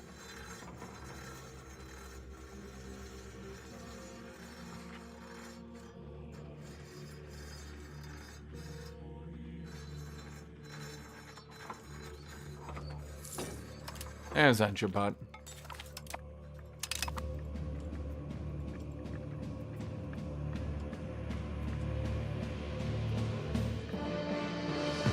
I feel like Grand Theft Auto 4 came by weirdly. Wasn't really that big a deal. And then Grand Theft Auto 5. So Grand Theft Auto 4 came by, and I feel like it wasn't really that big a deal. But then Grand Theft Auto 5 did a lot. And I'm not really sure where that came from.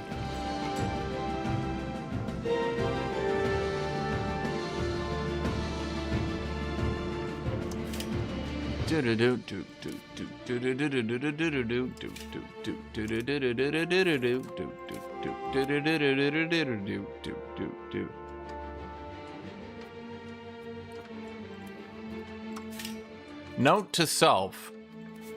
No Fire doesn't like rednecks or blind people. Why would you say that is, No Fire? Okay, wait, why did everybody stop migrating after I got the cathedral to give more migration? What the fuck? How? What? Why?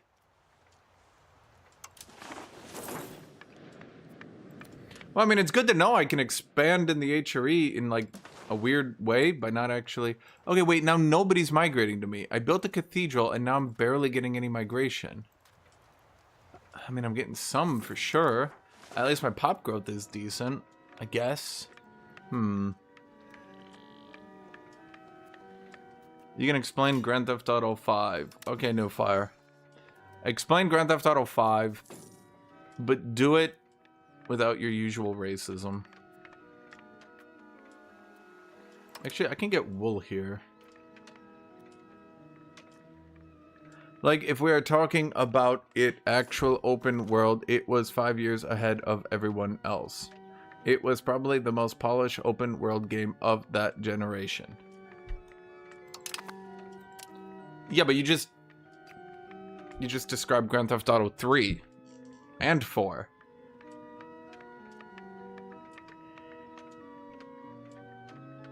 Yeah, all Grand Theft Auto games open world was 5 years ahead of everyone. Literally all of them. It's actually funny when you notice it.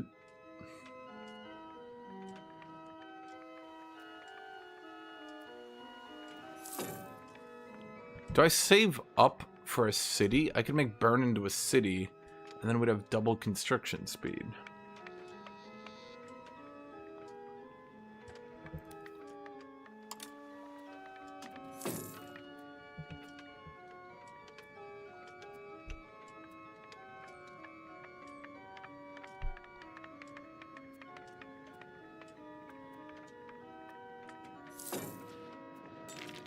Grand Theft Auto was phantasmally ahead of everyone else, which I think is really the big reason for its success.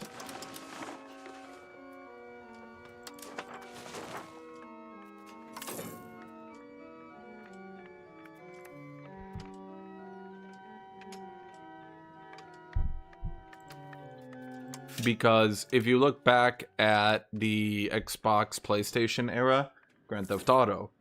If you look at the 360 era, Grand Theft Auto.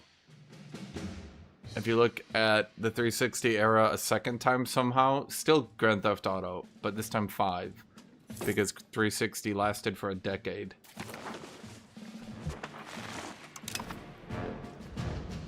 Honestly, the Xbox 360 is bizarre. Because between it and the PS, was that 3? It held back technology so goddamn much because the US economy crashed so hard, nobody could afford a new console. And they literally had to not develop higher end games just so that people who are still using the Xbox could play them.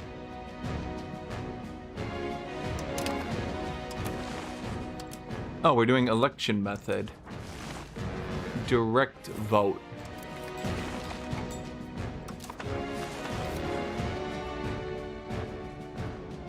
Live service only really got big during Fortnite or just before.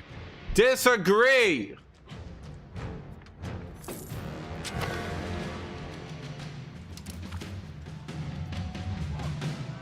Free dev.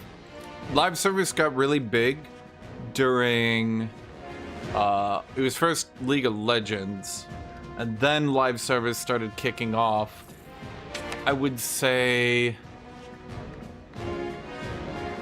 due to League of Legends, Dota copied it, or well, not copied it, but you would say World of Warcraft. I could understand that argument as well.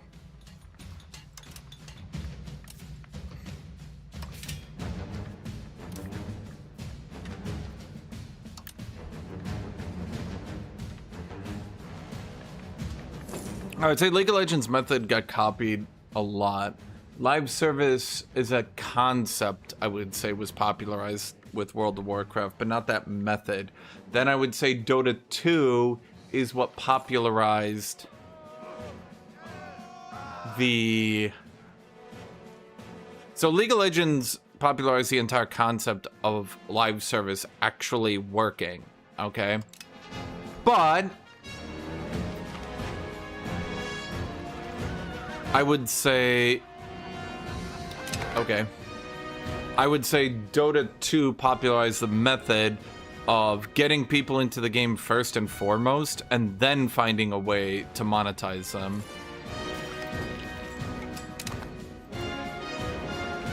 Because before that,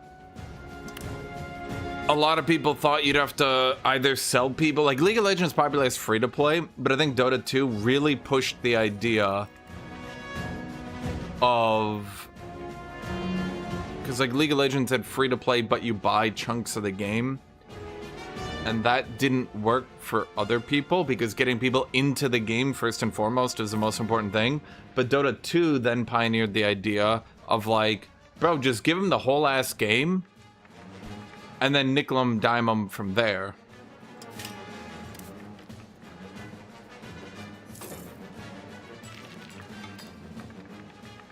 A lot of people forget that, which is funny when you think about it.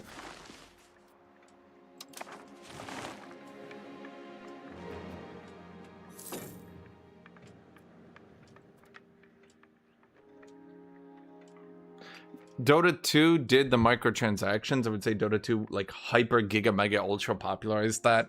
League of Legends turned it into an actual business, but Dota 2, remember, they did battle passes and things like that. None of that shit would have gotten where it was. Lottery was enacted. Okay, the Swiss Confederation are fucking morons. I swear to God. Are you guys stupid? Do they actually vote to stay alive, or do they vote just to die? Because it seems like they're just voting to die. TF2 is overrated, fight me. By modern standards? Sure. But... like...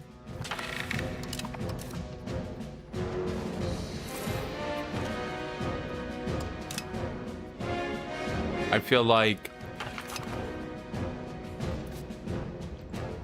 Wait, we have a market village, but... Oh, okay.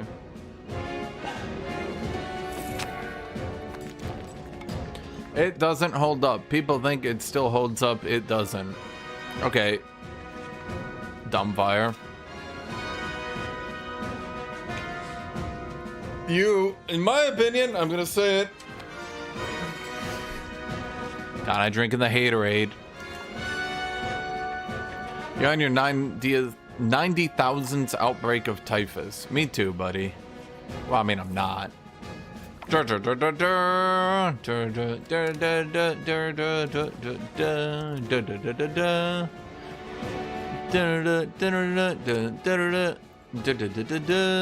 This music is so out of place, though. Why is there this song here?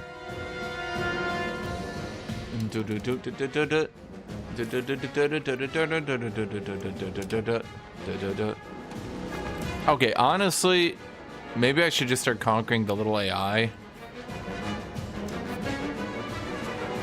Wait, I don't even have arsenal yet, do I? No, because I'm trying to make money. Well, maybe I should have gotten arsenals. Maybe that would have been a better idea. Although, do I have the population to fight a war? I'm not so sure.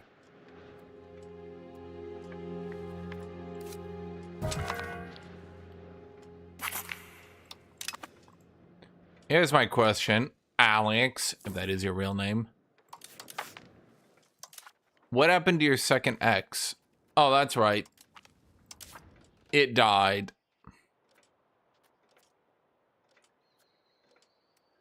Okay, really? With the pissing the nobles off every time?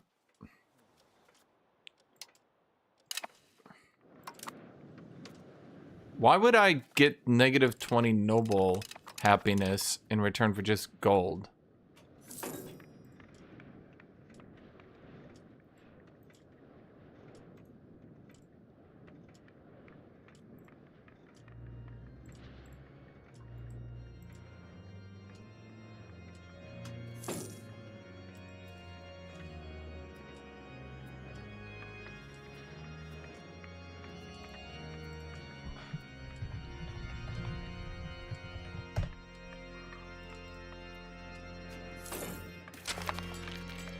Possible cabinet thingy da bobbers.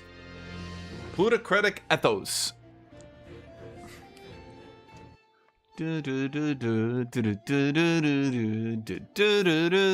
all suck. Huh.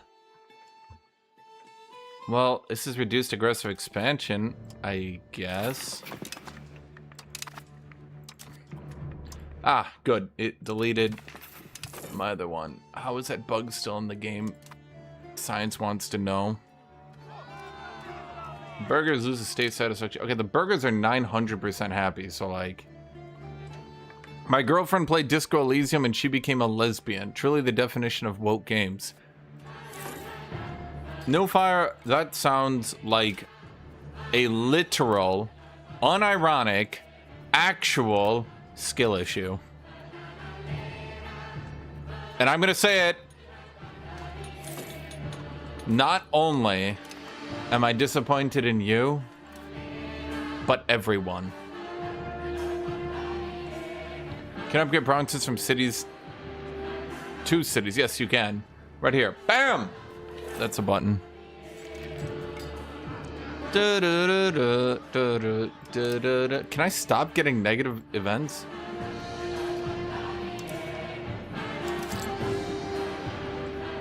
Wait. Why am I doing that?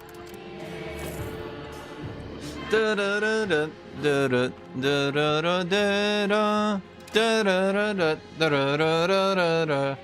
nothing I could do about it. As soon as she started playing, she pulled up the hammer and sickle. No Fire, is this why you then became bisexual? To get your revenge on her?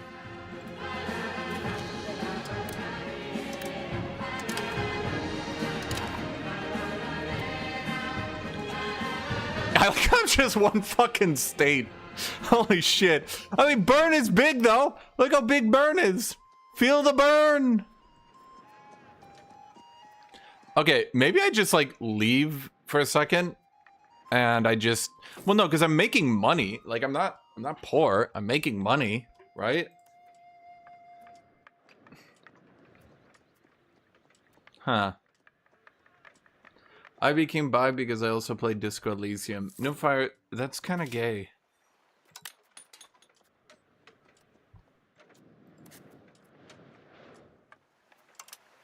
I knew wool was going to be expensive. That's why I prepped for it, chat. That's why I prepped for it.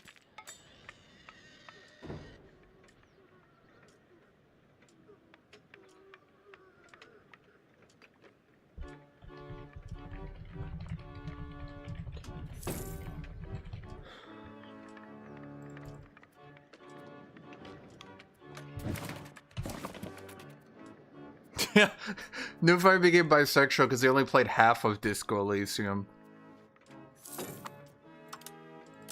Honestly, No Fire, sad, sad.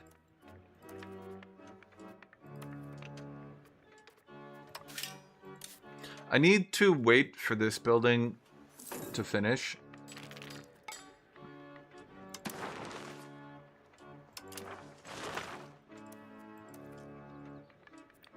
What music have I been listening here to lately? Not actually. I did... Well, not really any. I even let my Spotify lapse. I'm not paying for that anymore.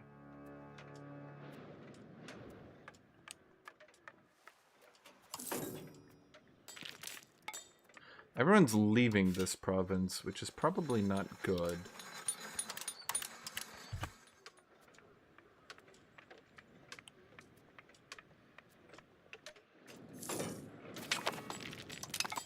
No, Disco Elysium is not woke.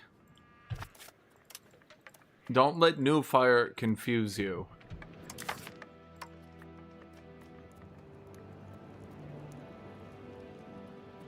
Huh.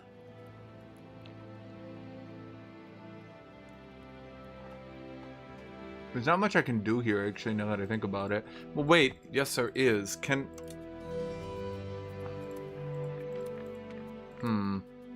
I could try to culture convert these people. That's not a bad idea.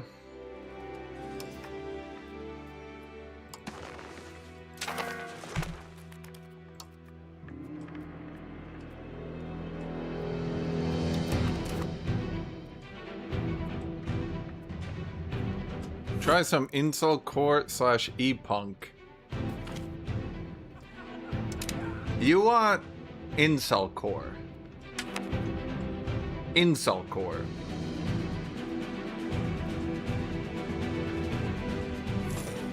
We are assimilating 150 pops a month. Those southern Bavarians and Arpatans are becoming good, God-fearing Swiss. Wait, that's an alliance from Lower Bavaria. Wait, Lower Bavaria? Why are they not allied? Wait. Austria did something fucky with its borders, and I can't tell what. Fuck it, let's ally them.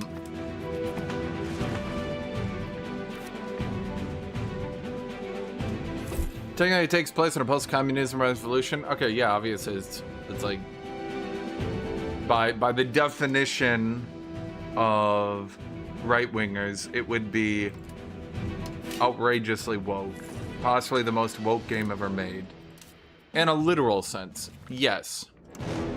However, have you considered that it would be really funny to me if they played the game?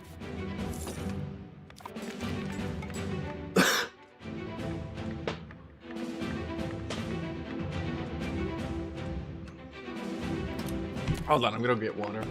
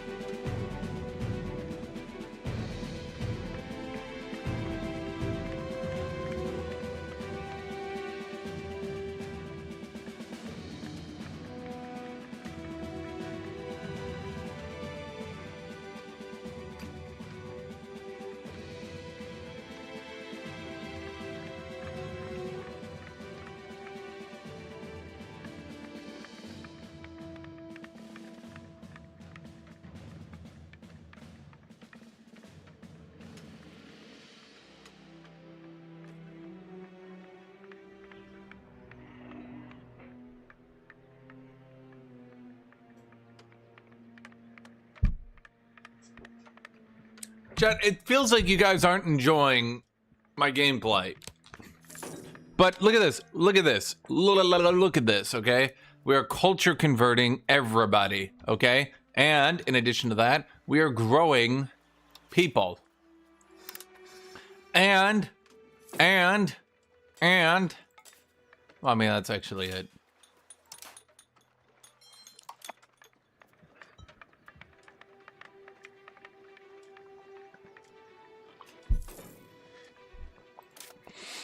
To be fair, I'm gonna say it, chat. I'm gonna say it, the thing you fear most, the thing you don't understand. Settled conflict, multi-prestige.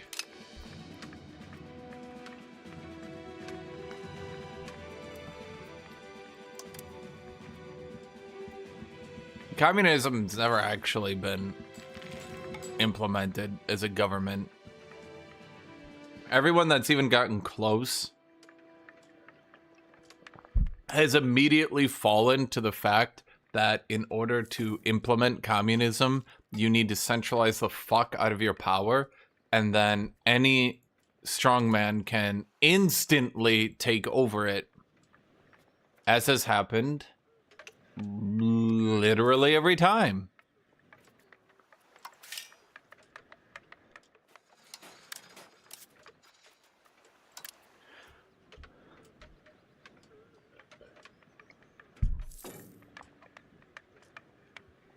Well, the problem is you literally can't implement communism.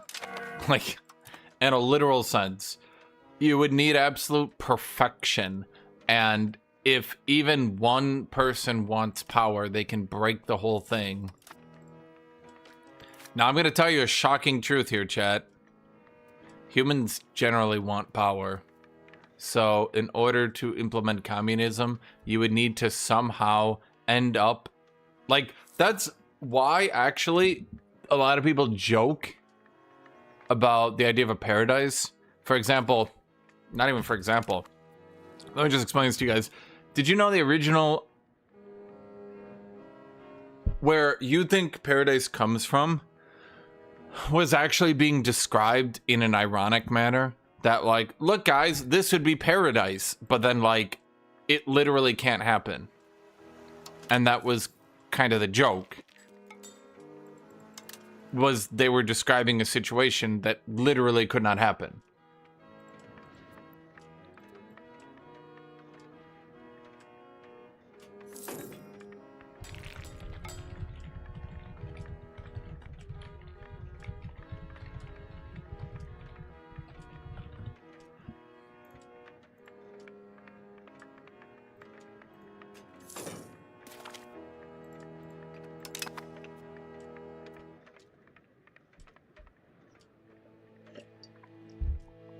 Yeah, I mean, that's the exact problem. You cannot centralize your power because it will instantly get taken.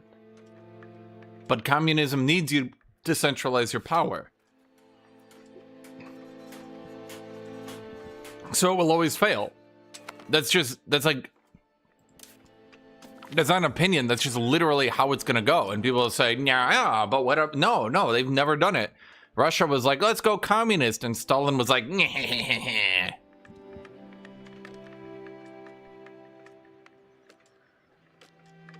You think Vietnam wanted to be communist? No. People get the wrong idea of what communism represented. For the Vietnamese people, communism was not communism. Communism was just anti-capitalism.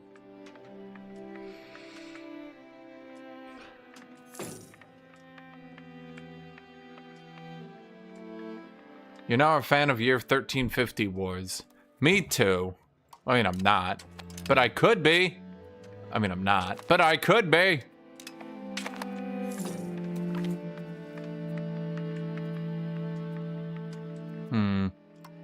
Well, I mean, that guy's good. I think he's 53, but he's good.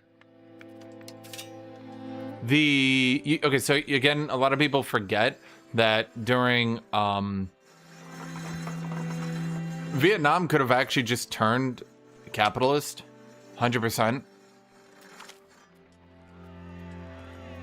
All it would have taken, the one simple thing that the US would have needed to have done, is when the Vietnamese went to America and were like, can you keep the French out of our country?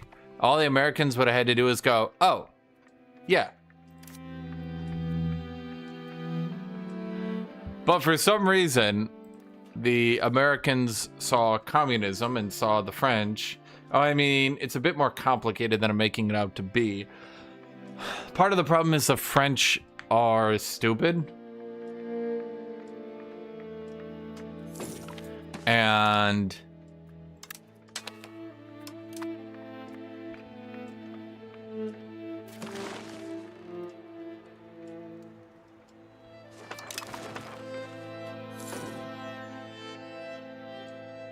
the French are really stupid. What you guys probably don't know, or maybe aren't even interested in, is that who was the French dipshit who was like a hero to France but actually made some really poor decisions?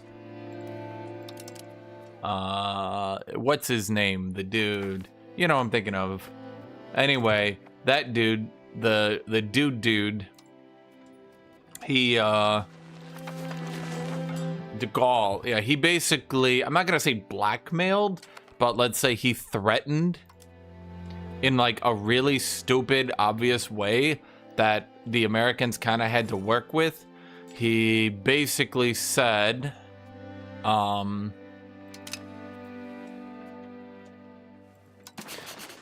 if we don't get back Vietnam, we're gonna have to side with the Russians.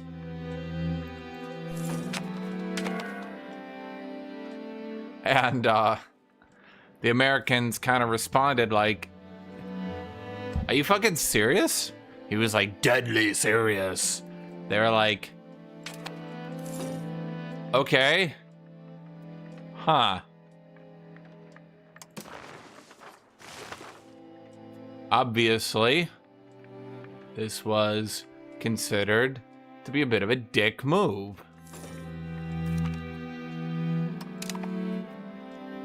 Sponsor a cathedral. It's not very good. Conduct a census is the only decent one here.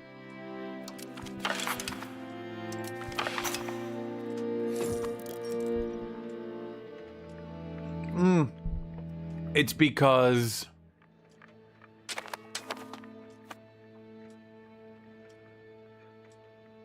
World War II was imperialists versus Nazis versus communists. That's simplifying it too much. There was a good guy in World War II. America, fight me.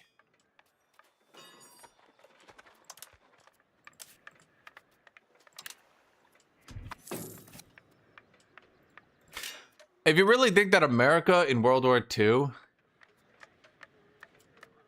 was some like giga pro-capitalist society, then you really don't understand what they were trying to do. But you also need to consider that American diplomacy is based on their president. Do you know who died before the end of World War II? Yeah.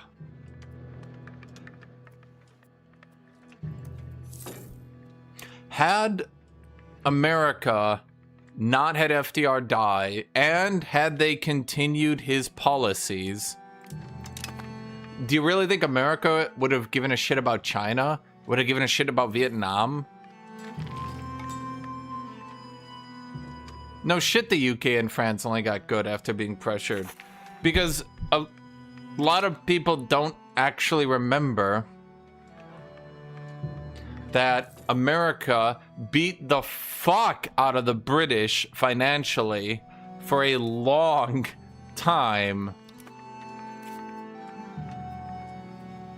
Half the reason, ironically, that the Germans could even have done so good is because the Americans beat the fuck out of the British and backed up the Germans in the interwar period.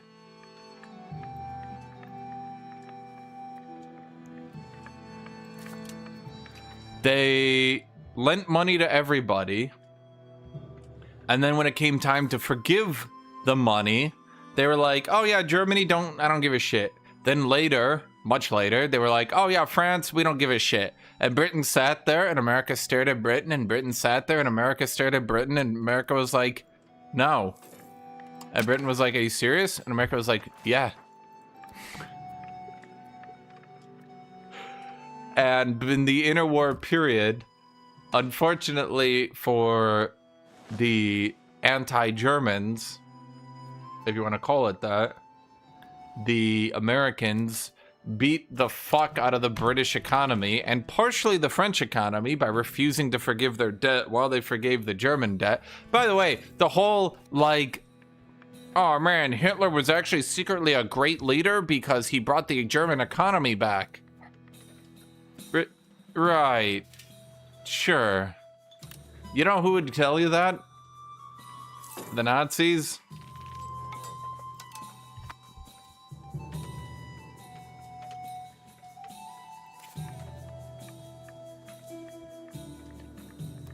This stupid country is so rich.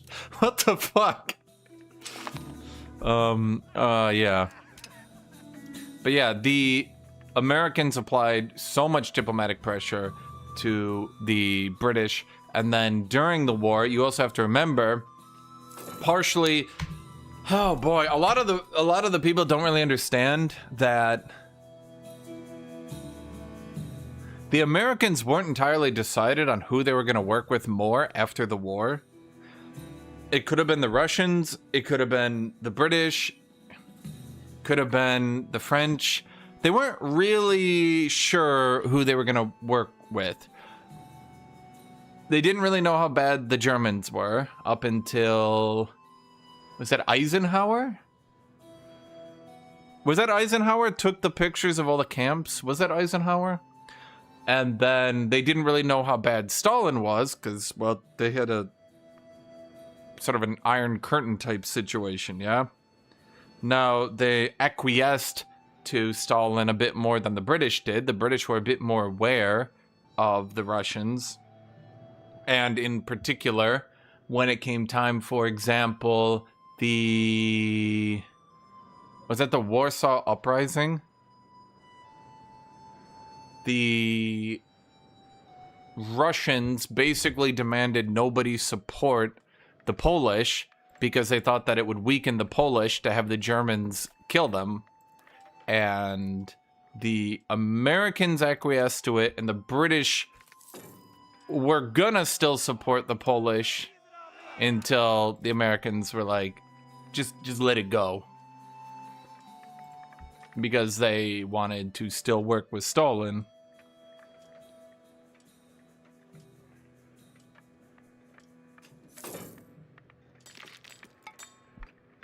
But a core tenet of communism, and a lot of people don't really understand this one, a core tenet of communism was anti-colonialism. That's so fucking important, people don't really understand how outrageously important that is. When half the fucking world has been conquered and enslaved by the Europeans, and you have one ideology that's saying we are 100% against this, to the surprise of nobody looking back at it, that got the support of like half the world. And the Americans in a post-FDR world, because you have to remember, FDR was anti-colonial as fuck. And after FDR, they were not really anti-colonial anymore. They kind of sort of were, but they valued their allies.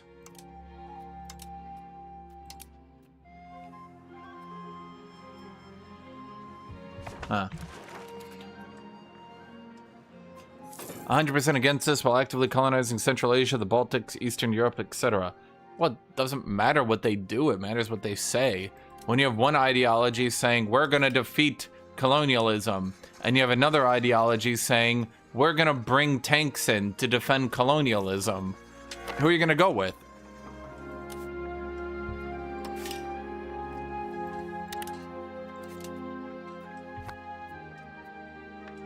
We didn't call the Soviet Unions the good guys. You have to remember, American policy, foreign policy, at any rate, under FDR, did not like the British at all.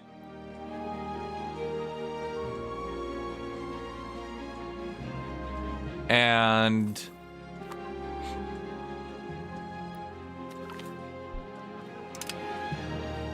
the American foreign policy very much was to dismantle the British Empire. A, because America was the number 2 power and the British were the number 1 power. And B, because FDR just really didn't like colonialism. So, have FDR die. You said Americans are unambiguously the good guys and you're defending pro-Soviet foreign policy. My dude, are you just not listening to me? If America is bringing in tanks to support the French in keeping Vietnam, and the Russians are bringing in tanks to support the Vietnamese to defend, or I should say to oppose the French, which ideology do you think the Vietnamese and the people around Vietnam are going to side with?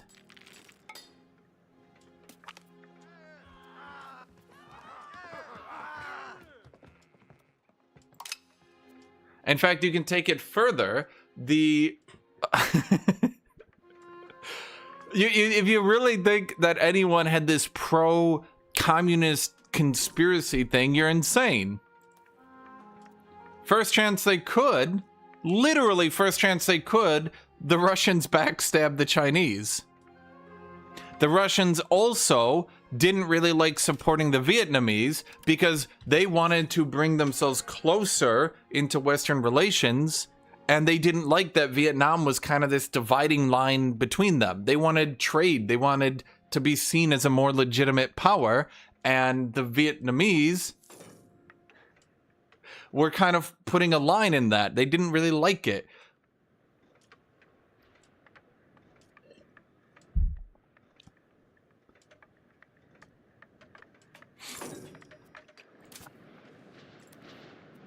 So that's why China, by stealing the Russian tanks, because the Russians wouldn't give it to them peacefully, they had to kind of yoink that shit. But the Chinese finally got tank designs and shit, and they used it to support the Vietnamese.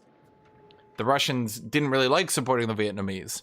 The Russians backstabbed the fuck out of China in Korea, which is why the whole relation started to break down, by the way. That's why they stole the Russian tank designs and all that shit.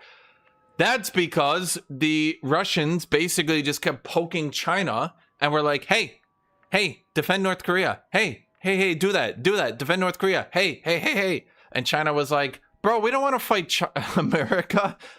They got so much better weapons than us. And Russia was like, do it. And China said, okay, fine. We will oppose the Americans if you support us with tanks, planes, and guns. And Russia said, of course, assuredly, we will do that. So China went in, and Russia said, yo, bro, we're not antagonizing America. You're on your own. Bye.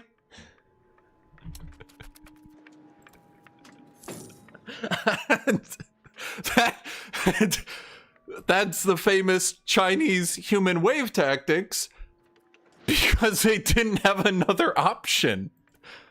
They just fought a giant civil war, a giant world war, another civil war, and now they're being asked like 5 fucking years later, go fight America. You know who wasn't fucked up by World War II?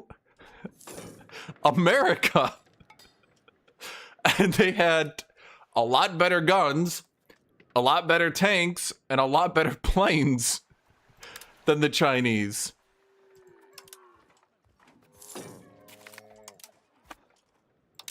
So the Chinese very much did not appreciate being used as a human wave weapon by the Russians to further their interests. Hence why you think it's like Stalin and shit? Like, oh man, the Russians tried to de-Stalinize and the Chinese hated that. It's a lot simpler than that. The West didn't understand it. To like a Western perspective, they're like, oh yeah, China used human wave tactics. That's so China. They don't care about their people. No, that's not. You think China doesn't give a shit about their people? So, yeah, the Chinese very much didn't like it. Now, to pretend then that the Chinese and this global communist conspiracy, you might then think, okay, well, fine. There was a communist conspiracy under China. Well, first off, a conspiracy to what?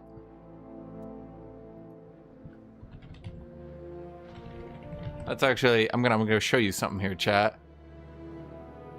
I'm going to show you the secret. I'm going to show you.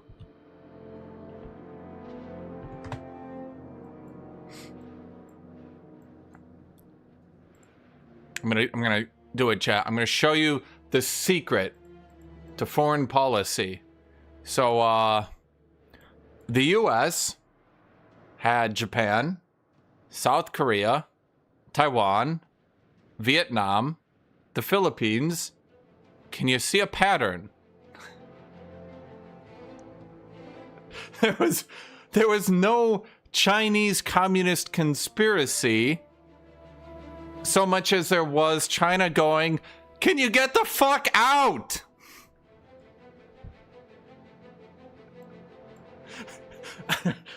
So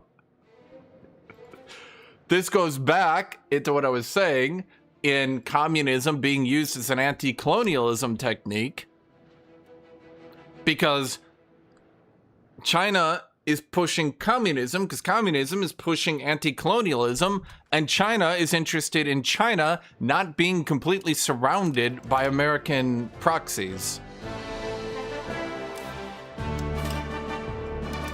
Truly not too complicated.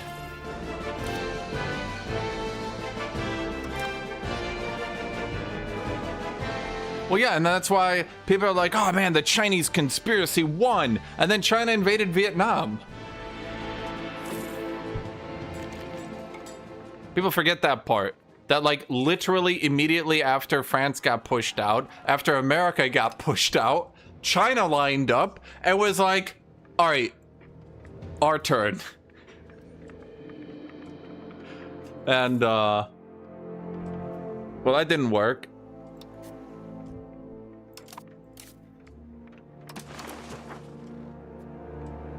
Are you guys migrating? No.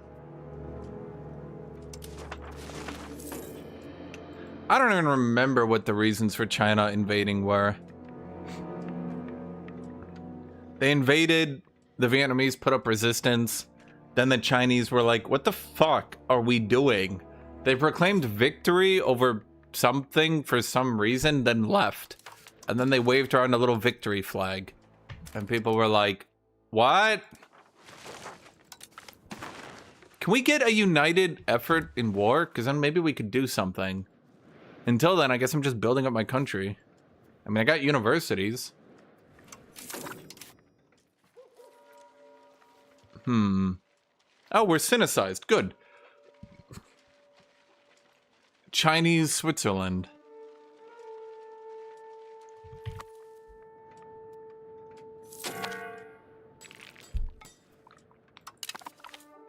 For fuck's sake. Oh shit, we got armories.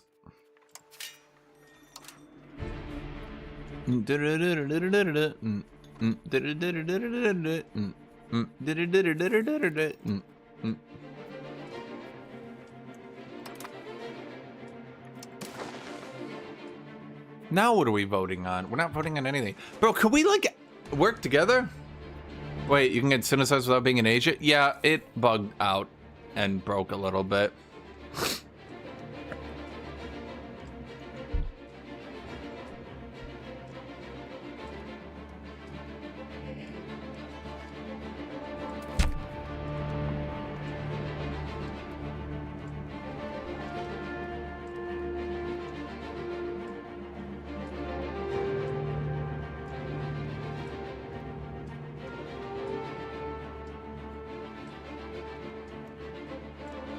Huh, Korea apparently has events to do shit. Neat, I guess. We lost prosperity in Bern. By the way, why is America trying to invade Venezuela? Haha! It's actually much more simple than you think. A bunch of people invested in Venezuelan debt, and now Trump is trying to, in the most agreeable terms, support their debt investment militarily. Now you might be saying to yourself, that seems stupid. Yeah. It's kind of why people are a bit annoyed. It's like kind of obvious.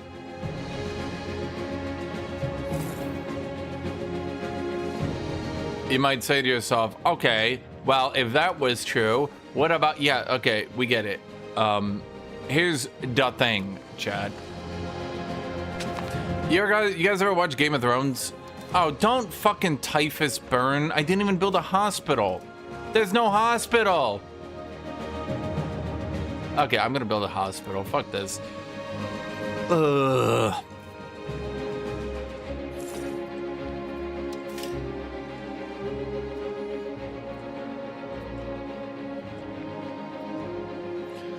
How are you going to deal with them for 3 more years? Good question.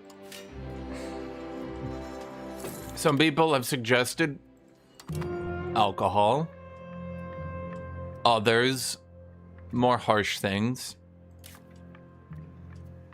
But everybody can agree on one thing. Not to agree, apparently. Seriously, what the fuck are the Democrats doing? Now they're trying to oppose Mamdani, like one of the most popular motherfuckers in the world. Well, at least in America.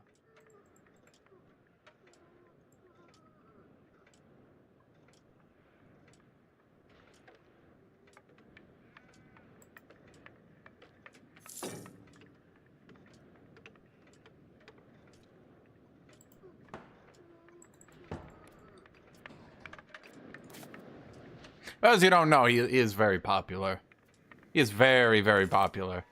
So the Democrats coming out to oppose him is dumb?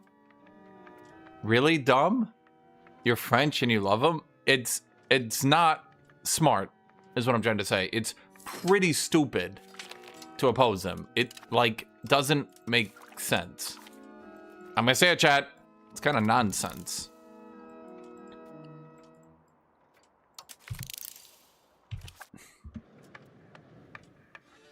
Dude, didn't the Democrat mayor join the Republican Party after losing the race? No, he's running as an independent supported by Trump.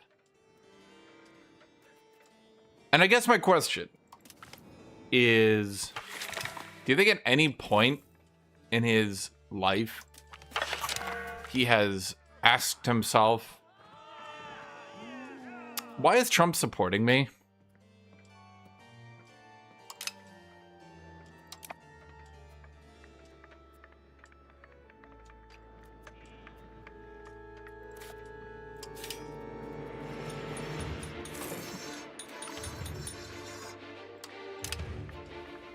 That is way more stupid. I mean, do you not know the reason that he's not mayor right now?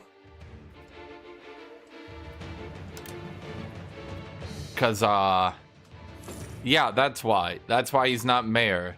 He stepped down in shame only to run again. And Mamdani's pretty much just been like, bro, what the fuck? To which everybody has pretty much said, yeah, actually, seriously, what the fuck?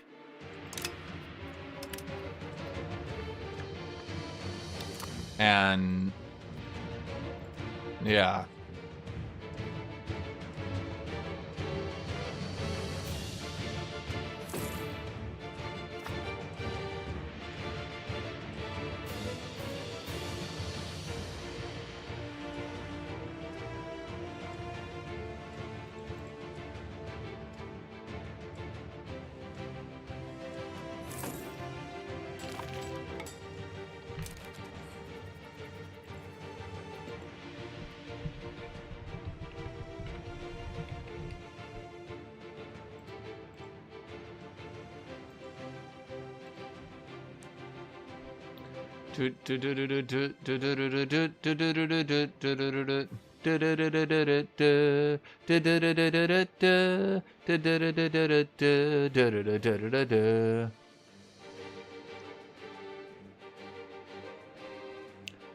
I'm liking it so.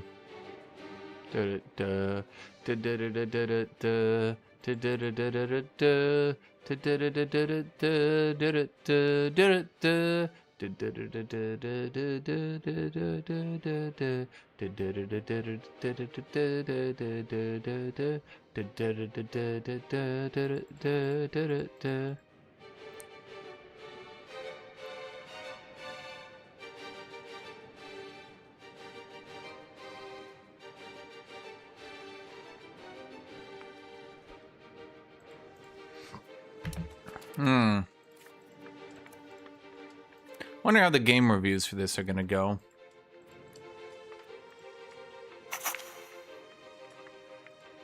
I'd say it seems divided.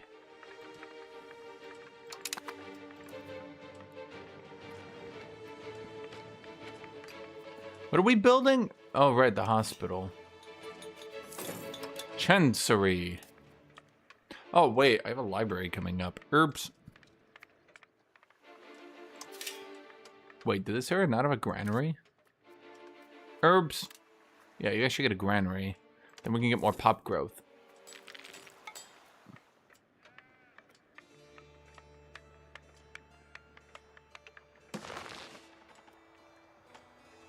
Chat, look at that line go up. Look at that line go up. That's pop growth, chat. That's how you do it. You just get everyone else to grow into you. The New Year collection is happening tonight, so I guess we'll see who wins. Oh, it's going to be Mobdani. I'm sorry, I can just... It's not even, like, close. It's like... I don't know. It's pretty one-sided. The polls, the Trump support... I mean, just Trump coming out alone to support him. Like, bro, he should have come out to support Mobdani. Now, that might have thrown some questions in there.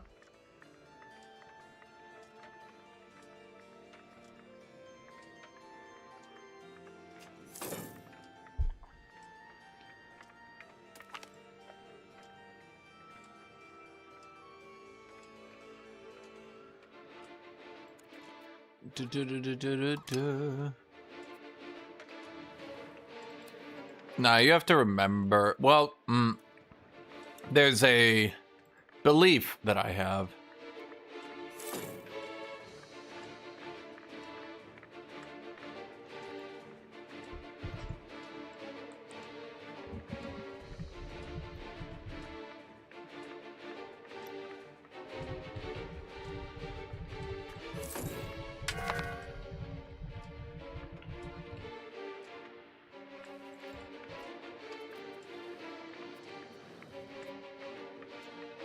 Let's see what he does. Well, he's not going to do anything. Because he can't do anything. This is what... Uh-oh. Who declared war on us? Milan? Only Milan? Okay, but surely we win this then, right? Come, my Swiss brothers.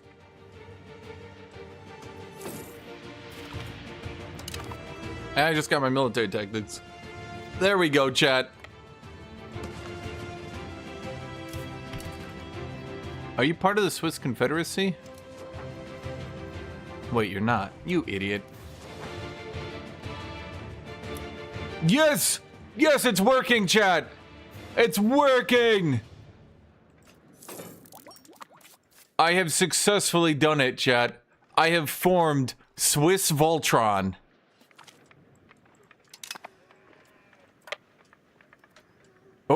Oh, here we go. Oh, here we go. The Milanese have a million reason to fear these. Uh-oh. Swiss Voltron is losing. Swiss Voltron is losing. Oh, no. Is this really all we have? Huh.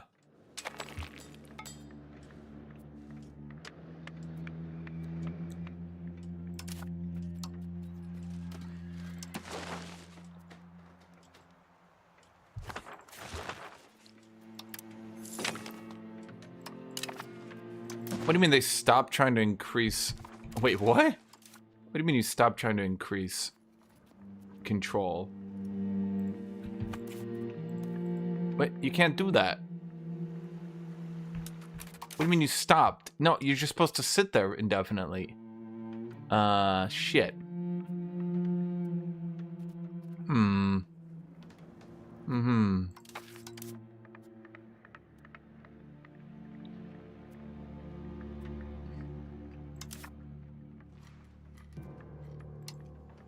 Well, I guess just change societal values to capital economy. I don't know. Can you form a united Switzerland? Yes. That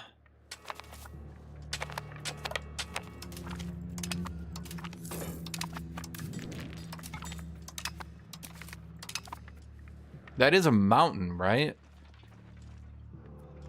That's a mountain with woods. How are we getting our ass stomped so hard then? Well, shit. No, guys, attach to me. We can win this. If you guys would just show up.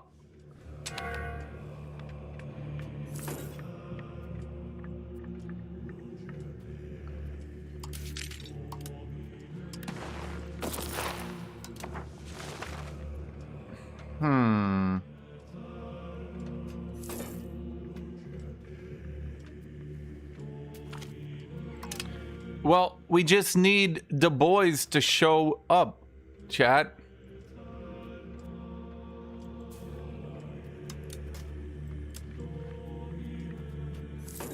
Okay, let's disband my levies. It disbanded my army instead. Why would it do that? I do not know. That's a good question, me.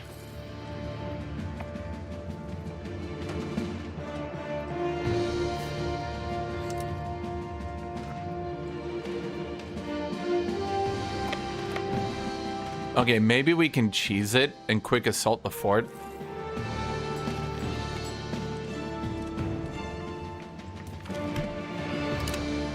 Okay, how many people are in here? Yes! Yes! Yes! Yes! No, no, no, no, don't go up there, you fucking idiot. Go back. Go back. Okay.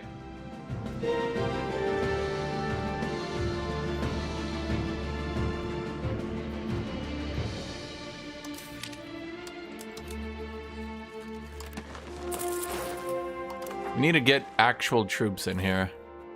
Okay, we need more. Damn it, people. We need more. Bring more.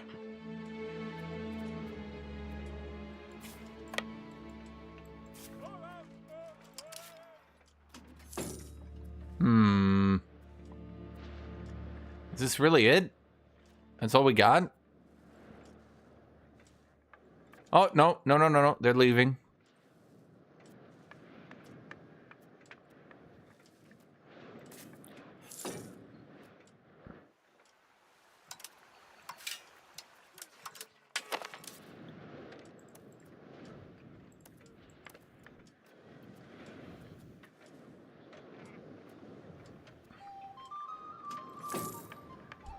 We need more armories, and then we can get more men-at-arms.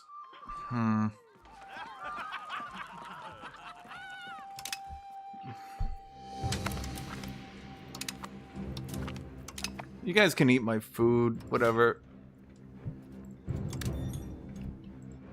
We got enough food in here. Oh, 6.7k enemies? Yes.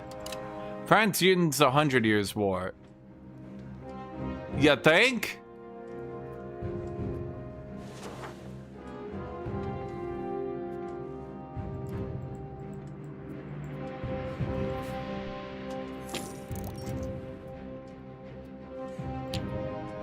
Shit, we can't move into the mountains during winter.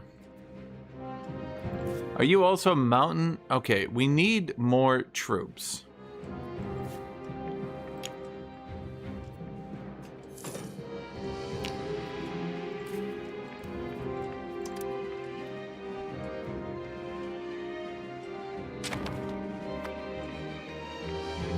How do we fight that? That's a good question.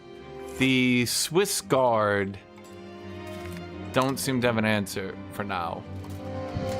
I get military improvements, army morale. Okay.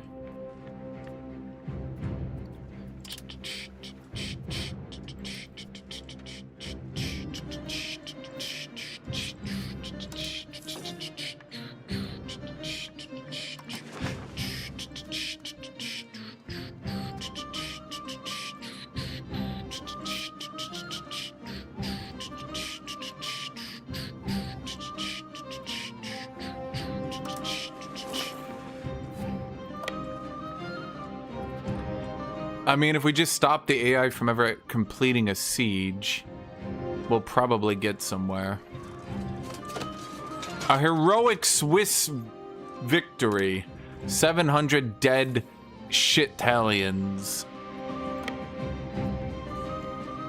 Okay, we're gonna need more.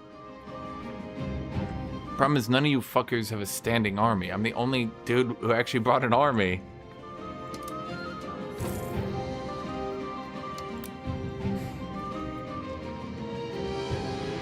Huh.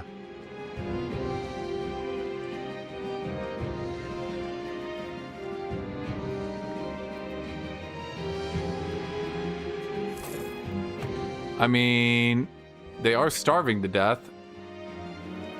The problem is, they're not starving to death quick enough.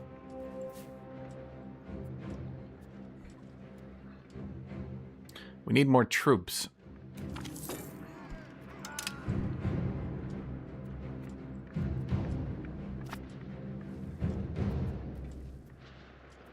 I'm the majority of the army here. And I don't have the AI very hard cheats. Ah, they fucking won it. Okay, they're pushing in. Let's see how this goes. Okay, let's balance the army. Okay, now there should be reduced flanks here, chat. Okay, on this side, we've got the heroic defenders of justice, peace, liberty, and prosperity. On their side, we have the evil conquerors of all things good. And we are somehow taking more casualties. Now, why is that?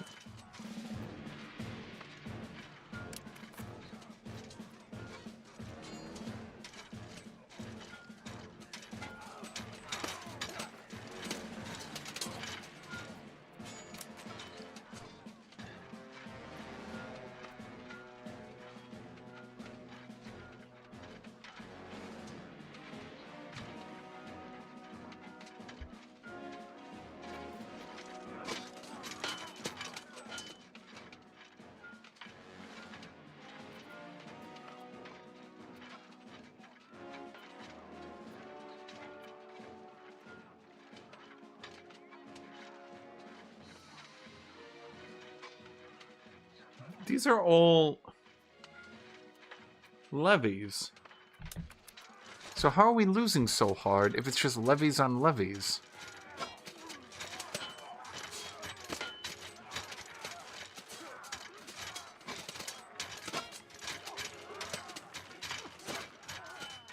Why is everyone in the fucking middle, you fucking idiots? I think we win these. I think we win these. Because we're going to beat his left flank. He'll beat our right flank. But, well, I'm not really sure what happens then, to be honest. Well, we'll probably beat through his middle. Right? Then we start flanking, but he starts flanking. But his middle will give out, I think.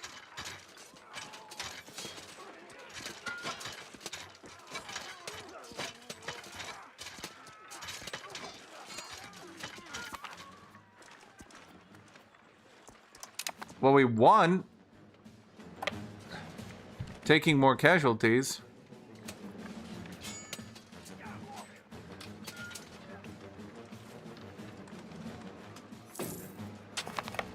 Huh.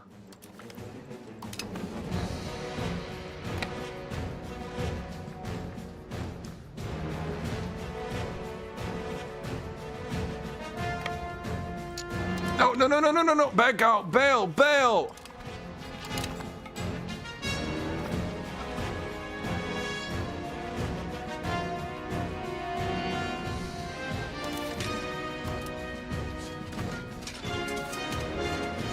Well, wait.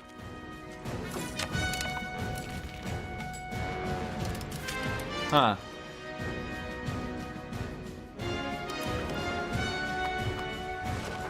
Well, we're getting our ass kicked.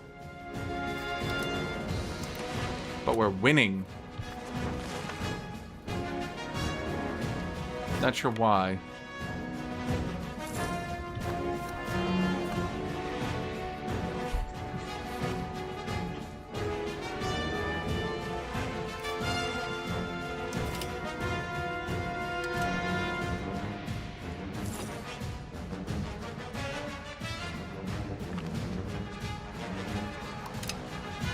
Hmm.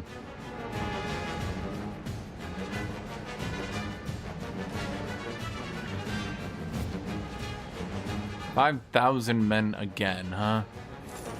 Well, we're not really beating them so much as we're dying slow. Do I really have the resources to just keep slaughtering my populace like this? We're not even going positive on casualties. We're going negative. Which I'm not really sure how.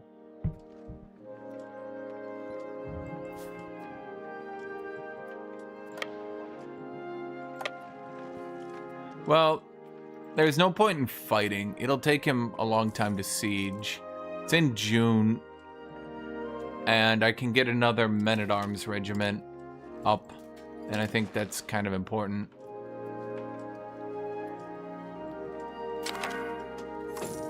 Oh, peace!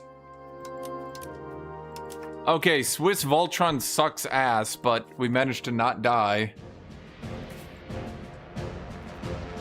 I'm not sure how we got through all our forts. I don't think zone of control actually works right now, which is not great. Not great at all.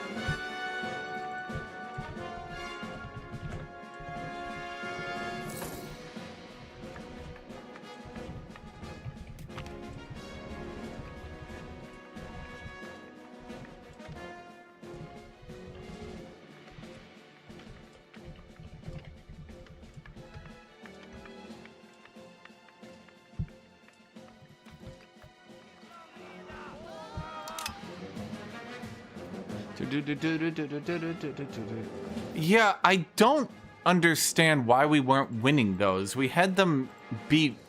They were literally taking a -3 dice roll. And I know I don't have discipline. But my allies had discipline.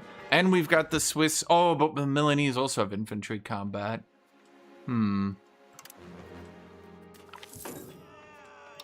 you guys not get every fucking negative event?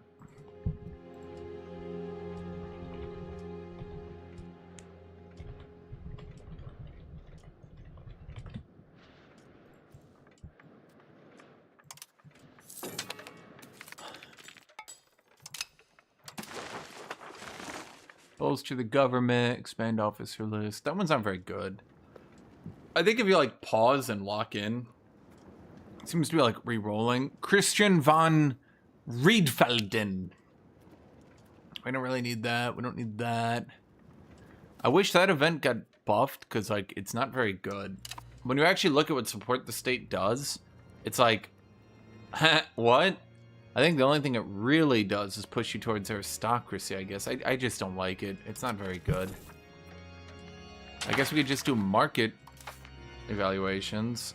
And sometimes you get to push some stuff, but not this time. Not this time. Realistically, secret societies in government. What? Whatever.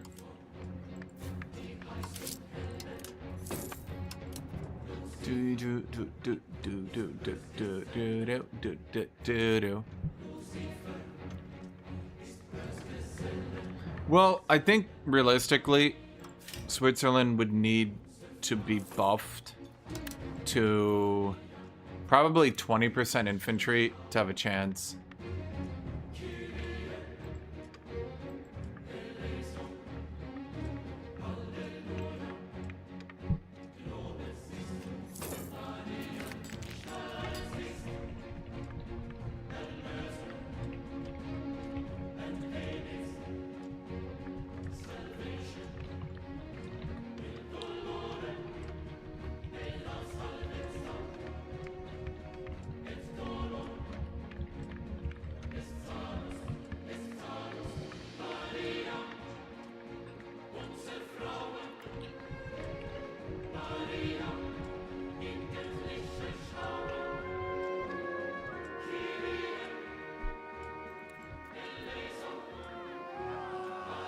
We don't. Oh fuck.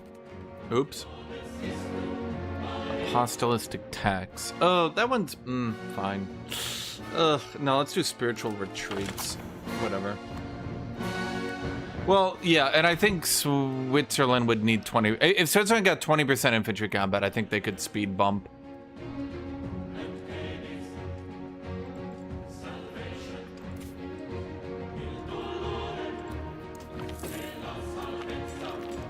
Oh, I got more support anyway.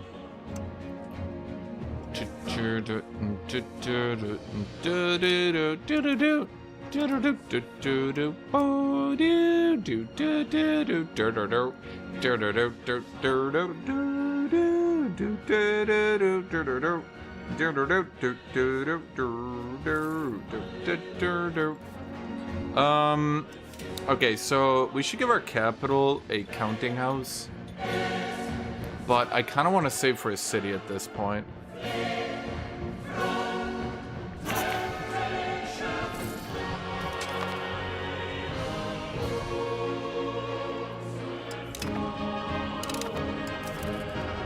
Okay, so we got the cannon. What do you think now, chat? We're obviously not going to build cannons. I'm going to be real. I don't even know why I went for it. I could get that. I could reduce my mercenary hire cost. We're pretty good on technology. Oh, army initiative. Durr. We could get Swiss mercenaries as well. And if we do Swiss mercenaries... Let's just get the higher mercenary cost reduction. Fuck it.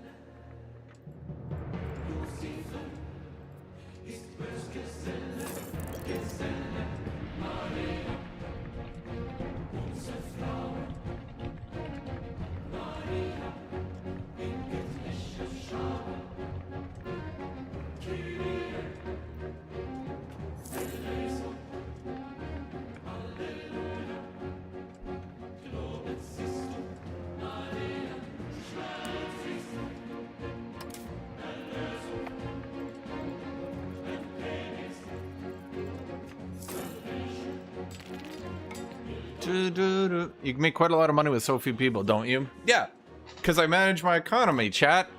The economy! You fools! Fuck it, let's get the counting house. Because I made my own market. And I sit here and I steal a shitload of pops from the AI by having encouraged migration, which until this game, I didn't even think was gonna work. No! Come to me, you fool! Why do you have more migration? 1.5? I'm 2.38! Fuck that province! Bro, what? No. Fuck off, nobility. Maybe mercenaries is a play then instead of levies. Well, we'll see. I do have Swiss mercenaries. The unique advancement. We'll see what happens. Salvation! I think Swiss mercenaries could be changed. Or buffed. If they really want Swiss mercenaries to be good, here's my actual opinion. I think it should be mercenary size maybe plus 50%. Merc maintenance 20, Merc premium 20. Maybe that would be OP though. If you stack too much Merc premium, it kind of gets silly.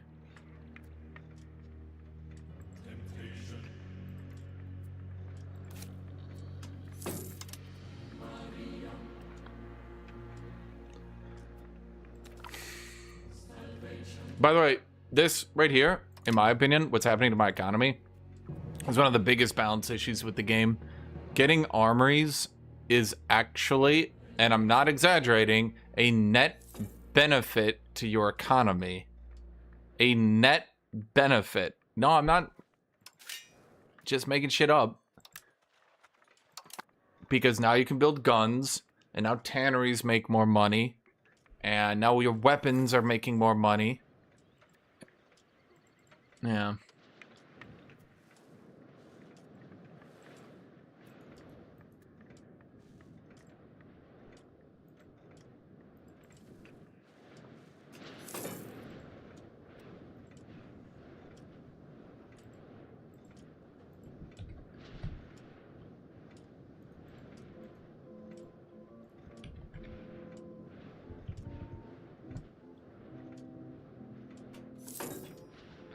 Bum, bum. You know what? Let's go watch Tornado.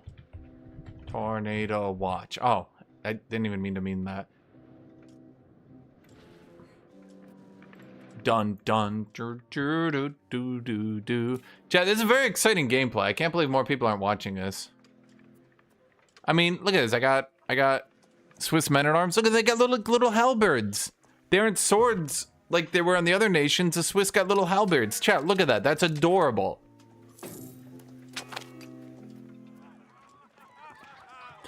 Yep, there we go. An 80, 86. That's what republics. That's the second thing they're good at doing, is you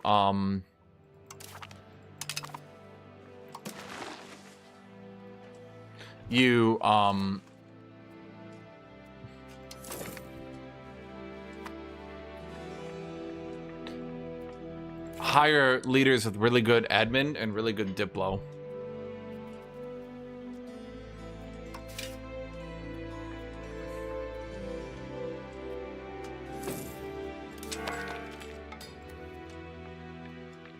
Hello, rat fire. Why are you a rat? Okay, so how much is a city right now? Shit, it's going up. Ah, the price of masonry.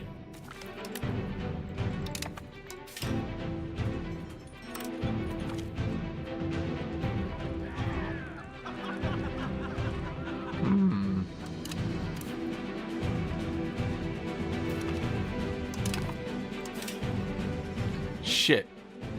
Every mason we can is already there. Damn. So... what are we using all this damn masonry on?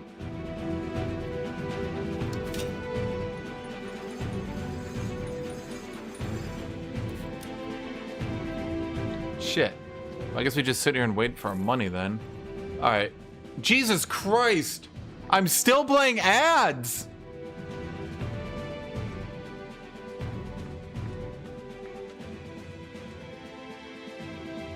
No way! I literally tabbed... okay. Views for Serbia? No. Aren't the AI around me in the market eating the same stuff? Yeah, basically. Has the AI built roads to me? Yes. I'm kind of relying on the AI to do it for me.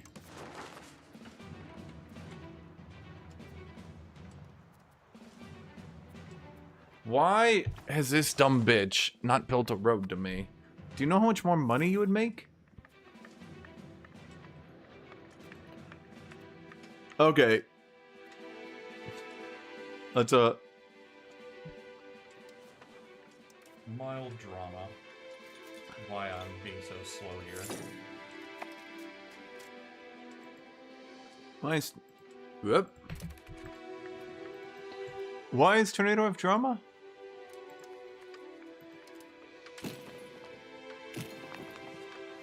I'm looking at his stream. I want to see if he's doing any good. Let me pause my thing. Oh wait, I was paused. I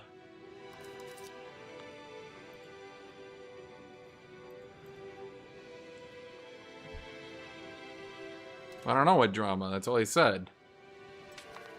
It's good. I like it a lot. About what I expected. I think it's rough around the edges in some areas, but also that's fine. Like, I don't really care how the AI performs. It is an issue, but it's also one I just kind of don't care about because I know that's how the AI is going to be, and I just don't really care about the AI. Like, even EU4's AI, you know, people say, oh, it's good. I know how to brutalize it at this point, so even if the AI here was good, we would be in the same place later, regardless.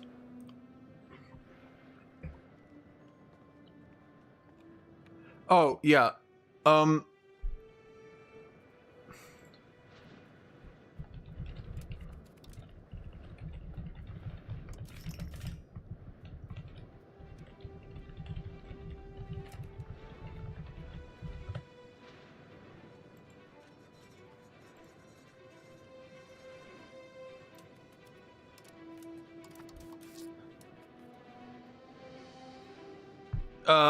Let me show you new fire. Okay, so you just go here and you can either write. Since you're in here, you wanted to do a game this weekend, right? That's kind of what we were doing. People are asking for pick-up games this weekday. Don't know how many would commit. Just been asked.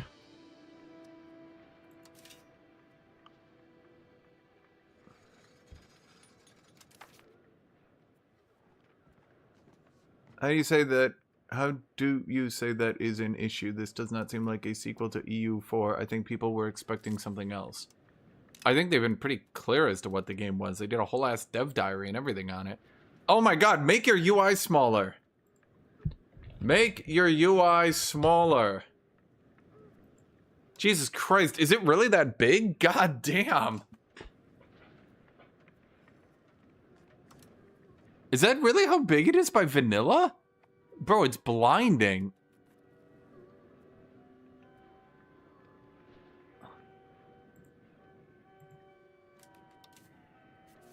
What do you mean make my UI smaller? Yeah, Jesus Christ, can I I'm gonna swear to God. Join voice. How do I gotta miss it. Join voice. I swear to God. It's so fucking big. Yo, what's up? Tornado, make your UI smaller. Tornado, What? make your UI Why? smaller. It's like taking 2/3 of the screen. I mean, how small would you make it? I put it 1 tick smaller, and because it cuts off from the left and right, interface. Because it cuts off from the left and right, even making it 1 tick smaller, dramatic. Oh, you had 200%. It's just a matter of my screen size. Oh, It's just what it auto goes to. okay. I mean, I just looked at you building your estates, and I was like, holy fuck, there's no screen left. Do you like this starting situation in the 100 Years' War? I highly suspect This that... looks so fucking haunted, dude. So, the issue is, if France gathers all their vassals, I think they can put up a fight, but Okay, here's the problem. France's vassals hate them. Look at this. Did they actually fix that? They were fully loyal when I last played. That's why I was joking that it's just going to be France versus the entire game. They literally rose 120,000 men, and I was like, it doesn't matter how much England has, because, like, what the fuck?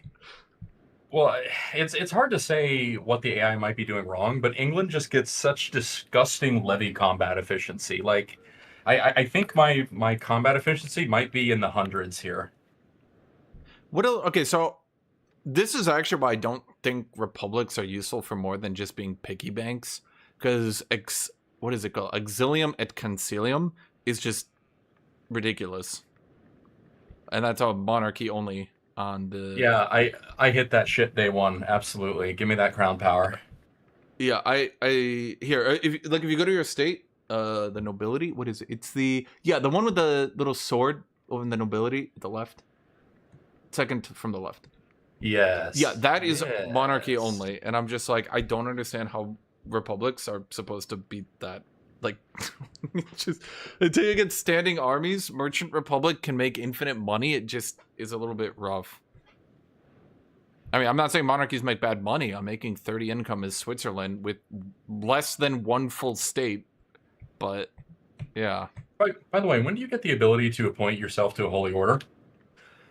Okay, so The Hungary shit. that should actually just. Oh! Hungary gets an event to create the Order of the Dragon in a little bit. Yeah, I figured. I just want to do it to give Edward III max mill power. Okay, do you know the really broken one? Click No. the little piece thing, the dove at the top. The you can do board diplomacy. Just click that. Okay, and then go to friendly actions and send a Prussian crusade. So that sends a character away for 5 years with like a 1% chance to die. And at the end of 5 years, they get a permanent 10 admin, 10 diplo, 30 mil bonus. But you also get 10 military tradition. And you can use that as many times as you have a diplomat. So you're saying I should just send my heir there? You should send maybe. I mean, you got like a 1% chance of death, maybe 5%. I don't know, but it kind of yeah. At the very least, you get your army tradition to 100 very easily, and it That's based. it kind of yeah. I'm kind of. There's some things you can do right now that kind of flew under the radar. Interesting. Okay. Any other tips? That's about it. I mean, I'm assuming just build paper, then or you build books, then paper, then the shit to supply that, then masonry, then the shit to supply masonry, then you're gonna need wool. I mean, it all kind of flows together. Some people, I don't know, it's fun, but some people just can't mentally grasp supply for building. What do you call it? Production chains. There we go. Yeah, so at the end of 5 years, you're gonna get a pop-up. It's like, he's back! Or he might die. That'd be really funny if your first dude died. It's just some random dude. I just want to see how it works. Yeah, and then 5 years, he'll get permanently buffed. I did that, and I also meticulously micromanaged on Austria to marry every single noble. And at a certain point, I think I had over 100 characters, and because Austria gets so many free diplomats, I was just sending them to the Baltic Crusade, like, every month.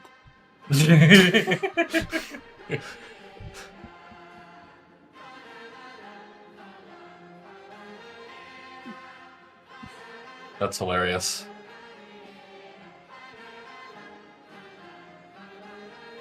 Okay, lack of food. That's not good. Yeah. I've actually never seen this as a problem before. So,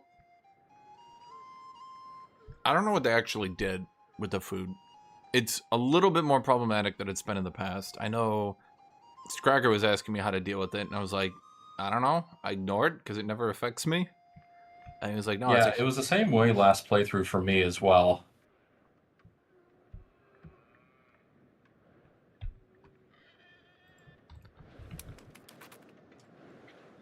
How much gold do I have? 800? Okay. Probably just want to maybe redistribute the armies a little bit. Might be overstacked. Yeah, if you... Okay, there is actually an anti-doom stacking mechanic in the game, by the way. For each unit you're above the front, so 30 units, you move a bit slower. Now, it ignores the actual size. It just is frontage.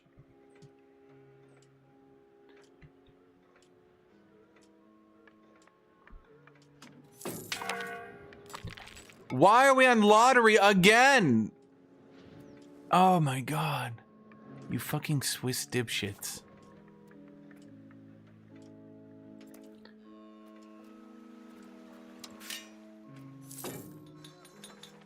And we're out of masonry? Yep. Well, while we're saving up money, we'll just continue to build at any rate. But you see how my money keeps going up? Now imagine I'm a big country and I keep doing that, keep building armories. Supply I'm the just army, wondering armories, what's going on with the supplies, because it's kind of bad. I don't know. Yeah, that's fair. I literally have had no issues with supplies. I suspect they made like a day one change to it. Because it was kind of just totally ignorable, and some people were saying, well, why is it even in the game?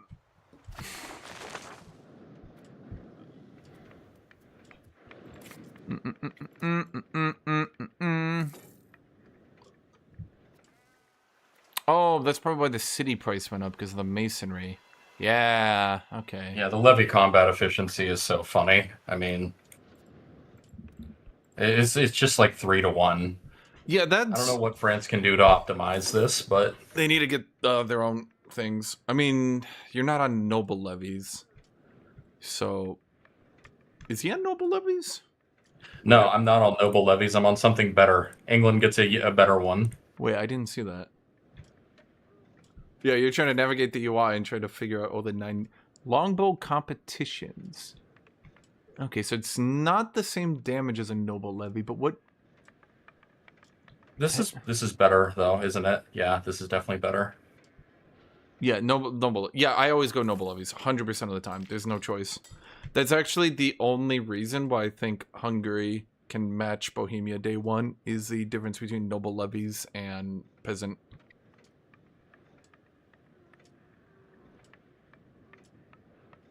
And looking a bit rough. Is there something... There's something fucked with the zone of control here, actually. I didn't see this. Yeah, I'm gonna tell you the secret. I think they broke zone of control on day one as well. Yeah. I mean, that's fair. It sounds bad because they broke so many things on the day one patch, but yeah, I think that was one of them. Not to... They're getting a bit jumped right now, so to speak, the devs.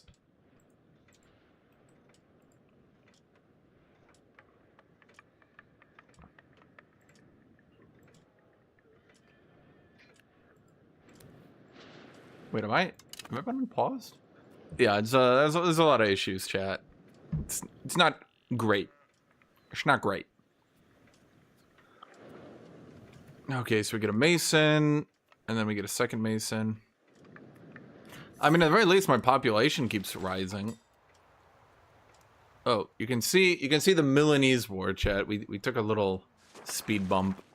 Okay. Yeah, so I guess I just...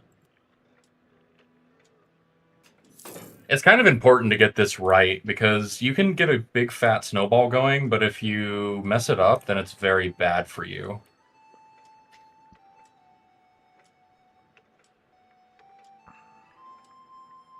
I think the way supply works is you need a chain. But I'm not sure what the heck zone of control is doing, because it doesn't seem to be working. But basically, you start with land, and I think that's where you get your supply. I don't know if they have any granaries in there. There's some fuckiness that happens. It's just, I've never had to learn it, because it was never an issue. Yeah, I wanted to siege that, but I just think... I wanted to siege this, but I need to siege these two instead, because this is cutting this off. But somehow you can siege this... You can, like, go into it, but you can't leave. It doesn't really make sense, but...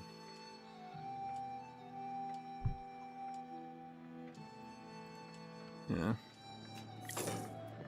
There's probably an explanation. I just don't know what it is. Jesus Christ, masonry just keeps going up in price.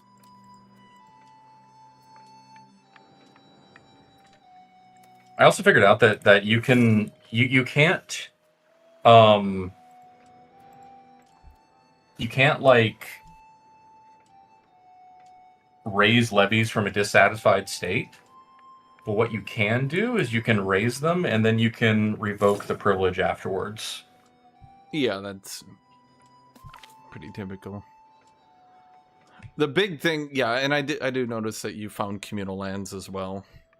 That's the first one I pretty much yoink off.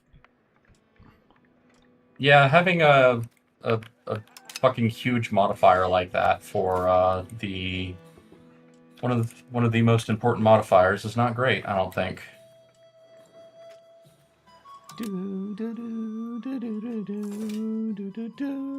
Wait, didn't I have a bunch Navy of is masonry? way faster than Army, I'm noticing.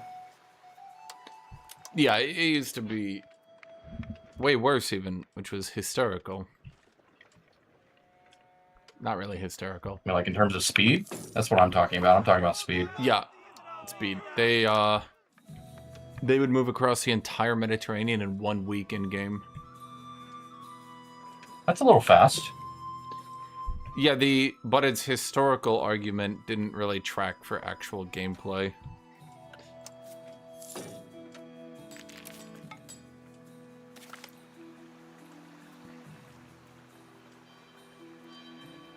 Can I... So I'm just send my son to the Teutonic Crusades later, I guess. Yeah. And if he dies, then, you know, whatever. I'll have more. Well, what do you mean disable a fortress? Do you mean, like... Also, it's really bugging me that it doesn't auto balance your armies for you. That's pretty stupid.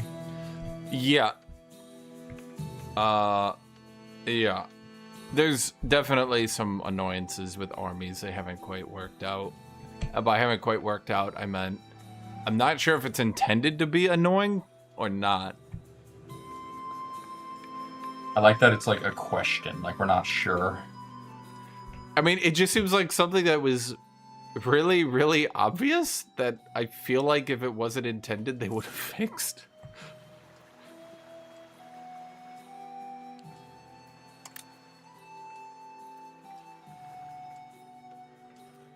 Okay, we are getting more So masonry. you would think. Oh shit, that's a fucking big. There we French go. army. Okay, let's actually wait then. Because I can get the price of masonry down, and then that saves us like literally hundreds of gold when we click the button. So at negative 8.89%. Negative 18%. Yeah, it's literally hundreds of gold, because it was 1,800 earlier. So if we wait for the price of masonry to go down... Also, is there a bug where your music just kind of stops after a little bit? Yeah, they somehow broke that. It is a small indie company.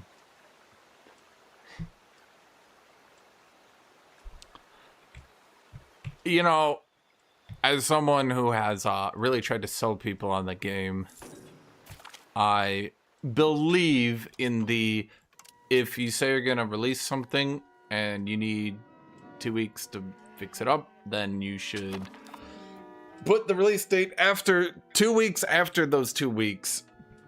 Because last minute fixes tend to break stuff, because whenever you fix something, you break something, and if you can get through that process, then it's better. But if you're in the middle of that process, not so good. It's yeah. Encouraging By the capital. way, it's like a tiny ass icon here. It says not able to get food, but it isn't telling me why. Can you hover it? Oh, hold on. Let's perform Navy logistics really fast. Maybe that'll help. So this is what I got right here.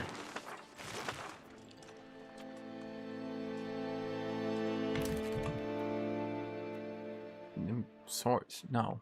What? Settings. Okay, yeah, so I'm reading it, like, put you in, like, 240p for some reason. I'm not really sure. Because that's your food. Now, there should be something... If you hover, this UI can give you all the information you need. You just have to figure out how. If you, like, hover something, it traces your supply line back. I just don't know what it is. Maybe we need to occupy this right here, perhaps. Or maybe Yeah. it's because this is occupied. Well, there should be granaries or something. I don't know, chat. I think it's also the size of the armies. Like, you want to keep them close together so you don't get bum rushed, but also a little spread out. Also, yes. I'm getting Bern into a city here, chat. Look at Bern. Feel the burn, chat. Oh, see, wait, hold on. So, Oh, did you find it? yeah, it was because this was occupied. My supply line got cut. That was the issue.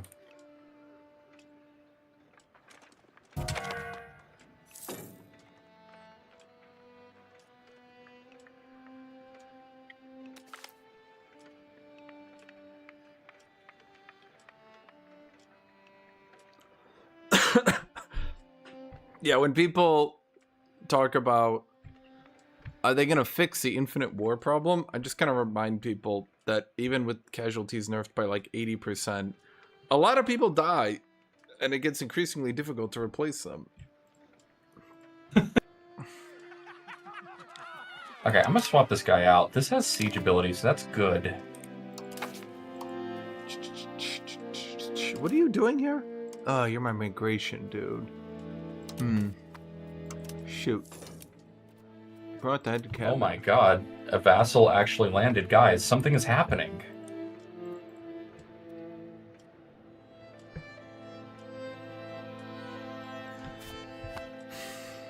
Chat, what do you mean disable a fortress? What does that even mean? Wait, what's happening? Is that France? Sorry, guys, that's not happening. No. To be clear, I really like the game, but yeah. Yeah, I think that's basically how I think it. I expected it to go 80% reviews, go up to 85 after that. It's 70. I suspect it'll go to 75. Probably won't go above that. They would probably have been at 80 if they hadn't released with a bug that anyone, well, a lot of video cards didn't work. Really? That's... Yeah. So I imagine they took a good hit there. But they should be fine. The argument I keep using is when you look at how much time in a day your average gamer has. Like, when your average gamer has been like, I set aside my entire day for this. 5 hours. They're not gonna reach the points of the game that people keep saying ruin the game. They're just not gonna reach that. Like, they're not gonna get to... I mean, my argument was that I just barely care about what the AI is up to. Also, I'm about to just meme Normandy here. I think they just get trapped on this island because they want to occupy it so badly. Yeah, that can happen. Plutocracy, no. Oh, okay. Expand officer list, no. Bolster the government, we already did that. Did we? Yeah, we did. We don't need things never change. Trade maintenance, rush of merchants, record trade capacity. Okay, so that... Apparently, like, Normandy is France's one loyal vassal. The rest are just a bunch of assholes. I'm wondering what they changed to have that happen. What did they change? There's definitely some sliders and variables here that can come into play. How do you make a vassal? Okay, so let me pause this. Go to diplomacy, relations, create subjects. My legitimacy has increased, which means it's time to throw more privileges on everybody.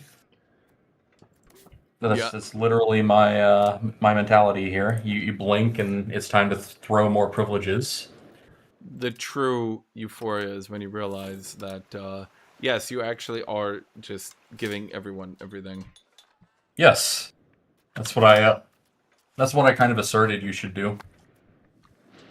The only thing stopping you is legitimacy. I don't know why the AI is suiciding like this, by the way. It's kind of freaky, kind of weird. It seems... Okay, on best guess, the way they coded the AI, and I've seen this a lot, is it moves all its troops into one territory to, like, group, but it doesn't notice that some armies are going to get there decidedly earlier. How bad is being over cultural capacity? You can be over it by a little bit. Yeah, so this is a bad battle. Like, it won't really be a big deal. This is a negative roll for them, so... it's going to be an even worse trade than usual. And France just keeps doing this, and eventually I've noticed that they just kind of run out of juice. Yeah. And when that happens, they're cooked.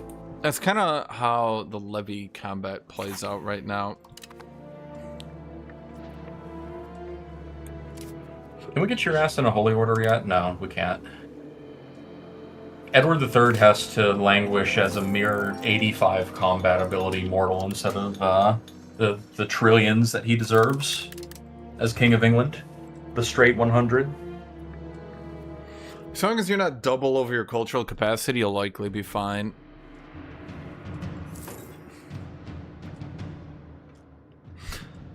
Okay, well, I'm gonna go. Because I'm sitting there doing nothing in Switzerland. Thanks for the help. Later.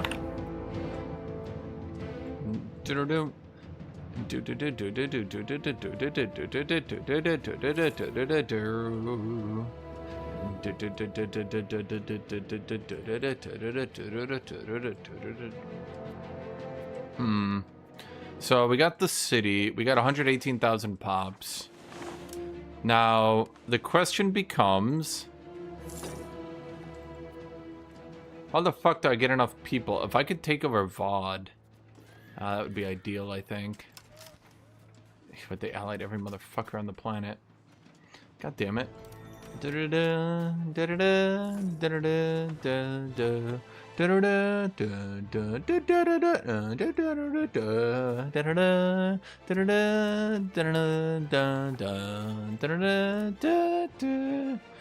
When do I make a vassal? Integrating vassals integrates people without using your cabinet, and your cabinet's pretty strong, so you generally want to do that as much as you can.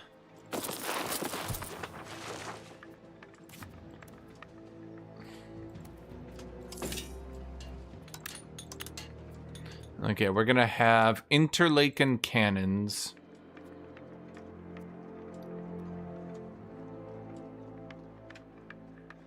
Okay, now it's a city, so now it is building 2 buildings at a time.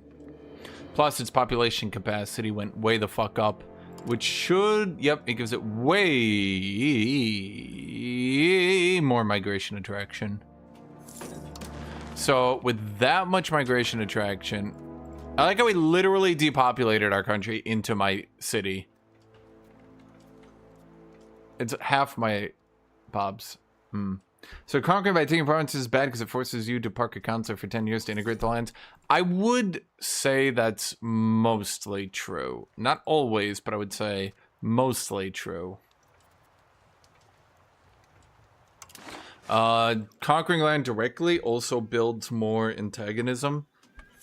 Now, the problem is you need core land to build up, because if you don't have core land, then you will immediately have all your vassals go to soil. So it really depends country to country what you can get away with and what you can't.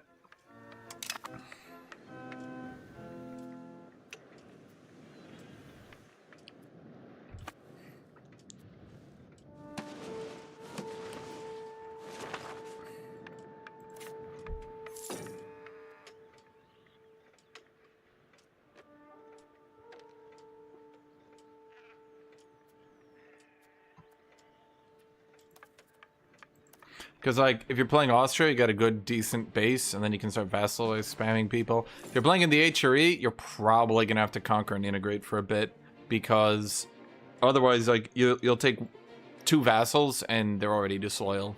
But, you know, having 1 decent vassal is not a bad deal.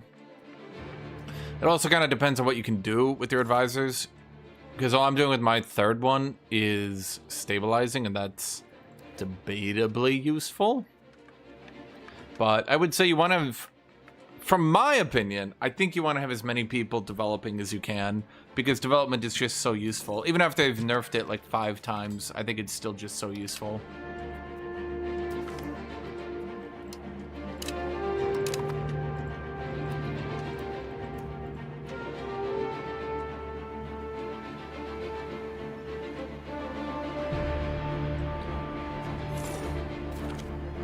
So what you can do is have half vassals, half fiefdoms. Fiefdoms count to their own, like,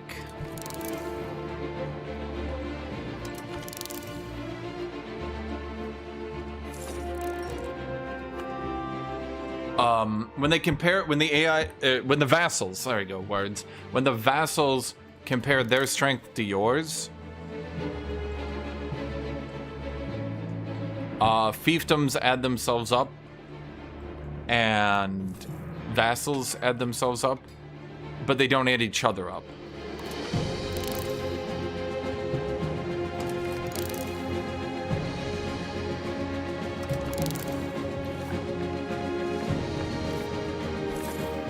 So yeah, you can go have vassals, have fiefdoms, and it actually allows you to get more. Now, from a game mechanics perspective, not a I'm gonna try to cheese out as many vassals as I can perspective, fiefdoms use your ruler, vassals do not use your ruler, but vassals give a bit of prestige.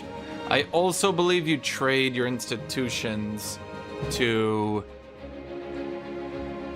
I believe you trade your institutions to vassals, or sorry, to What are those things called? To fiefdoms quicker.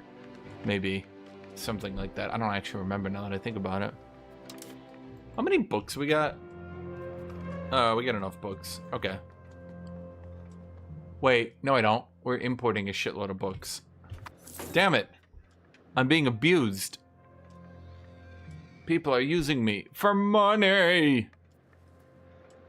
Huh. It's a bot in Discord again. Jesus Christ. Oh, it's fucking Lonely Swordsman, you goddamn moron.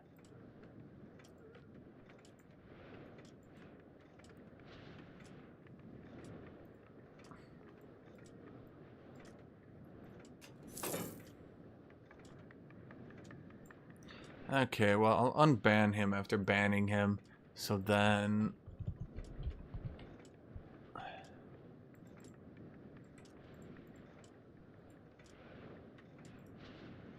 Okay. Dude, how do people keep getting caught by this shit? Just don't click links. If someone is linking you Trump giving out free money, why do some people go, holy shit, really?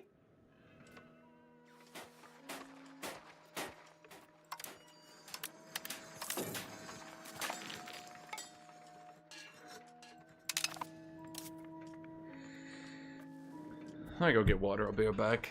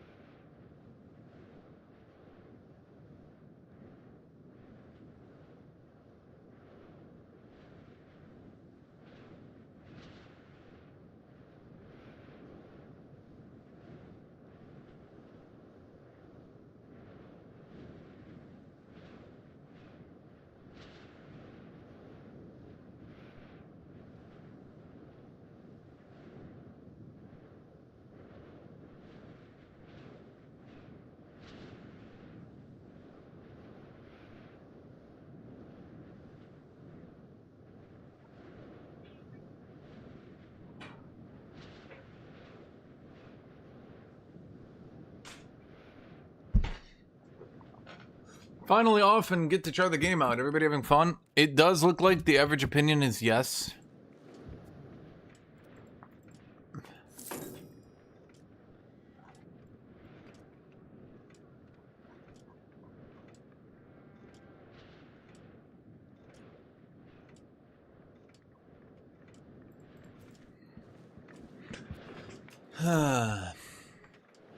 Okay.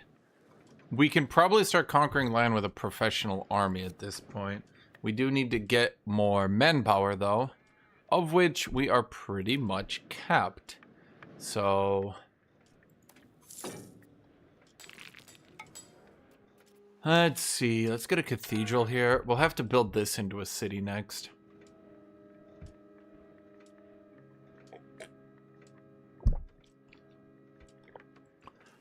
For the meantime... well, I don't think we're beating Austria, but we could, at the very least, I could beat Vaud and their allies. I had the fucking Dauphine? Oh my god. Oh, they raised 5,000 men! Are you shitting me? Okay, I'm not sure I can beat that. Let's see.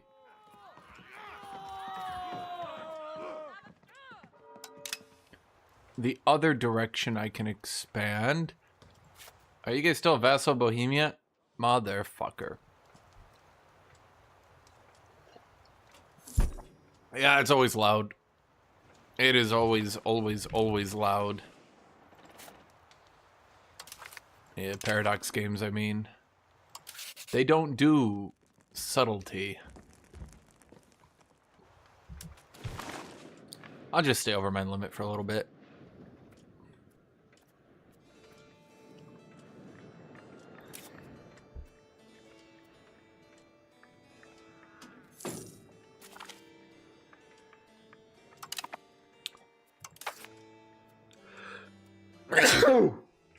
Okay. We got the mercenary hire premium. 3,000 gold. What is that? Tunis?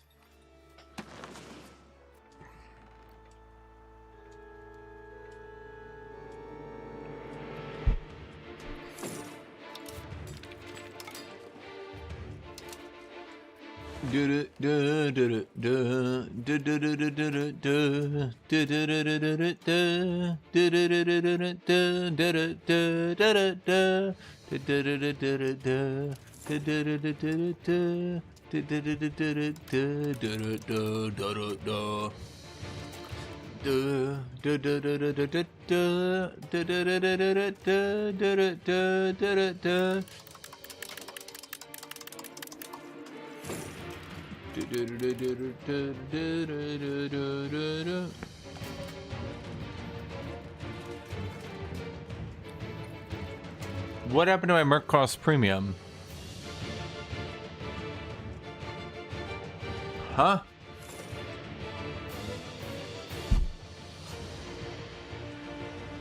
I think CK3 has always been good for soundtracks. Yeah, I like the soundtrack of this game too. Stellaris has always, well, I think Stellaris' soundtrack started okay, but then got really good over time. I think it was around when they did the robots. That's when it kind of took off.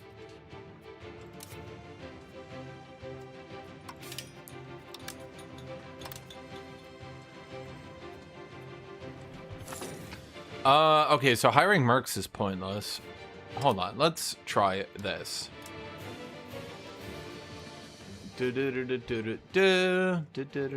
Okay, hire mercenary premium cost.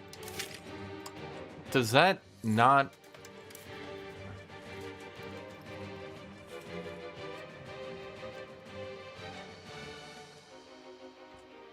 Character ability premium. Wait, does that not reduce the cost of hiring the whole mercenary? Oh, that's pretty pointless then, huh?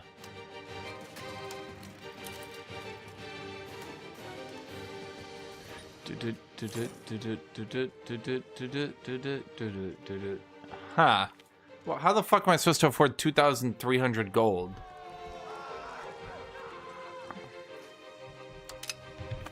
That seems... Yeah, moped's loud, yeah.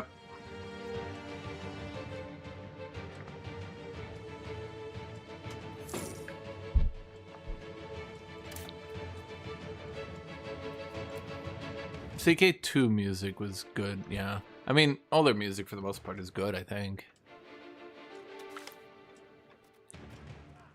I'm trying to think. I think the only one that was questionable... Let me think. Did they ever have games with bad music? Not really. Every Paradox game, like, I don't know why, but they make the music like 3 times louder than it should be. Even if it was only twice as loud. Like, who the hell would ever play with that game at full sound? Like, what the shit?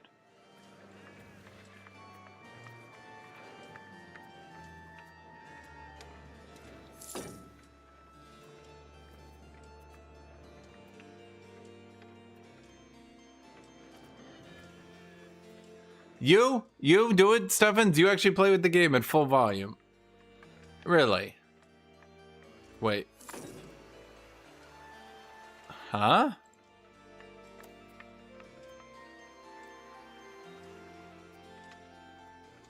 What? Wait. Why is this thing's proximity all fucked up now? Has it always been like this?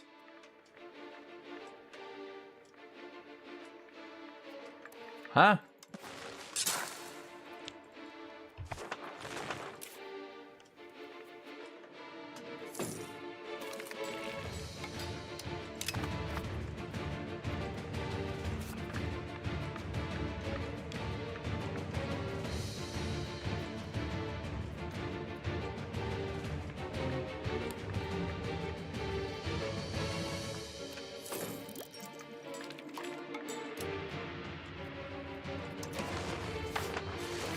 Okay, let's see if we can get some migration to Interlaken.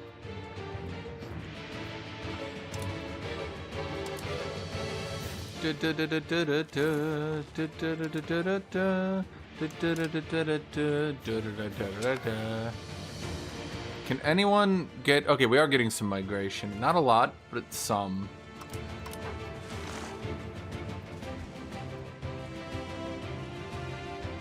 You didn't like the Imperator Rome music? Because I actually did like it. That is. I thought it was actually good.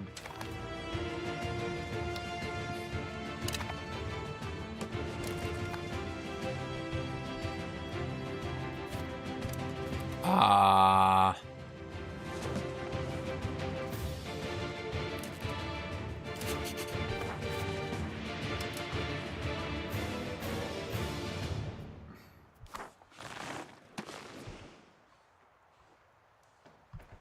Wasn't he part of the Swiss Confederation? This is awkward. Tyrell just caused a civil war in the Swiss. Are you shitting me? This is okay, it's a Swiss civil war. That's not good.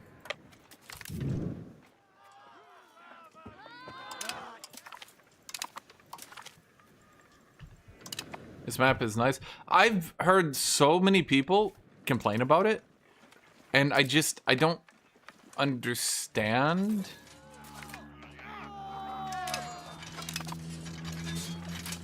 How so many people have so many issues with it.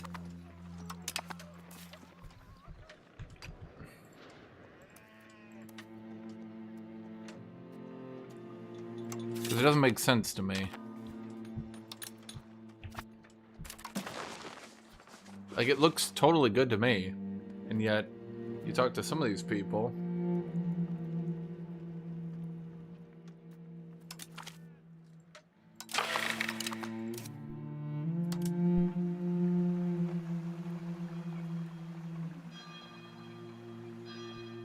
Didn't I pass farming estates already? That's weird. You just got negative 100 stability worth of events? Who are you playing? Who are you playing?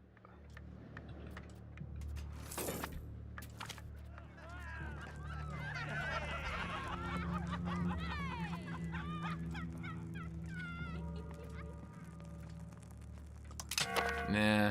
Fuck. We got a piece of shit as a leader.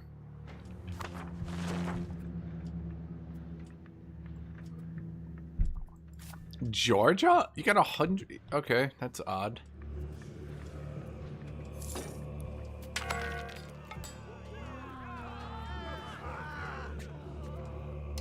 I really don't want to go kill other Swiss right now. Like, it's not to my benefit to be doing that. If he wants to fight, that's fine, but I think I just sit here and wait.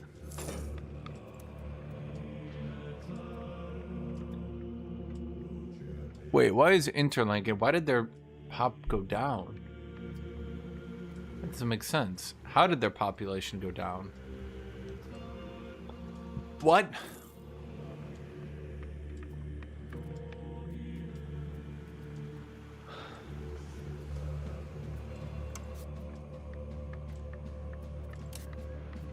That's weird.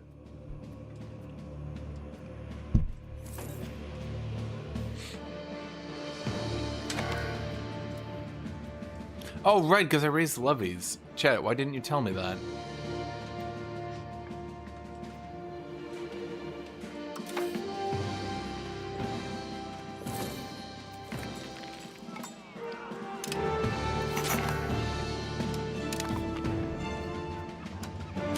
Oh, Bern got free development.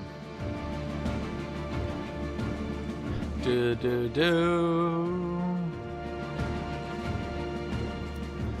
do do do do do do do do do do do. Wait, that's right. I forgot I have the goddamn burger land rights on. Well, I don't think there's any way we're removing it. No fire. Stop confusing people. Also, this fucking Tyrol shit fuck is killing the goddamn Swiss alliance. The Swalians. Swalians.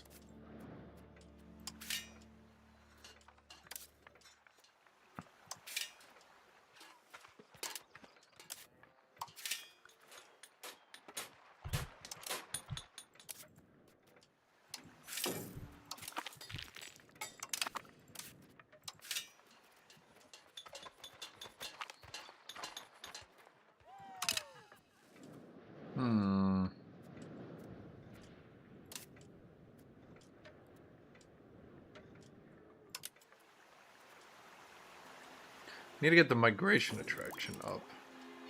Surplus of work would help. That's why I'm building so many buildings.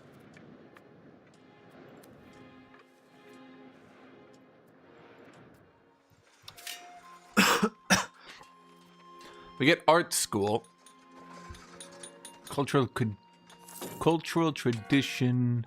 Local cultural influence. I mean, that's good. Do do do do do do.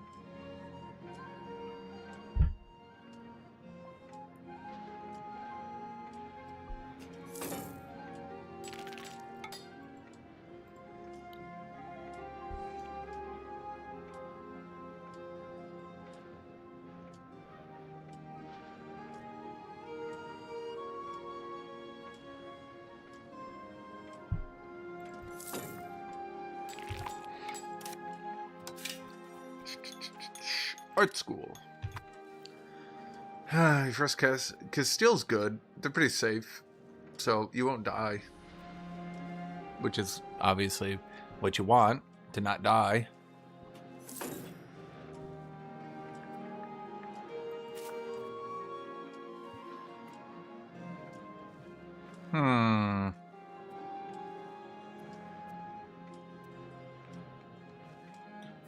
Can we get out of this stupid war? I don't want to assist. I'm not going to assist.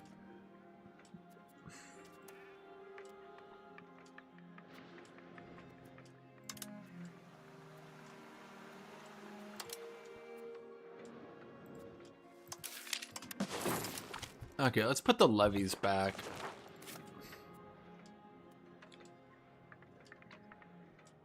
Man, we need so many more people here. Oh, I see the problem. No one's gonna migrate because we're at war. God damn it. Well, we got some migration there. God damn it, Tyrol. You're fucking up the Swalians. I just always love playing on the Spanish Peninsula and Crusader Kings in EU. It's such a cool region. I think Denmark or maybe Poland would be a second. Denmark's fun, but you have to attack into the HRE. But it's kind of... yeah. They tried to attack the HRE and Bohemia was defending and killed them. So, yep. Bye-bye. As for Poland, I actually find Poland fun. They got buffed a lot. They were fun, but like in a challenging sort of way. But now they're just fun. Which I think people will generally prefer. What the fuck? Wait, how did they even beat me? Fuck. You fucking morons. Why are you even attacking me, you idiots? I didn't do anything to these stupid bitches.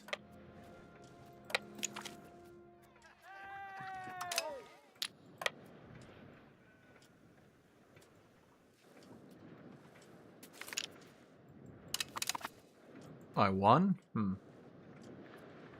Poland? Yeah, no, Poland is good. They're good fun. I approve of Poland.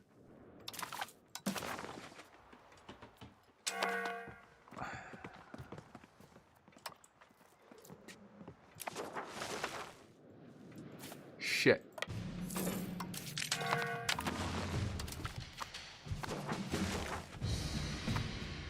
If I got 10 war score, I might actually be able to Or not. Did he give me that province? You are such a stupid piece of shit.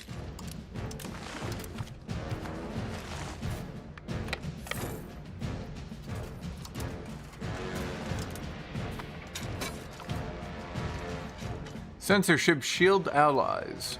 Gain favors from T-roll.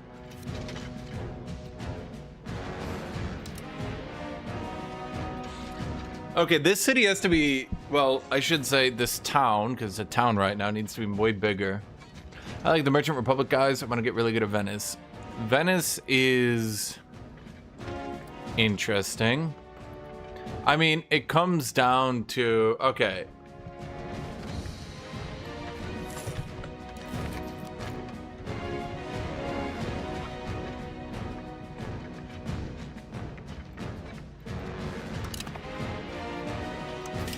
It comes down to if people actually want to play a pickup game or not, I think. If it's just like me and Scragger, that wouldn't be very fun.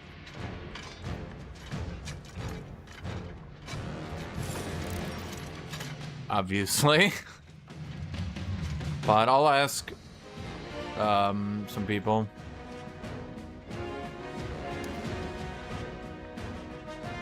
If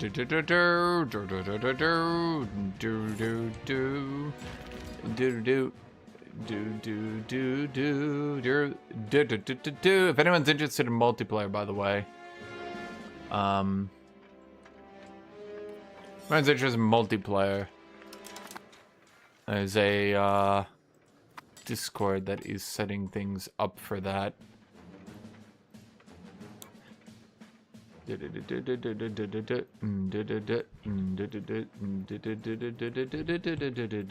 Merchant Republics, from what I've seen, Hansa, Switzerland, Genoa, Venice. Does multiplayer perform so well? I don't know. Mixed reviews. It is worth annexing vassals if you need to. Let's put it that way.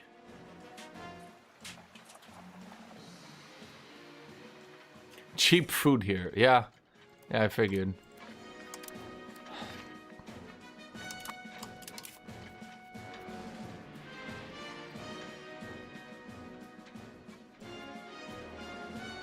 I need to get rid of this shit. Genoa is stronger, I would say. I think.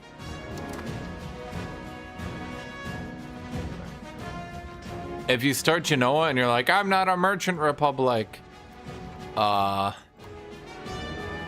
become a merchant republic in like a year or so. Yeah, there's a lot of mechanics that people...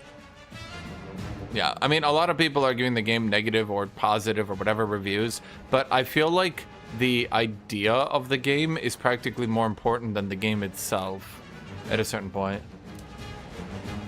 What? I've never seen this form. Holy shit. Genoa is right down here.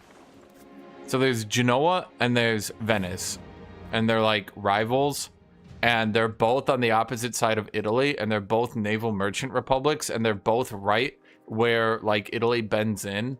Personal opinion, I think the writers kind of got lazy on this one. And they could have tried to make it a bit more creative, you know.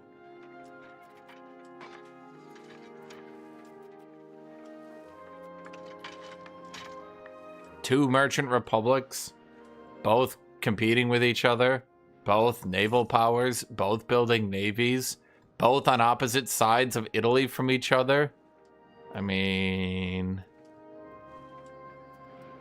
it just seems awful convenient for the writing, is what I'm trying to say.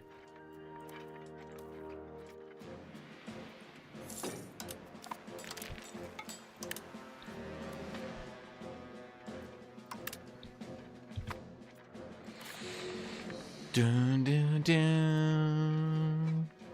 Dun, dun, dun, dun. I'm trying to build up a lot so I can get the migration attraction from having... Huh. Well, I thought we would get migration attraction. Does university give migration attraction? Oh, it does. Huh. How did I miss that?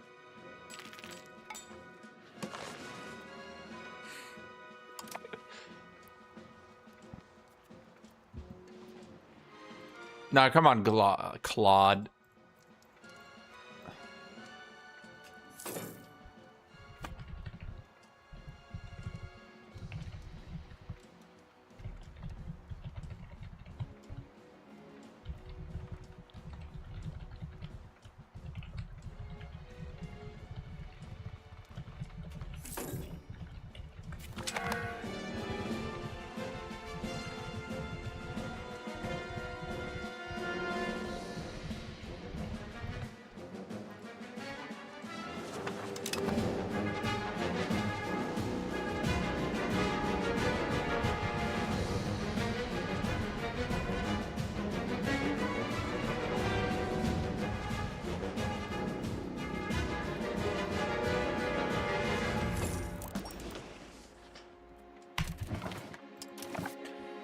Claude, are you telling me that in your writing that the Mongols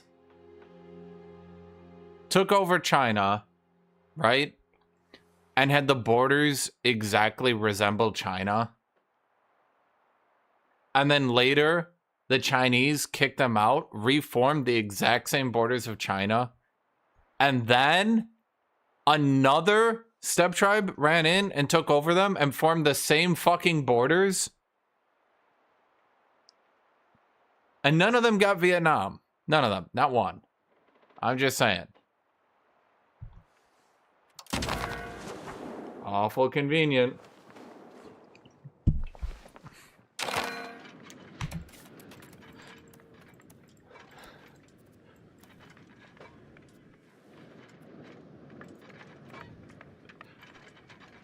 Actually, my favorite part about the Chinese writing is when Oirat, with like 2,000 dudes, was it 2,000? It was some absurdly comically low number, managed to beat 100,000 Chinese because they all drank at a river for some reason, conquered the emperor, then ran around with the emperor for like 10 years.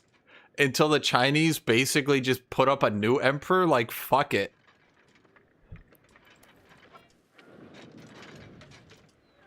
It's like, I got the emperor. I got the emperor. Chinese are just like, okay, fuck, fine, we'll just get a new one.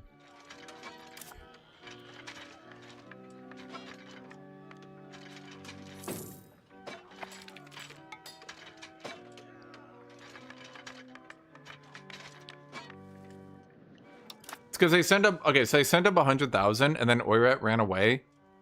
And then they chased him and they ran away. If I'm remembering this right.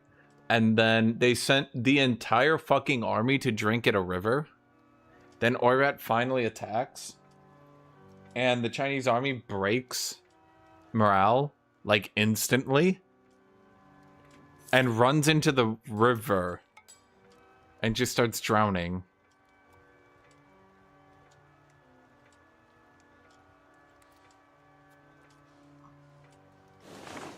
Like, okay.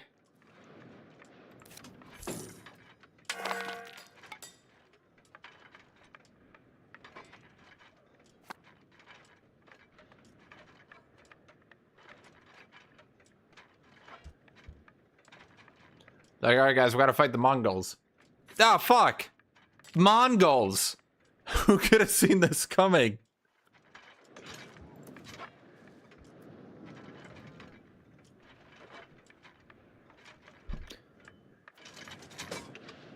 I love Bern. Bern's so cool. I wish Switzerland was real. Okay, we got this city up to 12,000 people.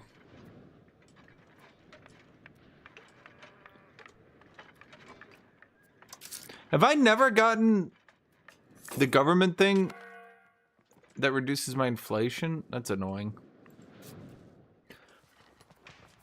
Okay, so you're still allied to the Pope. Pope doesn't pull in any troops.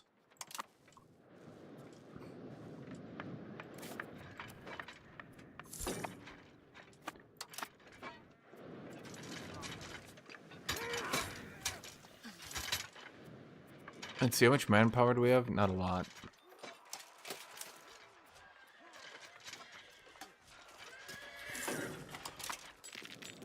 Okay, so next parliament, I think we finally attack Vaud then. How do I form Switzerland? When formed, country rank will be duchy.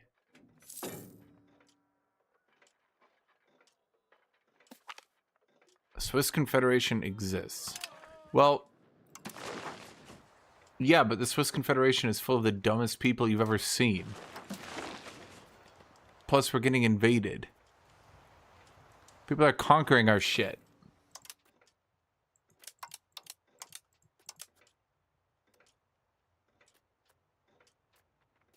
If we could have changed the election or something to favor me, but no, we can't do anything.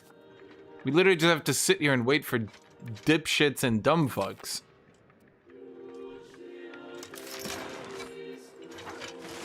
Balance the budget. That's what I was looking for.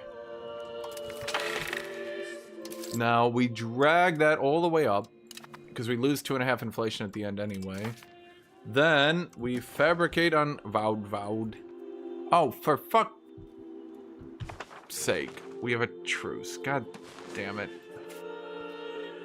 Fuck. Shit. Oh, it's for 5 more years. Well, I guess we won't then. My bad. I guess we sit here for a little bit longer.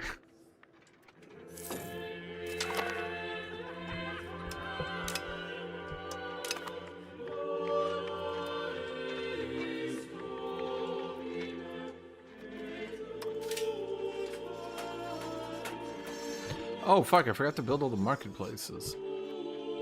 And I guess we could get a warehouse.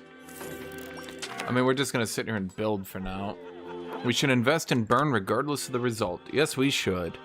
Bern, Bern. Bern, baby, Bern.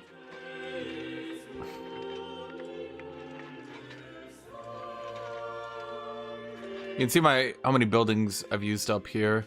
We're like 2/3 of the way done with Bern. That's why I swapped out and I'm trying to get Interlaken to build up as well. But that one's a bit rough because it's pretty far behind. I don't think it's gonna get anywhere.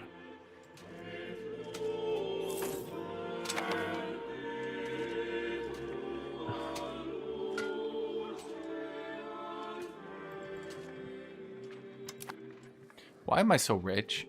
Oh, right, because I'm doing trade. Right, I forgot. I'm a fucking trading people. Why am I not spamming marketplaces? Damn it, chat. Why did no one tell me?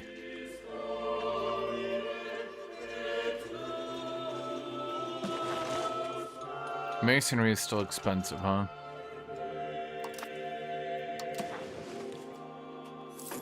Feel the burn.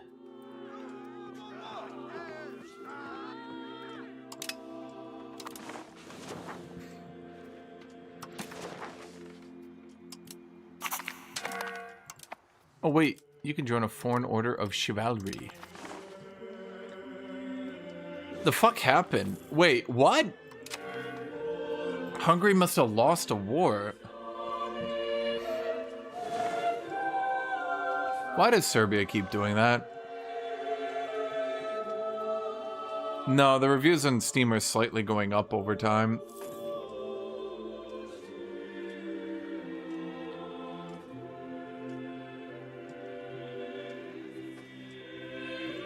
We'll see what happens, chat. We'll see if it continues to go up or not.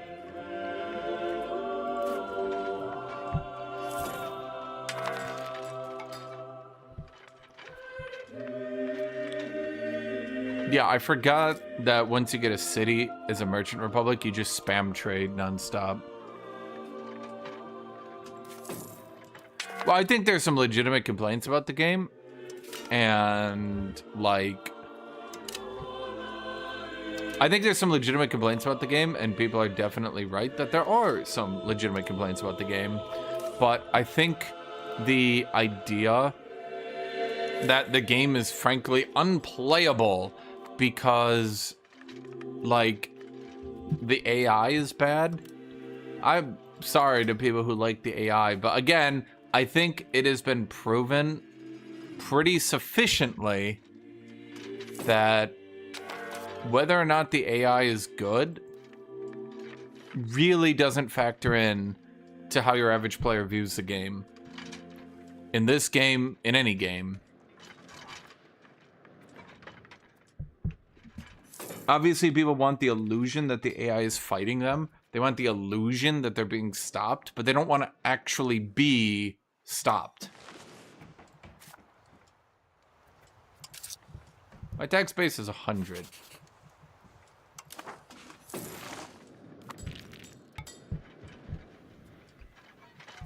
Yeah, like you get Skyrim, Total Warhammer, any of these games. There are people that want challenges, and there are people who want big setbacks and all that, but it's on the developers to... Oops. I forgot I'm not supposed to be holding onto that forever. Oops.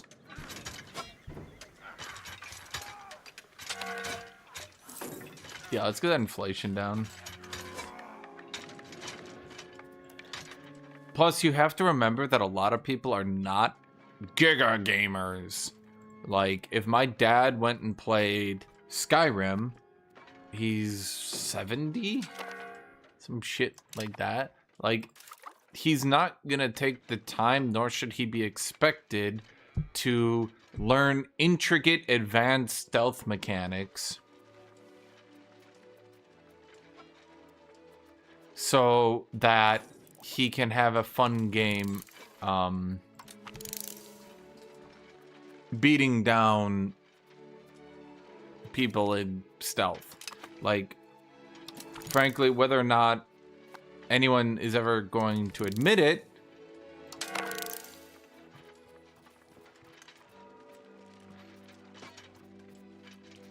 whether or not anybody's going to admit it,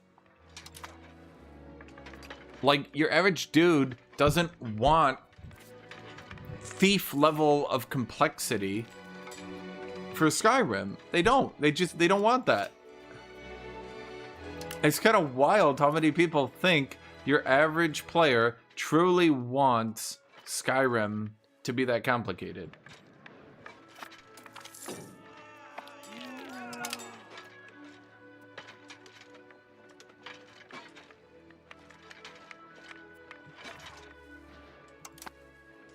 You know what's funny, in my opinion, is that once they finally did improve the AI in Hearts of Iron, so it at least put up a minor challenge, the biggest complaints were not, oh my god, this is such a good thing that I feel too good about myself. People were complaining non-stop that they couldn't easily win the game anymore. Which is wild when you think about it.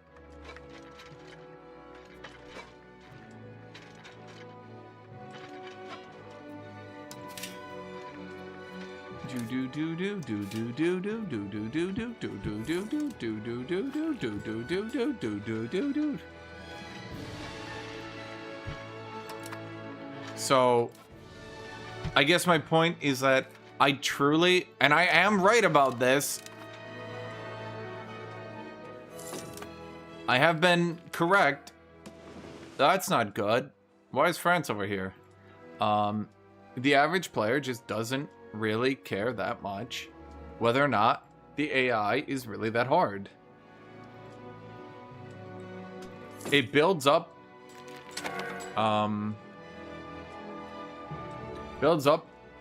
it gets armies, it attacks a player.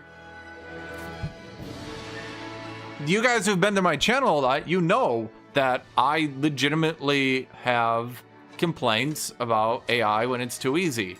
That's like actually something I do not like, when the AI is too easy.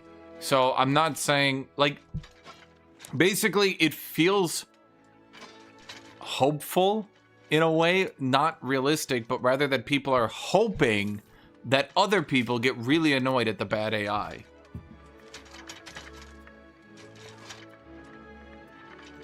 But as has been proven again and again and again and again and again, being optimistic that other people are going to be annoyed at the AI doesn't prove anything. Because other people will not, in fact, be annoyed at the AI.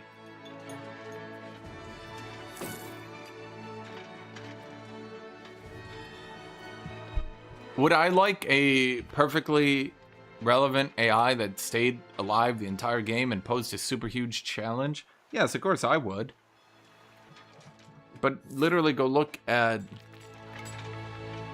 AI feels kind of giga brain dead compared to the EU41, and that one wasn't very smart. Are you serious? Have you played the game?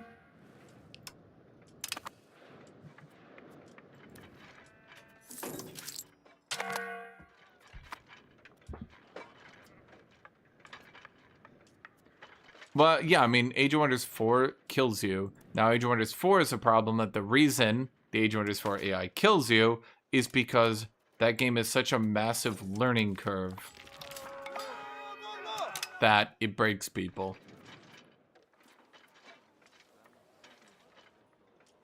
Head of Cabinet. Clergy Head of Cabinet.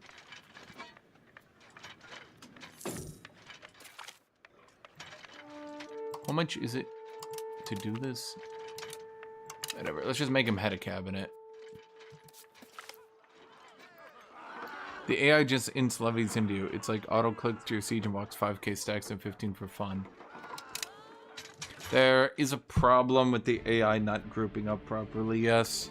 But you'll very much enjoy that when you start playing the smaller or mid-sized nations. And I'm not saying this is a good thing that it is bad. I'm just saying that for new players in particular, when you start fighting the AI and it actually gets decent, and you're gonna be like, oh no. Yeah, I mean, you guys have to remember, Hearts of Iron AI literally full sent into you, attacking non-stop into your defensive walls until it ran out of manpower. And now I've got people telling me that the AI being dumb in this game will kill it.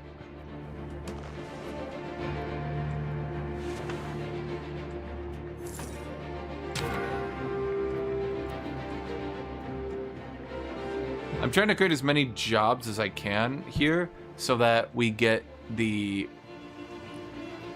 free real estate, but I'm not getting it.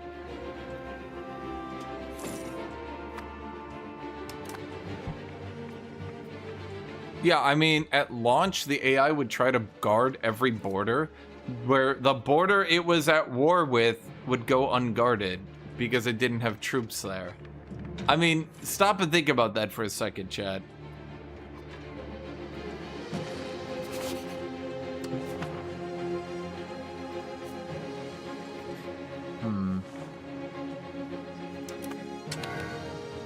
How many pops do you have vowed? 117,000. Well, I did pass him.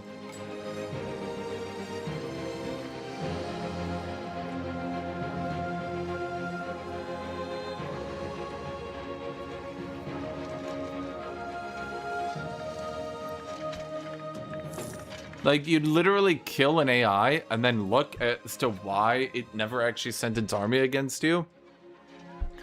Only to realize the reason it never sent its army against you was it was like guarding its Swiss border as the Germans with 40,000 troops. And people would like clap their hands and be like, yay! So, let's just say I doubt very much the accuracy to which people think players will not like the game because of AI problems. Enact a policy for election method. Yes, yes, please. Could we get an actual election method, you dumb bitch? Direct vote.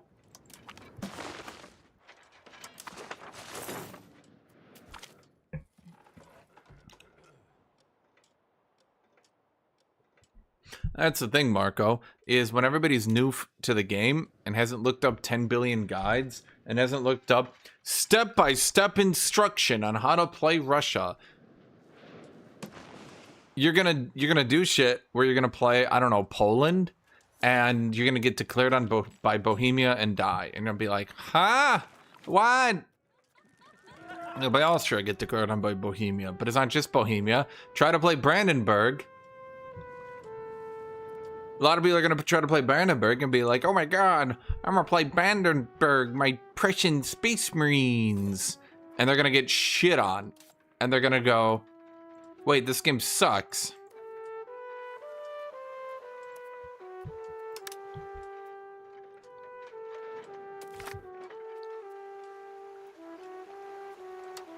$20 stability?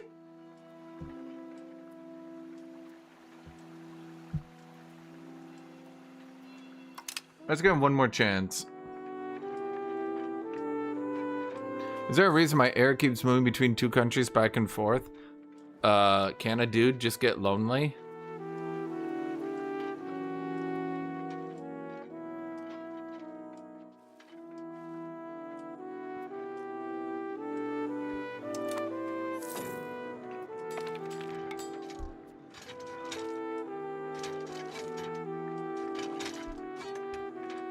Oh yeah, the Bizaboos. There's gonna be so many people struggling when they... I swear they're gonna buff the Ottomans. And if they do, there's gonna be so many Bizaboo players who are just gonna like...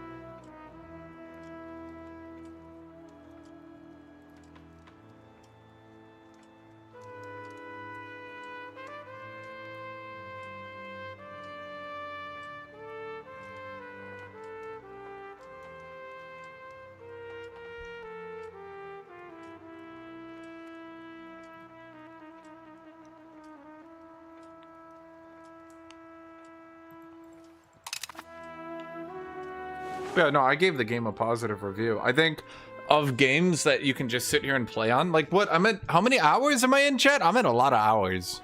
I'm at a lot of hours. And the idea that this is like, I think the problem is a lot of people have hopes that it would be a perfect release, and obviously I would too.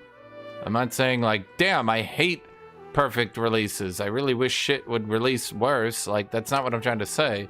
But what I'm trying to say is that when you compared this game to pretty much any other game, yeah. I haven't played in a few updates to Stellaris. I didn't know it was bad. I know they had pops removed. They didn't remove pops. What they did is they changed the entire game to a like total population system. So like instead of having 50 pops on a planet, you have like 50,000 or some number like that. And the problem is that the AI didn't know how to play that for like 3 months, and then they barely got it into a workable state. And it got to the point where even the casual gamers didn't really enjoy it, because even the casual gamers had, like, basically, casual gamers like the AI pretending to fight back. You know what I mean? It's like, imagine a dude with a sword hitting someone. If all they do is sit there and block and just ching, ching, ching, at least it feels like something, right? But the AI in that game would basically just walk up and he'd stab them. And they'd be like, I died, oh well. And that's obviously, like, when you break the illusion that the AI is even trying, that's not really that good. Yeah, that's bad, I might even say. You know, it's having the game crash every half hour or so. Well, I'm not, but, I mean, you can see I'm not, so I'm probably not who you were trying to ask. There is no way there's no way. I have built so much masonry. There's no way that these stupid fucks are still using all my masonry. CK3 AI at launch? The game that IGN game 10 out of 10? That one? The AI that... Do you guys not remember CK3 launch AI? It literally could not keep any nation stable. The entire game would slowly break down into smaller and smaller and smaller countries.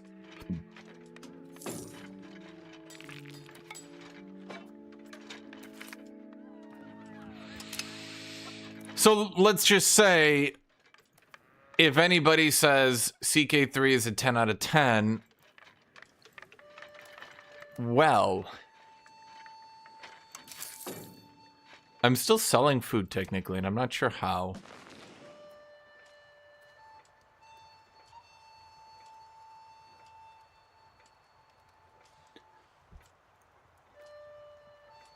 So I feel like there's some sort of mass psychosis event around CK3 because looking back, the game was not a masterpiece on release and still far from it. I'm going to be real with you. I think what happened is a lot of people played the first 100 hours and they went, I can make a religion and I can do this and I can do that. Oh, it's got so much diversity. I can do so much. Well, no, on launch, here's what you could do. You could choose the education. You could do a dynasty tree. You could...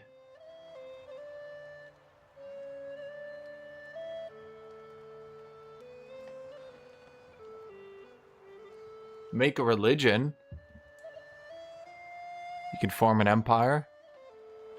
You could click through events. Now let me go back here for a second and criticize it for maybe a little bit. You could go basically one dynasty tree, blood, because all the others sucked ass. Other than maybe the main one. War was also decent. You generated so much renown, you could choose every dynasty tree anyway. You could make your own religion, but most of the tenants suck. Most of the tenants to this day still suck. So whenever you make a religion, you just get disappointed because you're like, I'm gonna make a religion. Wait, all these choices suck. There's a difference between a few choices being overpowered and basically every choice being bad. Incest, yeah, that was a big deal. Once you got over the incest, pure blood. Then you realized you're like, incest, but actually, what else is there to do? Devs are like, I don't know. And you're like, but seriously, is there anything else I can do here? Devs are like, I don't know. You're like, but seriously, was there a game in this? They were like, no, not really. You're just sitting there like, are you serious? They're like, yeah. You're like, are you serious? They're like, yeah. Huh, you would say. Huh.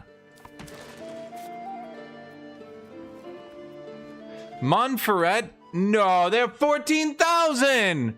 Not again!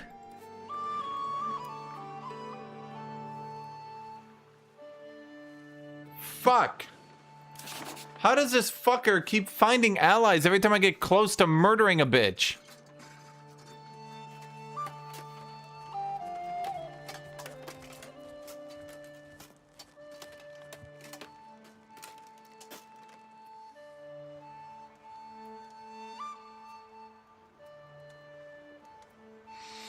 Anyway, you could build buildings, but the gameplay loop is to stack money, wait to stack more money, wait to stack more money, wait to stack more money, and then, yep, that's the end of that. You could choose an education and LARP which tree you went down, but 90% of the time you're just going to go stewardship or learning at launch. Then they nerfed the fuck... No, it was stewardship, learning, diplomacy, and martial were good at launch. Then they nerfed the fuck out of diplomacy, never touched it again, so it's still useless to this day. I don't know what happened with that. Fuck. Okay, so who can I declare war on? Austria is slowly murdering everybody around me, and I'm not a fan. I think I just need to start bopping off the Swiss members and combining them. I don't think... Why does Bohemia defend?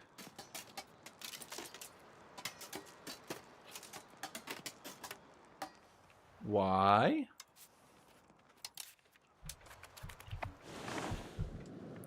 Oh my fucking god. Do they still have the you can't declare war on a free city because the emperor joins?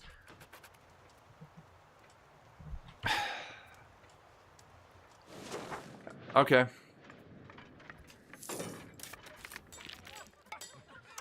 Okay.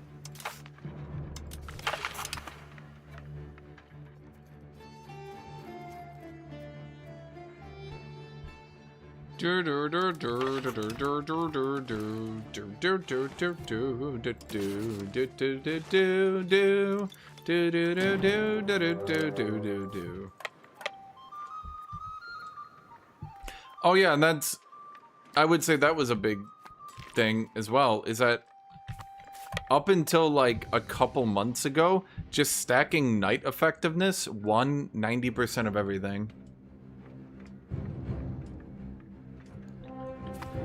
No fire, you're asking me, did you see that thing I sent you? Are you asking me to open Discord and look at your message?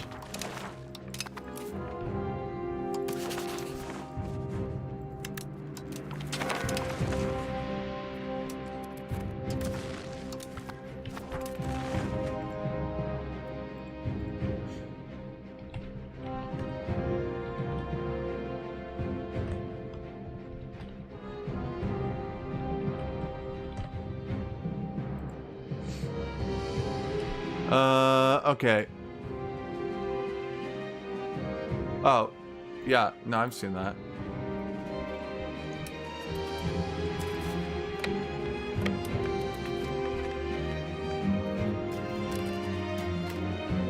Okay, instead of stabilizing the country, I can now integrate.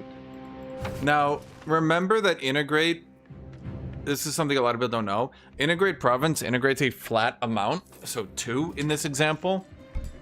And then it distributes that amongst the amount of provinces you're integrating, and then multiplies it based on certain things. Do you get it? Okay.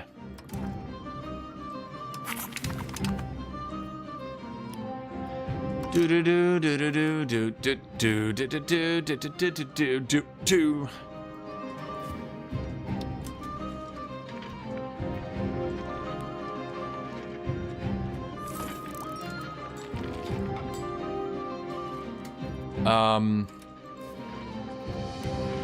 Maybe it hurts some mod scene. I don't know.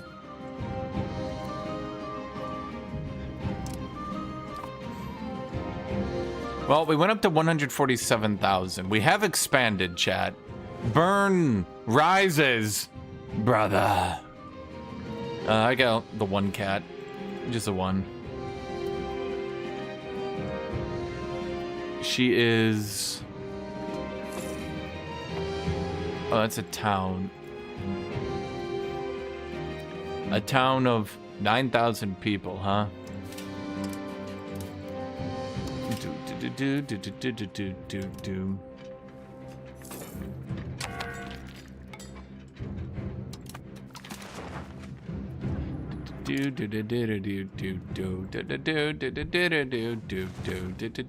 Would you guys stop eating each other within the Swiss Confederation? I mean, I know I just ate people, but I'm also the one punching and doing all the fighting here.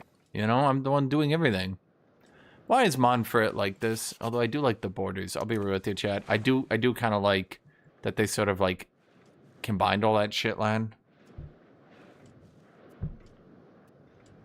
I don't think Kitty ever played with the mouse. No, I think she played with it a few times. That's about it. Any video ideas for this game? I mean, I could do a review. And I could be like, time to put my money where my mouth is. Austria has 1.4 million pops.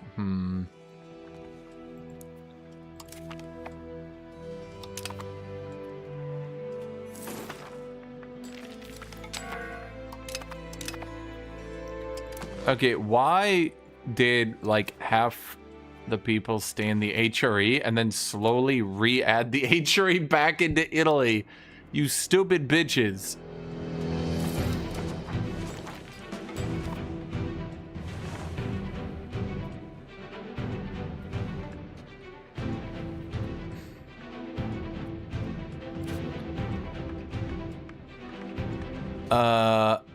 Sarnen appears to be in the lake. Huh. I've literally never noticed that before.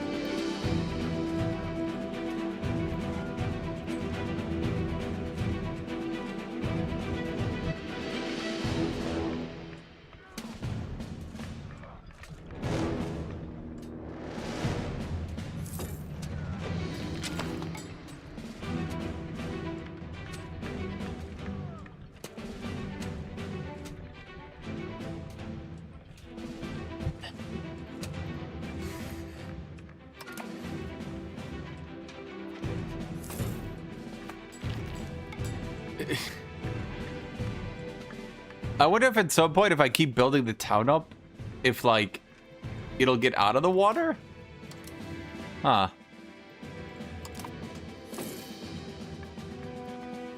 Oh, but yes, you also, if you want to integrate faster, you need to accept the culture that you're integrating. The game very much doesn't want you to do silliness. Gravel road to Volhausen. That's odd.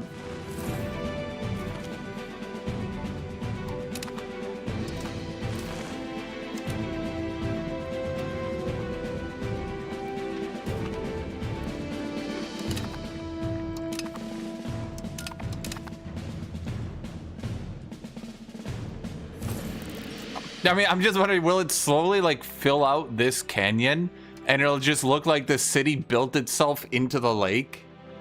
That'd be funny to me. How is the state money calculated? I'm trying to make sense of what the tooltip says, but it's nonsensical. And I had a player bankrupt twice because his loan capacity was 10 times smaller than everyone else's. So, what do you mean estate money? Like how much money they make? Oh, Bern's got like a little bridge.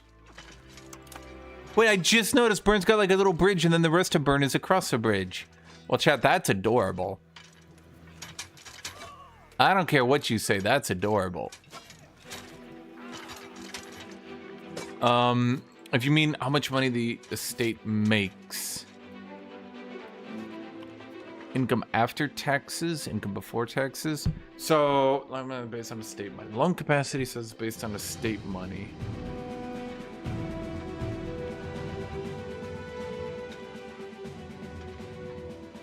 Was he actually making any money? I'm wondering.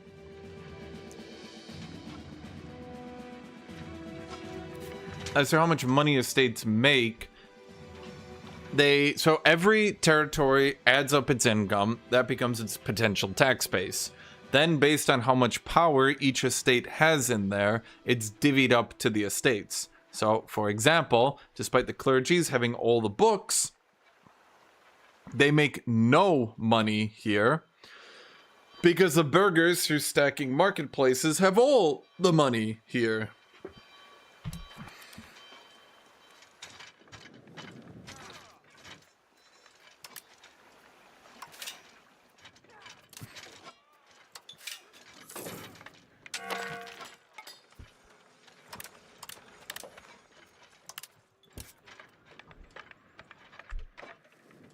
You had higher tax base than I did, and yet had 45 loan capacity with 70 tax base. 45 loan capacity is pretty good. Are we sure you didn't actually just have a bizarrely high tax, or sorry, loan capacity? Because that's a lot.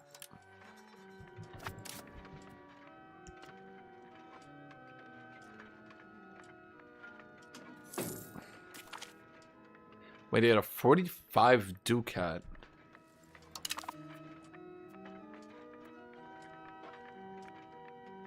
I would have to see the screen to even begin to understand what was happening, because that sounds odd to me.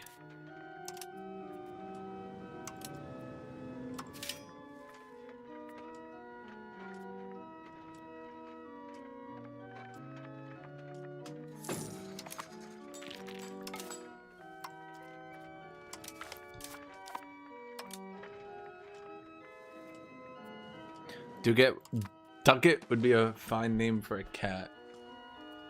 Ducket the cat. Ducket the cat, huh? We have gained a core. Not increase province control.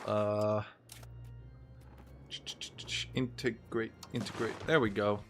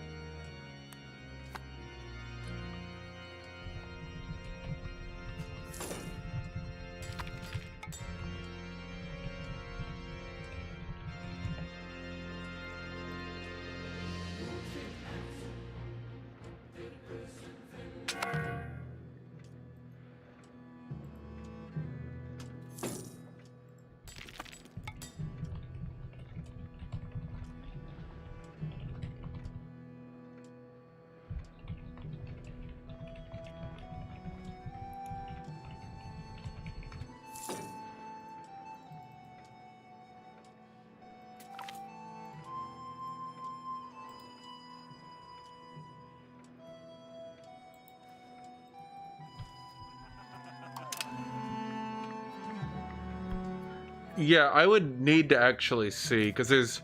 I think it is. I think as I continue to build this city, it'll literally fill up this valley, and it's gonna look like they just built this city and just kept building it until they started putting houses in the lake. Everyone will be like, but why didn't you stop? Why didn't you stop when you hit the lake? And they'll be like, there was no stopping it. We just had to keep going.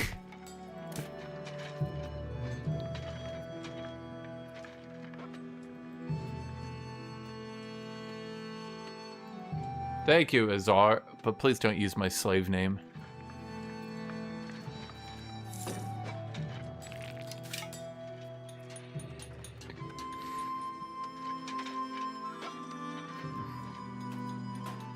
You know, I actually watched Waterworld about half of the way through the other day, after having not watched it for like 20 years.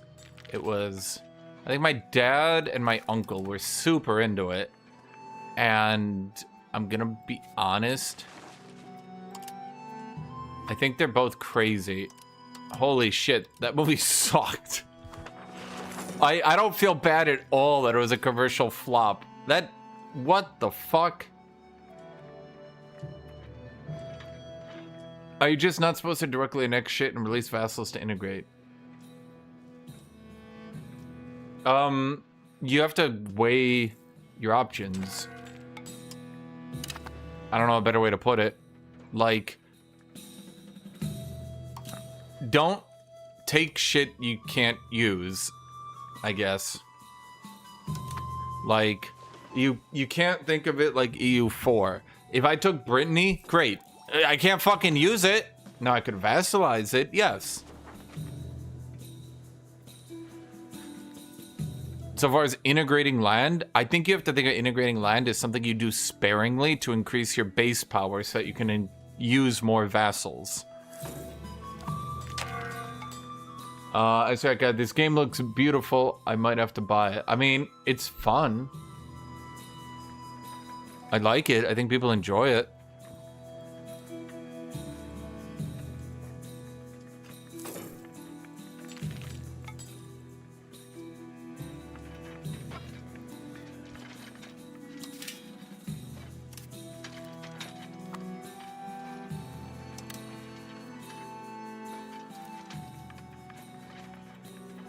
You're playing Soviet Georgia? So just Georgia.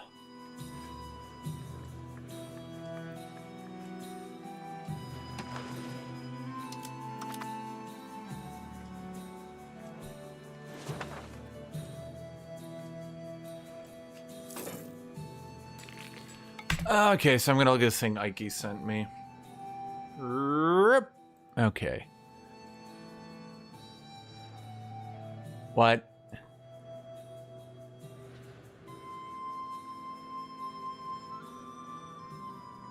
Oh, we're doing Ottoman memes from Aussie. Yeah, I'm looking at it right now. Oh, I don't have it on my screen. Hold on. There we go. Okay, they got a loan for 37.10 for states are made.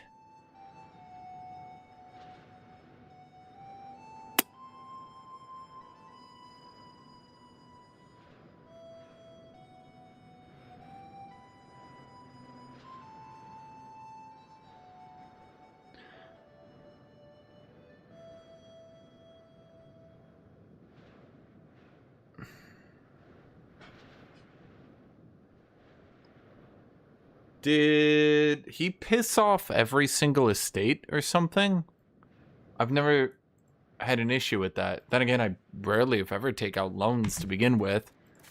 But I don't really understand what happened.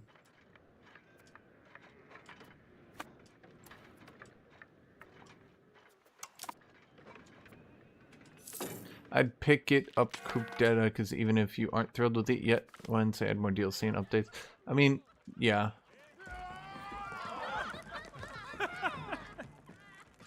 Yeah, basically. I think the game's fun. I think people just aren't fundamentally grasping a lot.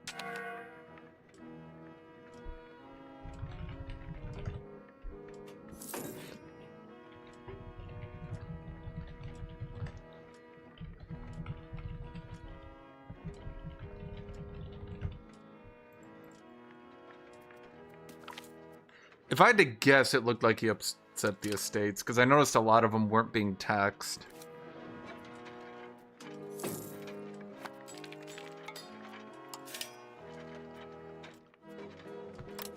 That's just my guess. So I have no idea, to be honest, then. I don't know why.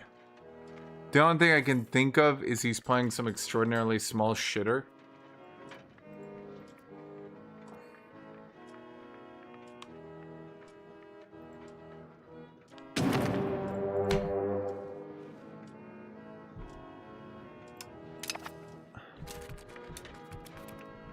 Oh, for fuck's sake. Are you fucking with me?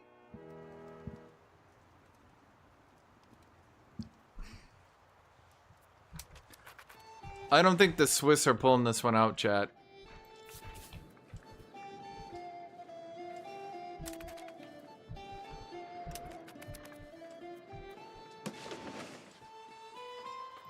Well, let's see. I mean, the numbers aren't too bad. On the defender side, we have 6,700. On the attacker side, they have 2,100. 2,100, 400? No. Are they fighting a battle or something?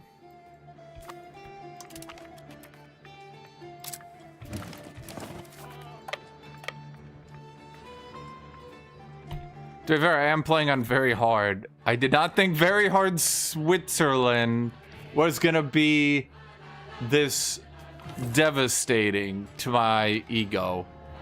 I kept building up Bern, and I kept thinking, holy shit, I love Bern, and then I just kind of let it sit here.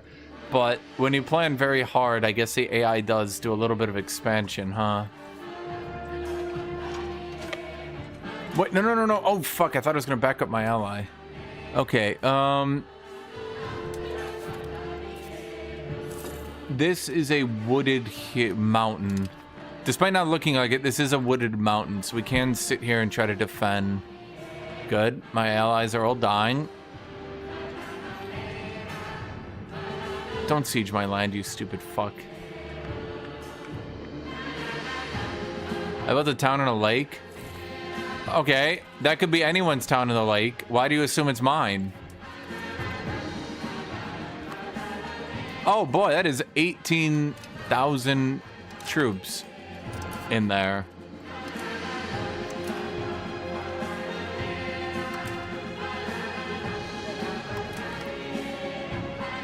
Let's do that real quick.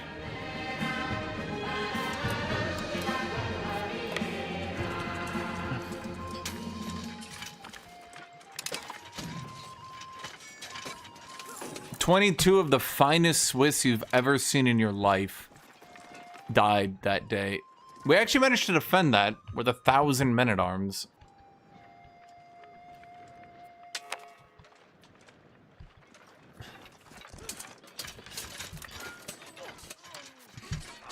Hold on, we gotta get the cinematic view here, chat.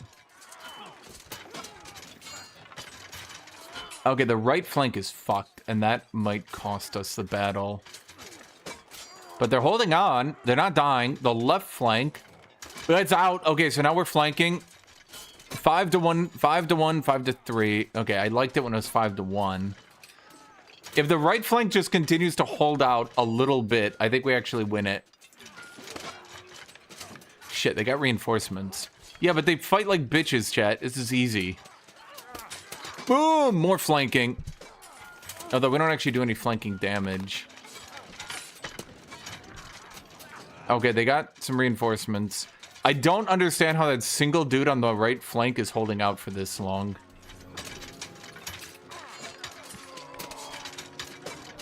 Okay, they got more reinforcements.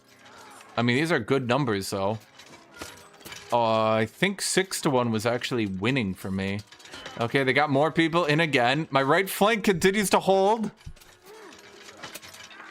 Okay, we finally collapsed. But they collapsed. Easy win.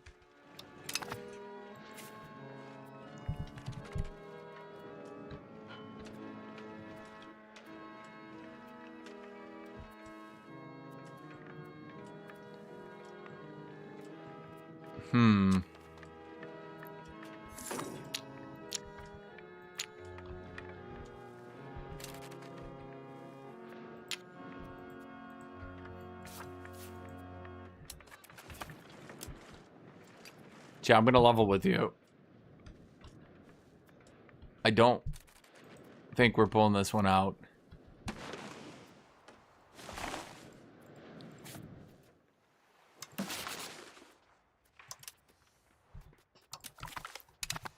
Share your fucking food, idiot.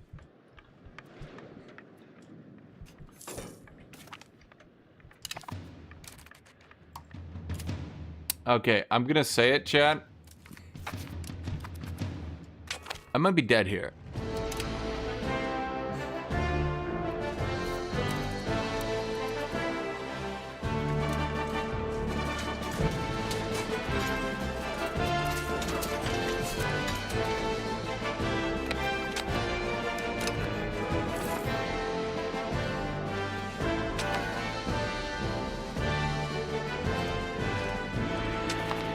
If I can sit here and recover my manpower, maybe?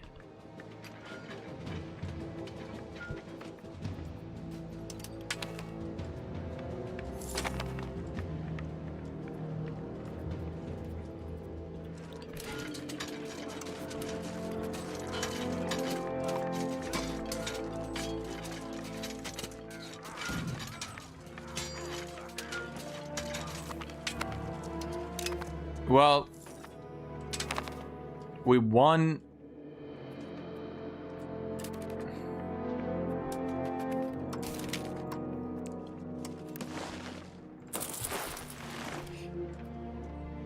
On manpower.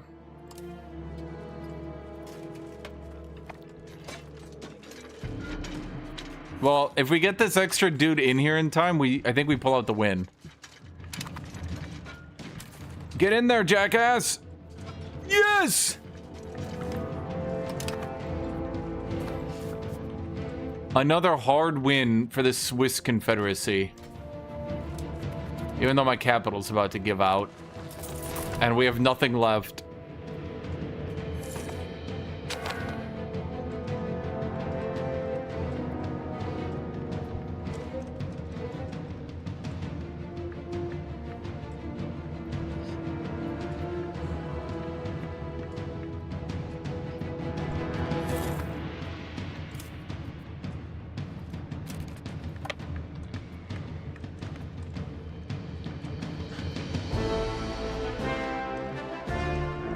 Kind of problematic, because if we don't win this, we're doomed. Because I lose my capital.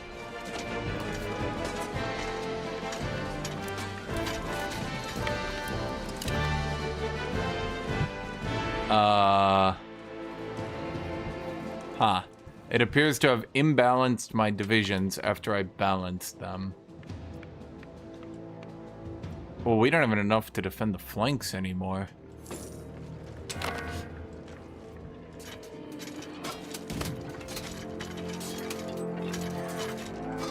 Wait, he gave up the siege.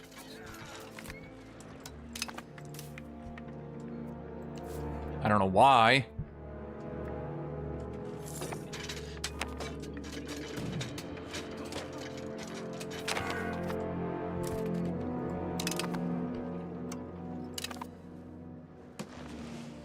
Technically, I didn't lose any land, chat.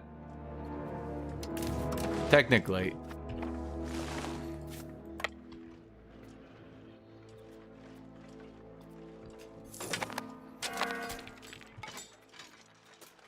Oh, I see. We had so much damage reduction eventually from... Yeah.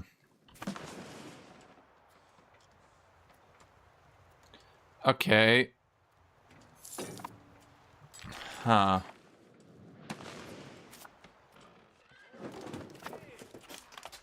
What allies do I have? I have Aquilia. What happened to my Verona alliance? Württemberg raises how many men? 12,000? Okay, Württemberg. You will make a fine ally. What kind of terrain are you? A plateau woods. That's good, I think. We could put a fort there.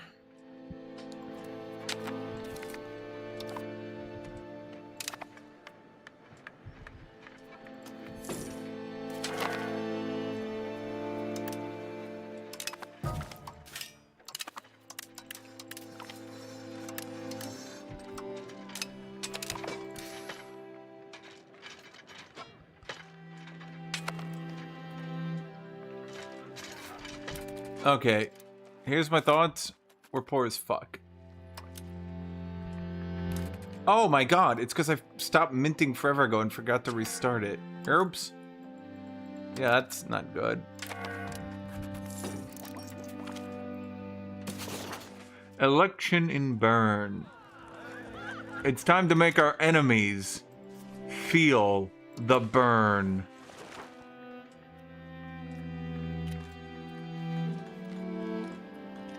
He's 63. Buffing him would not make any sense.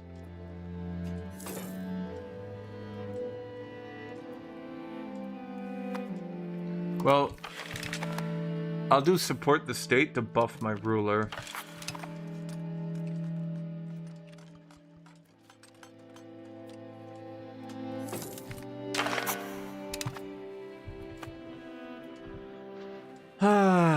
Okay.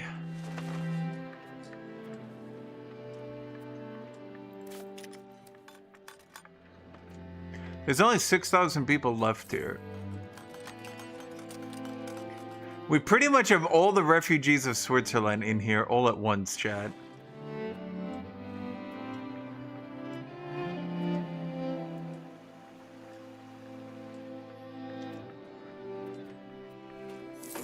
We're so close to getting Interlaken to be a second city.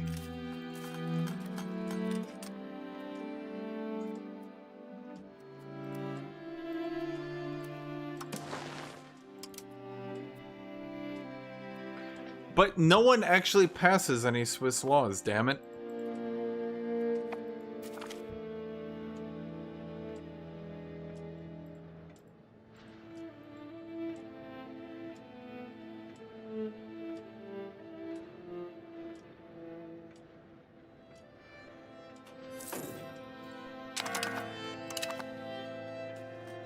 It was a Bohemian Tyrol Alliance attacking me. Who is Austria allied to? Okay. I'm gonna curry favors with Württemberg. Not really sure what I can do here, though.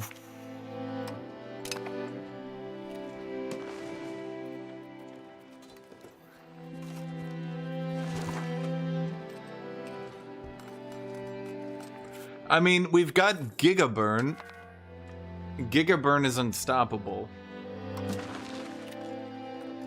Why are you moving over? Don't move over, you dumb bitch. You literally have available jobs. Ooh, my burgers are building. Gravel Road to Altdorf. Wait.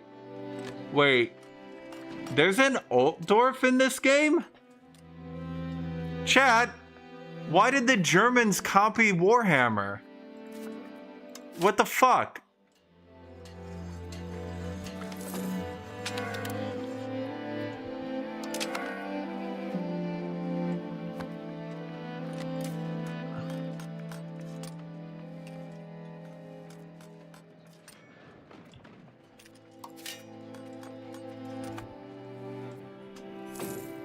It's right here. Altdorf.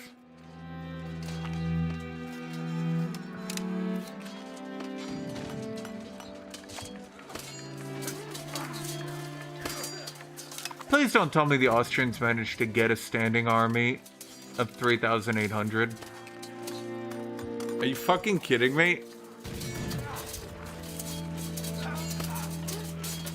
That's not good.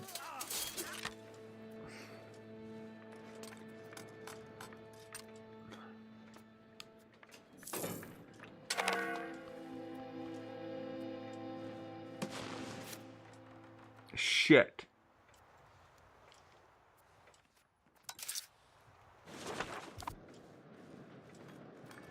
Cannons aren't a big issue till age 5. It'll be a while before they're a problem.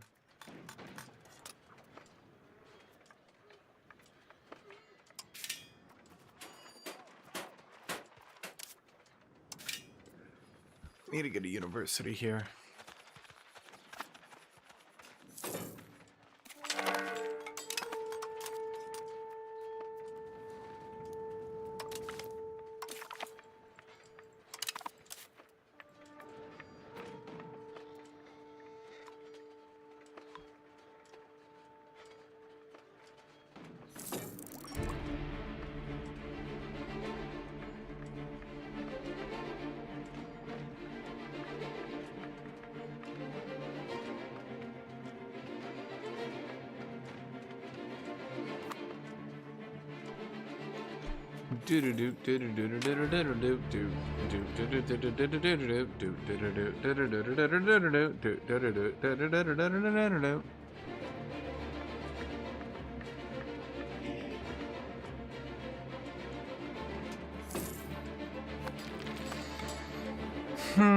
I mean, I need to get more manpower so I can get more men-at-arms. If we can get more men-at-arms, we can compensate for the quality difference. Why don't the Swiss men-at-arms wear plate? I mean, they got a halberd. That's pretty cool. I wish they had, you know, plate. The German men-at-arms have plate. Why don't the Swiss ones have plate? Wait, am I French? Wait a minute.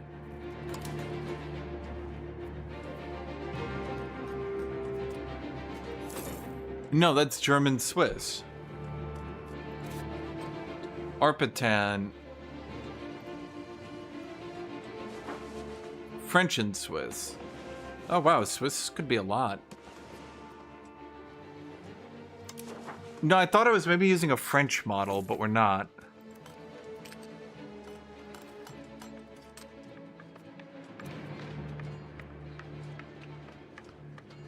Will you fuck stop migrating away?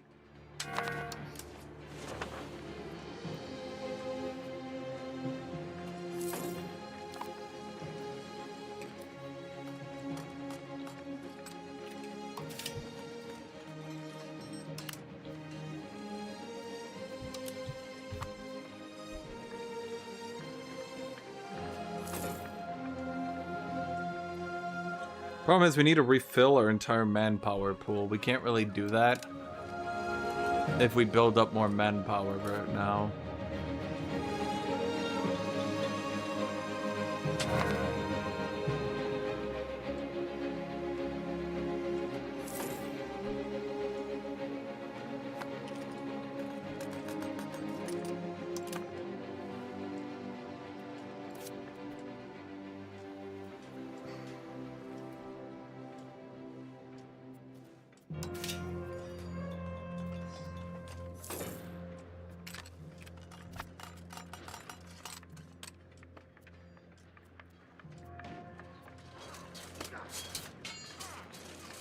I guess actually the Germans don't have.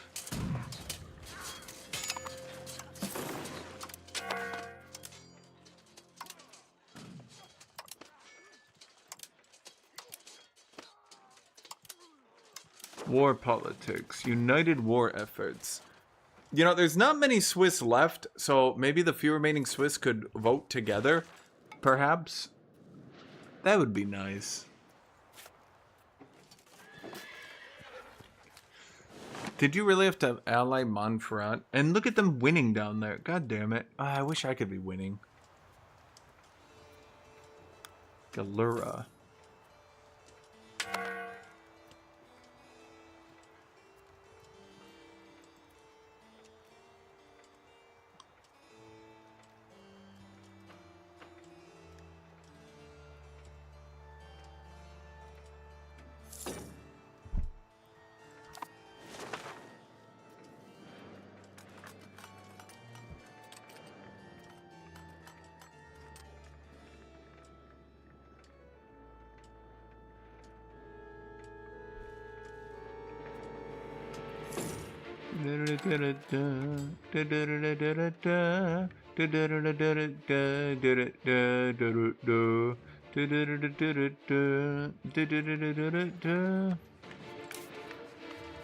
They actually are building it out. Okay, so it's actually gonna go down the valley. Okay. Bern got more development. Feel the burn.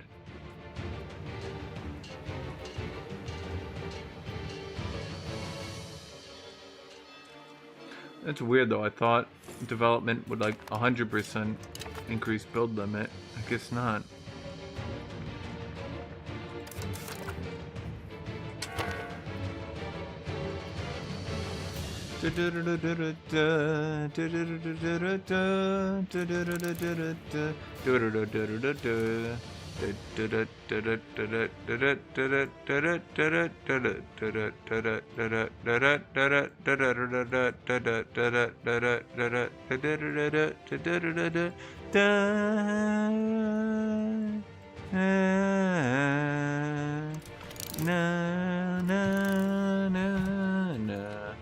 Donnie won. Well, I knew he would. Like, bro, like it. I'm not even trying to do a bit. It was fucking over the second Trump endorsed him. I literally cannot imagine a dumber thing for him to have done in that situation. Like, yeah, bro, that's what New York wants. A fucking Trump candidate.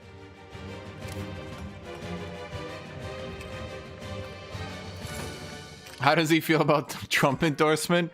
I can't imagine he felt very good. even the slimmest, tiniest little bit of hope that he had that he could have, like, sneaked in, just got eradicated. I don't have a better way to put it. It just complete annihilation.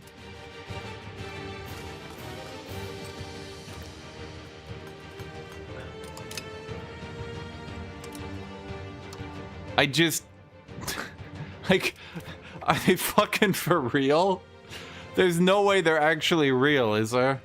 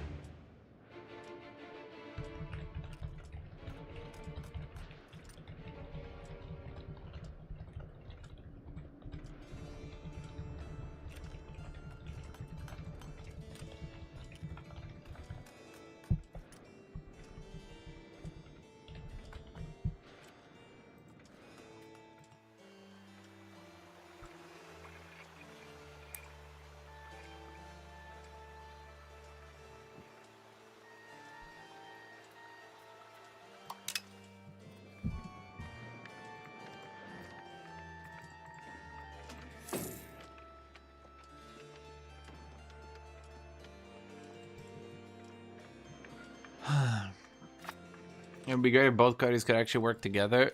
Well, that functionally can't happen in the current environment. I think, for fuck's sake, the Swiss are so stupid. They just vote to fuck me nonstop. What was I going to say?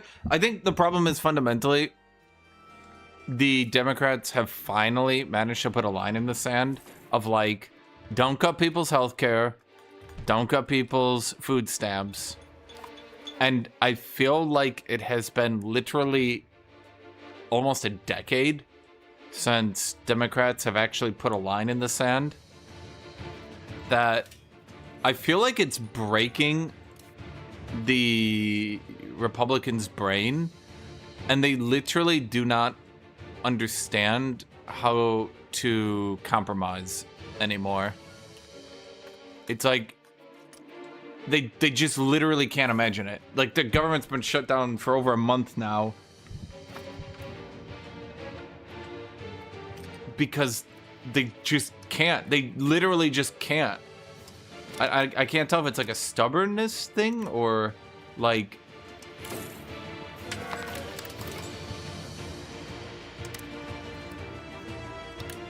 what I'm trying to do is create so many jobs here that it actually starts migrating people from other territories by adding so much migration attraction.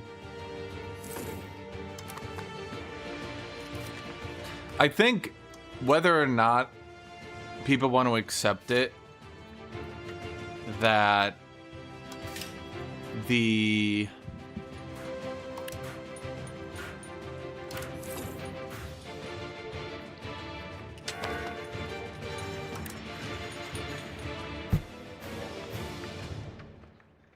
I feel like whether or not people want to accept it, I feel like the problem is they don't have people like your Hillary Clintons anymore.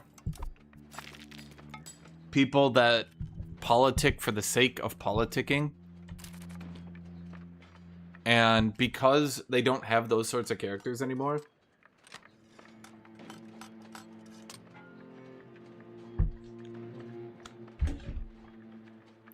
they haven't really been able to strong arm the Republicans into more compromises.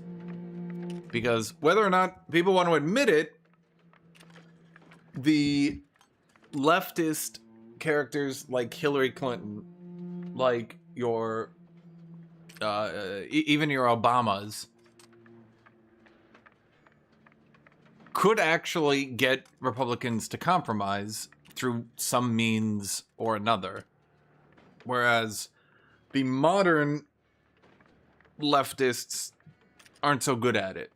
Now you can say, well, it's not on the compromise. Sure. But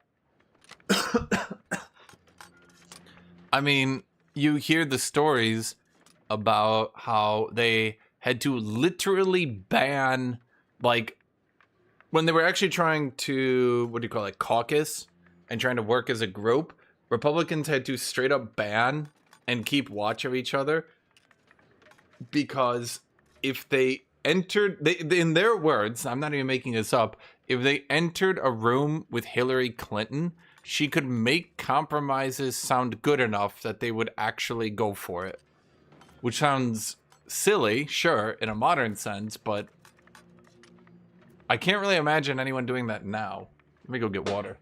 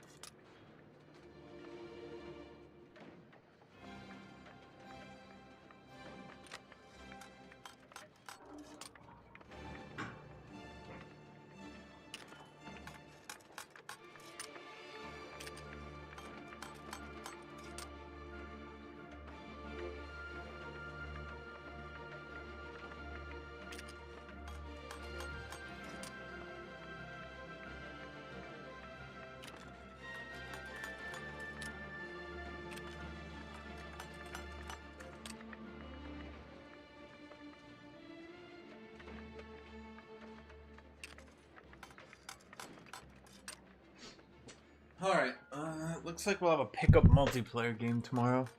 JD dressing up as a meme was pretty great. I feel like JD Vance, this is just my opinion, I feel like he was a typical kind of right-wing Christian type character.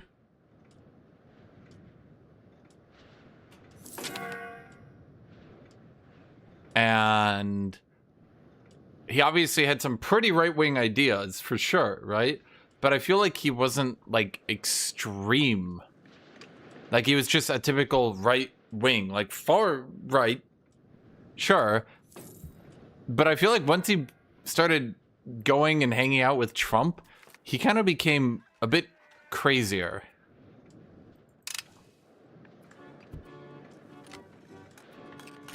It's like he just got amplified.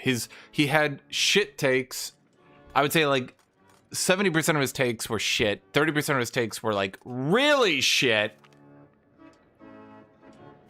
And then like the last 30% were at least workable.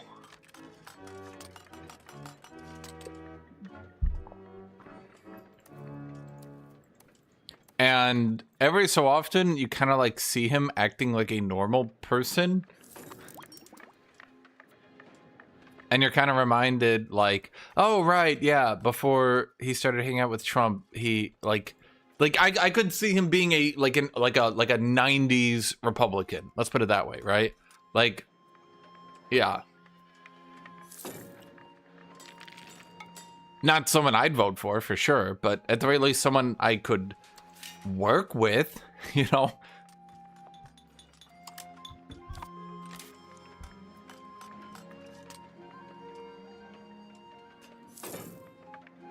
I feel like my political opinions are not ridiculous, and I feel like a lot of people agree with them. They just don't realize it.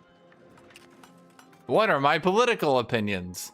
The general idea that you have capitalism, okay. You reel in capitalism with a socialist, let's say, baseline. You need minimum wage. You need the 5-hour work week. You need 8-hour work days. Even that is being called into question if even that is ideal.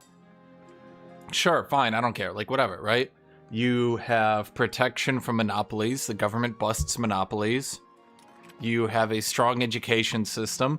Basically, capitalism works best if the most people can participate in capitalism. That's just true. How do you get people to participate in capitalism? You need a strong minimum wage, so the most people can do shit. You need strong education, so the most people can do shit. You need to break down monopolies, so most people can do shit.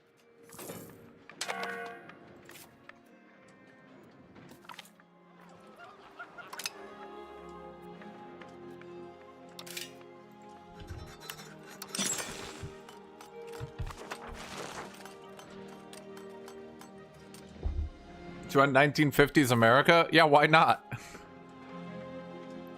People are like, no, that's socialism. No, I'm like, okay, so that's when we're gonna base my political belief around when America was at its strongest. Yes, actually. Yeah, I think so.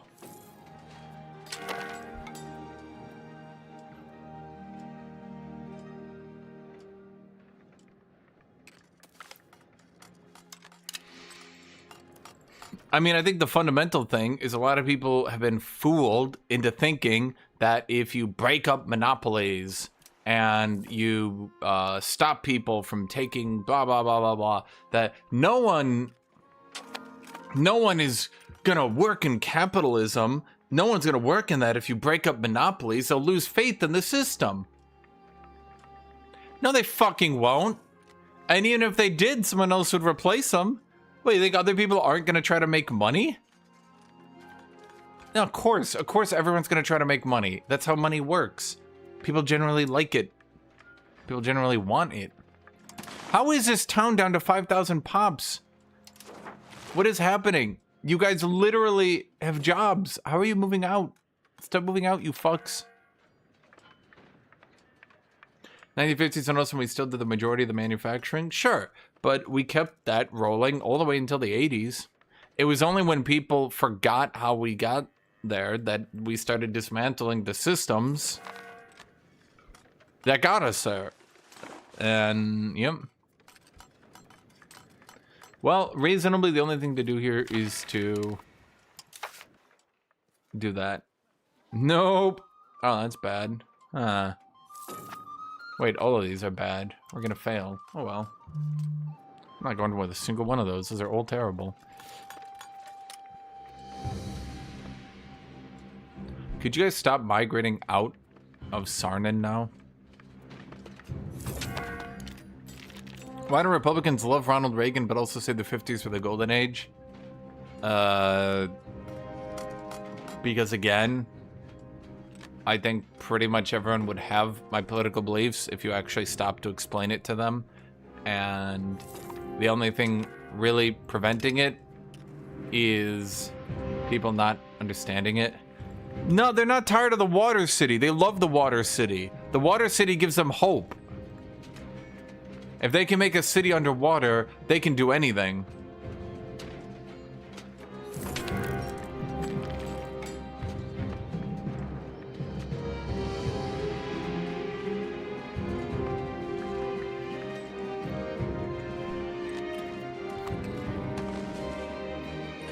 I'm kind of capped here. I'm not even sure what I can do.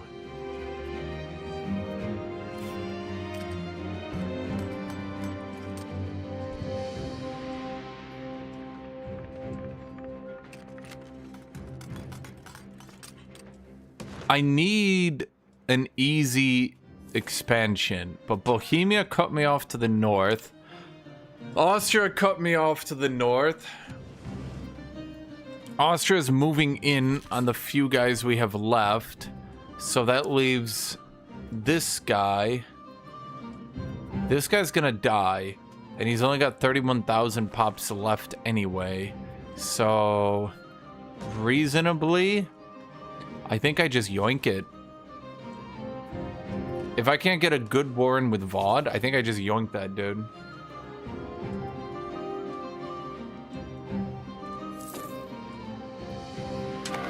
I could just hire mercenaries.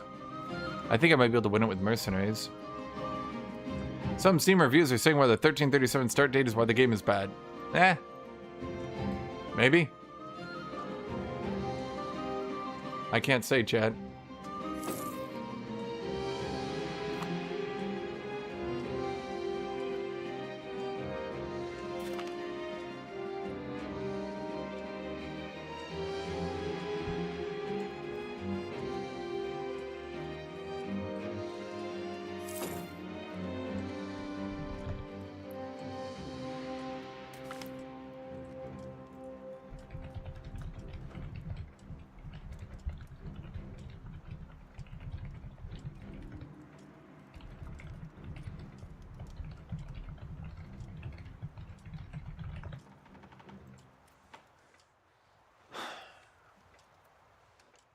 I think that the problem with researching stuff yourself is that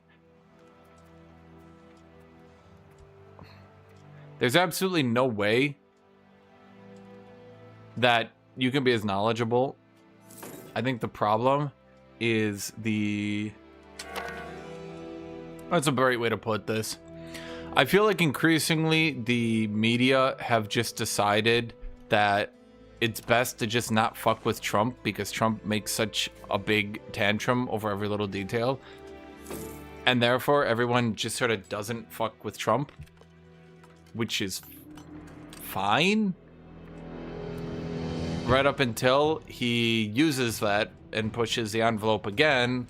And now they basically, it's like with the 60 Minutes interview where he basically just got to say, oh, no, don't put that in the interview. It's like, what? You're just allowing Trump to just say what you can and cannot put in the interview now? Well, that's not a good idea.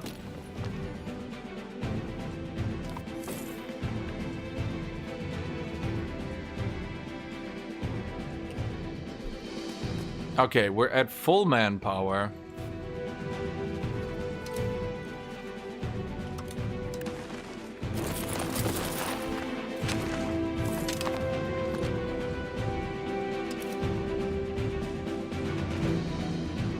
I think everyone, given the opportunity, would dictate what the media is allowed to say about them. Well, maybe not everyone, that's a bit of an exaggeration. Let's say lots of politicians would. I think that's more fair to say.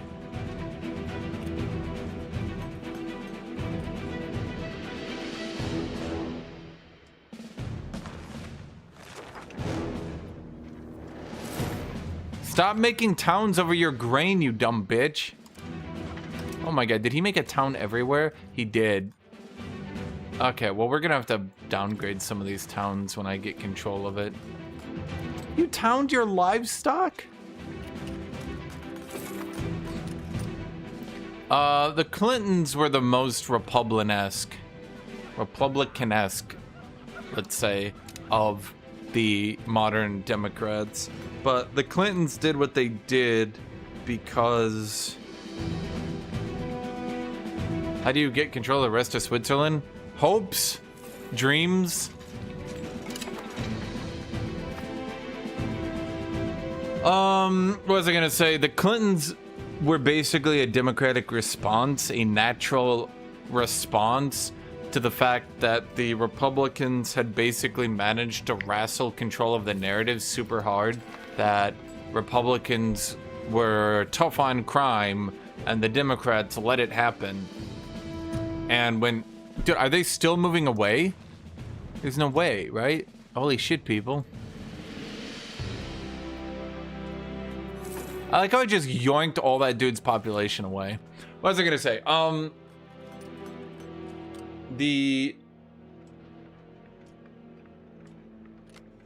Yeah, basically, the Clintons needed to be tough on crime, be tough on this, tough on that, etc., right? In order to finally get elected. I don't think... what's the right way to put this? I feel like Bill Clinton is outrageously shit. And I feel like Hillary got lumped into it.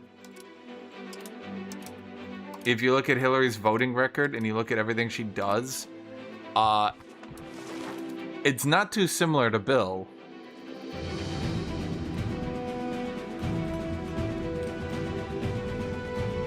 At all. In fact, and I say this a lot, if you look at the actual records, which Hillary basically tried to hide because it actually looked bad, weirdly enough, the people that Hillary voted most in line with were people like Bernie Sanders. I think Hillary and Bernie voted 98%, something absurd like that, the same way. But obviously, that's socialism, which is bad. So she doesn't, really like that. Well, didn't. I mean, I'm pretty sure she's done at this point. She didn't really like that to be something that was known and talked about, so to speak. Should attack Bernie from the right? I think fundamentally she doesn't really give a fuck at all about anything.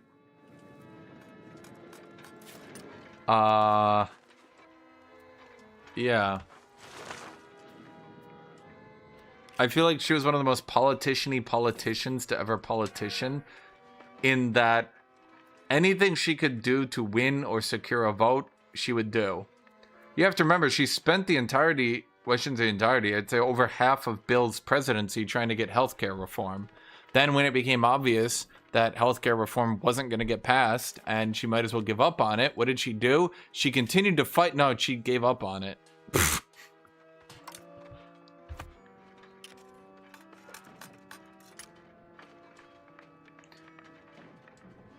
Now you can say, well, that's her problem. Obama did get healthcare reform passed. Yes, he did.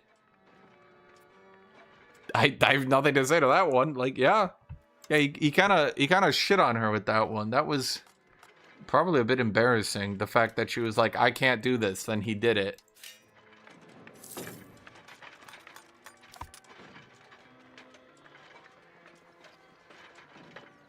I think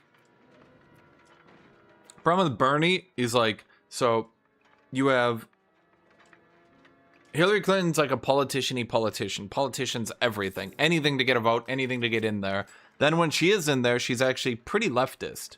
Bernie is basically the same amount as leftist, but he's like 0% politician-y. He won't say anything, even if it could cause him to win. Bernie could have a free fucking win just as he shuts the fuck up, and he'll be like, no. And you're like, but Bernie, if you just shut the fuck up, you could get elected. Wouldn't that be good? He's like, no. Okay. What do you even do with that? That's why I just don't think he was ever really a realistic option. He would never compromise. He would never work with people. He would just never. You could be like, Bernie, just shut the fuck up and let shit happen and you'll get healthcare reform. He'll be like, no. It's like, but that helps people. Just shut the fuck up and help. No. Okay.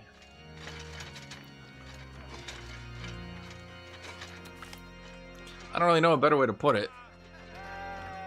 It's like, how do you work with someone who will actually go out of their way to sabotage themselves? Sure, I mean, that's great. You can say, but we're right. Okay, that's fine. You are right, Bernie. You are morally superior. That's fantastic. You didn't get anything passed, but great.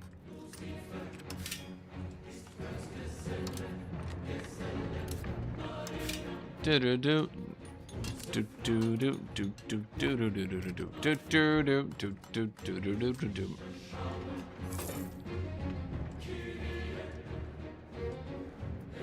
Now, maybe you can argue that Bernie pulling everybody to the left is good, because by being uncompromisingly on the left, people need to come very far over to work with him, and then you can argue that that's a good thing, that he pulls the argument to the left.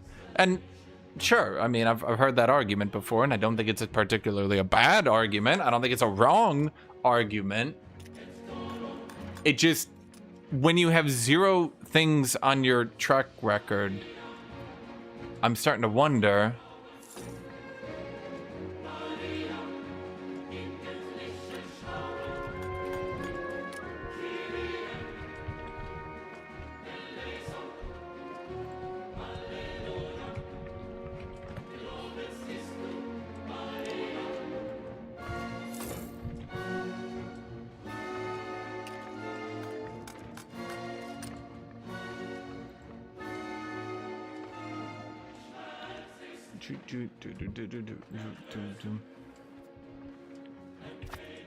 Oh, he's been a senator forever. And I think that's what people make fun of him for. Is that he's been a senator forever, but he doesn't have anything to show for it. Well, we're about to get a second city, so that'll be nice.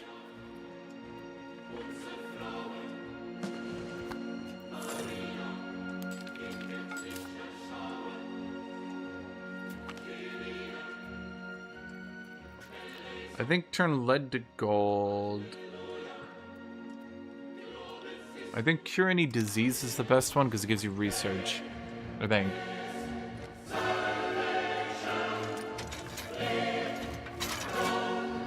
Okay, if we can get this motherfucker, chat, if we can get vowed in us, if we can just devour him, shove him into our mouth, we'll be 30,000 pops. And maybe, say 30,000, 300,000, and maybe we can make that work.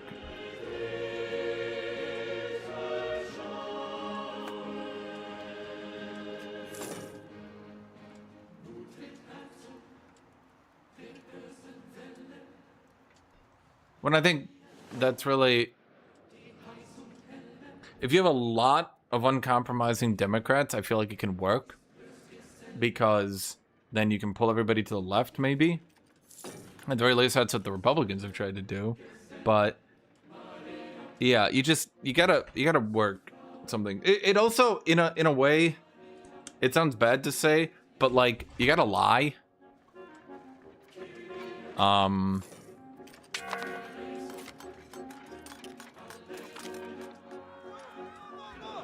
Yeah, it does give research progress.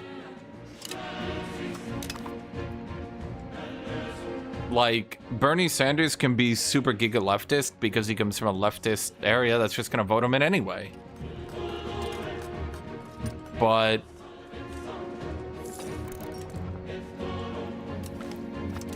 there we go, second city. I think that there's definitely a problem with Democrats purity testing each other way too goddamn hard to the point where nobody can get elected and do shit. How do you feel about AOC? I think she's fine.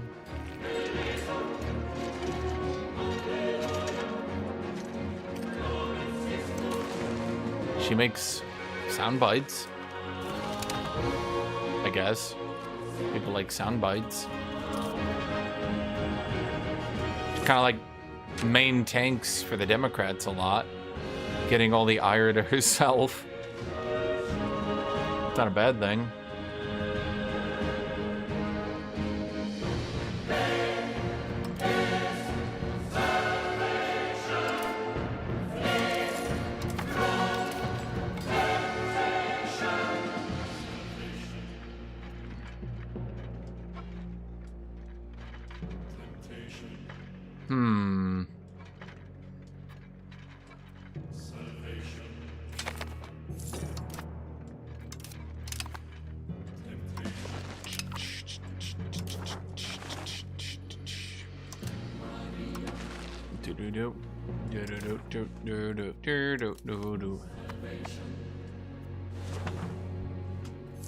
Rather she may make a run for presidency. I would say upcoming, and this is just based on my vibe.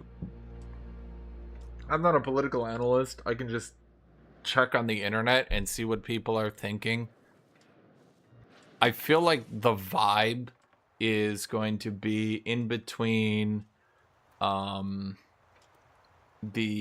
Californian governor, the Illinois governor, and AOC. Yeah, Newsroom, Pritzker, and AOC.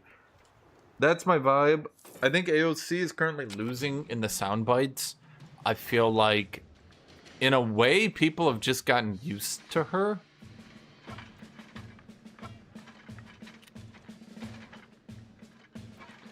You think Democrats will lose if they pick Newsroom? Yeah, I agree with that one. I would still go with him, but he kind of sucks. He's like a safe suck, but he just sucks. He just doesn't inspire anyone at all. Like, at all.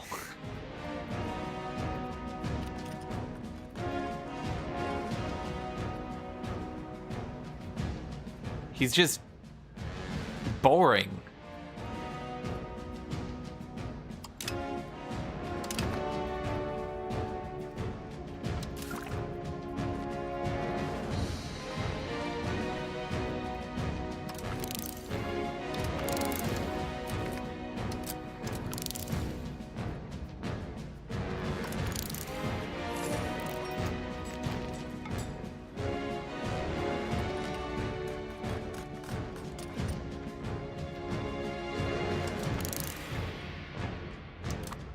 American Psycho? I wouldn't phrase it like that. I would just say he's boring. Like, people were excited for Biden because Biden was a return to normalcy, so to speak. At the very least, that's what he pitched himself as, right? But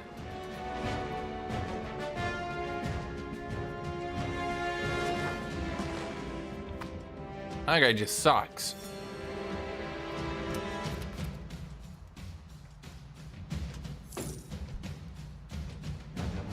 I think the problem is he's trying to play too much in the middle at a time where no one wants you to play in the middle. And he's like super determined, Newsroom, to play in the middle. And everyone's like, do not play in the middle. And he's like, I'm gonna play in the middle. Okay, good job.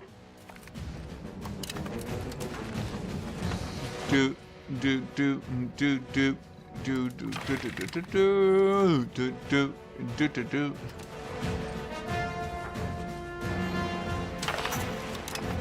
Do do do do do do do do.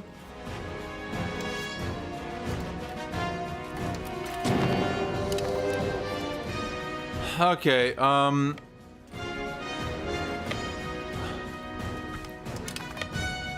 we're just gonna take out the last of the Swiss then.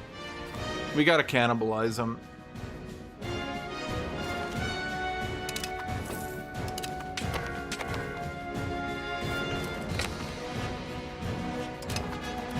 Well, that's not good. We got our ass kicked.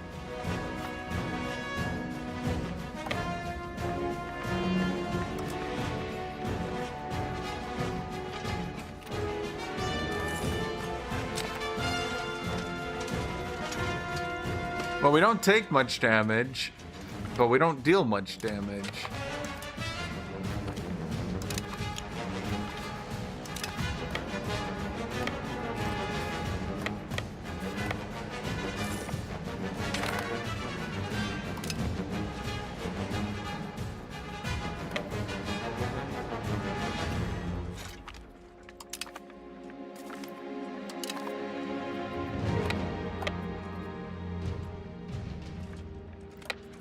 Oh my god.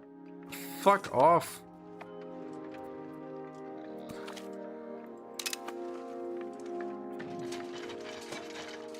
I mean, we're very tanky. The full men-at-arms is working.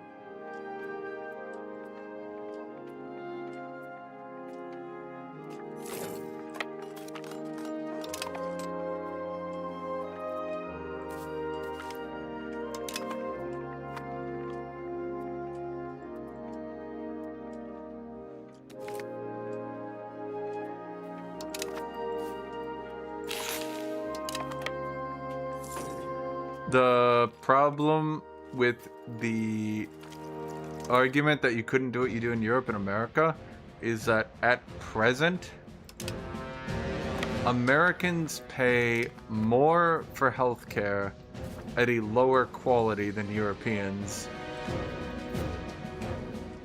And that starts to raise some questions, like, why?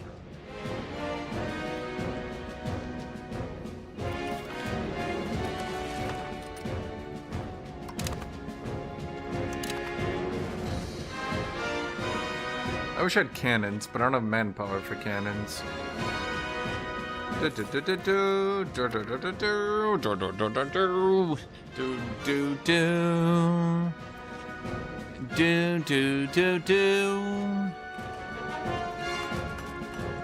That's a mountain, that's not good.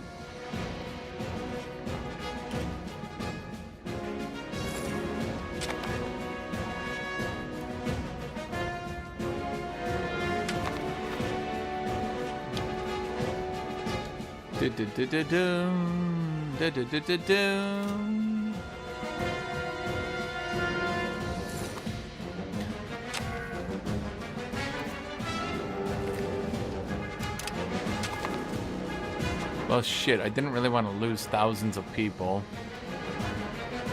That's not good, chat. I don't want to lose thousands. Hundreds. Not thousands.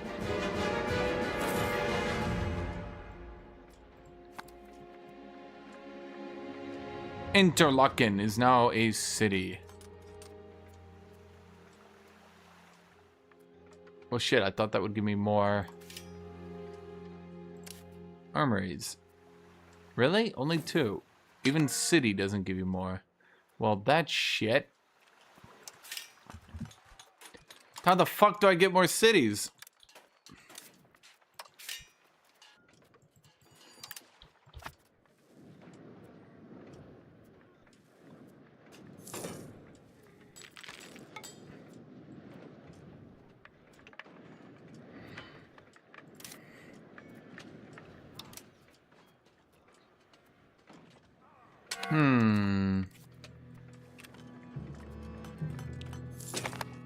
Start law debate, voting rotation. Okay, you know, you guys are the dumbest pieces of shit, I swear to God.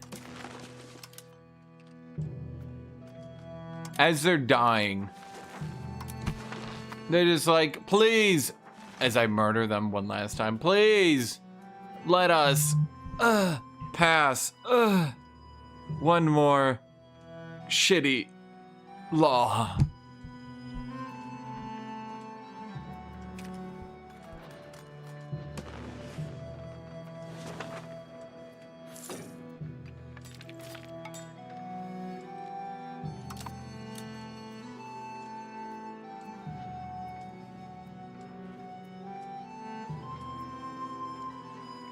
The South American problem. I haven't played yet, but people say it's no food or something.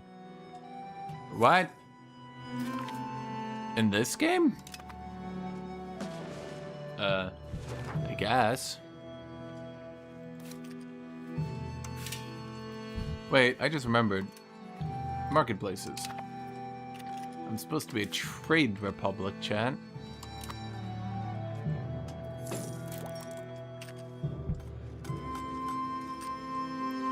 Do do do do do do do do do do do do do.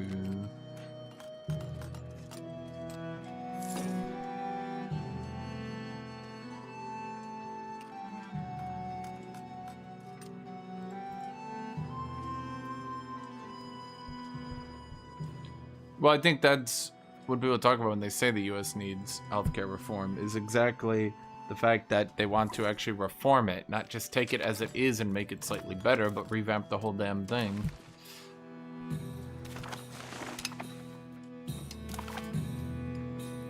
Okay, we now have pike and shot, which means we need the Reichslaufer. Oh, actually, fuck that.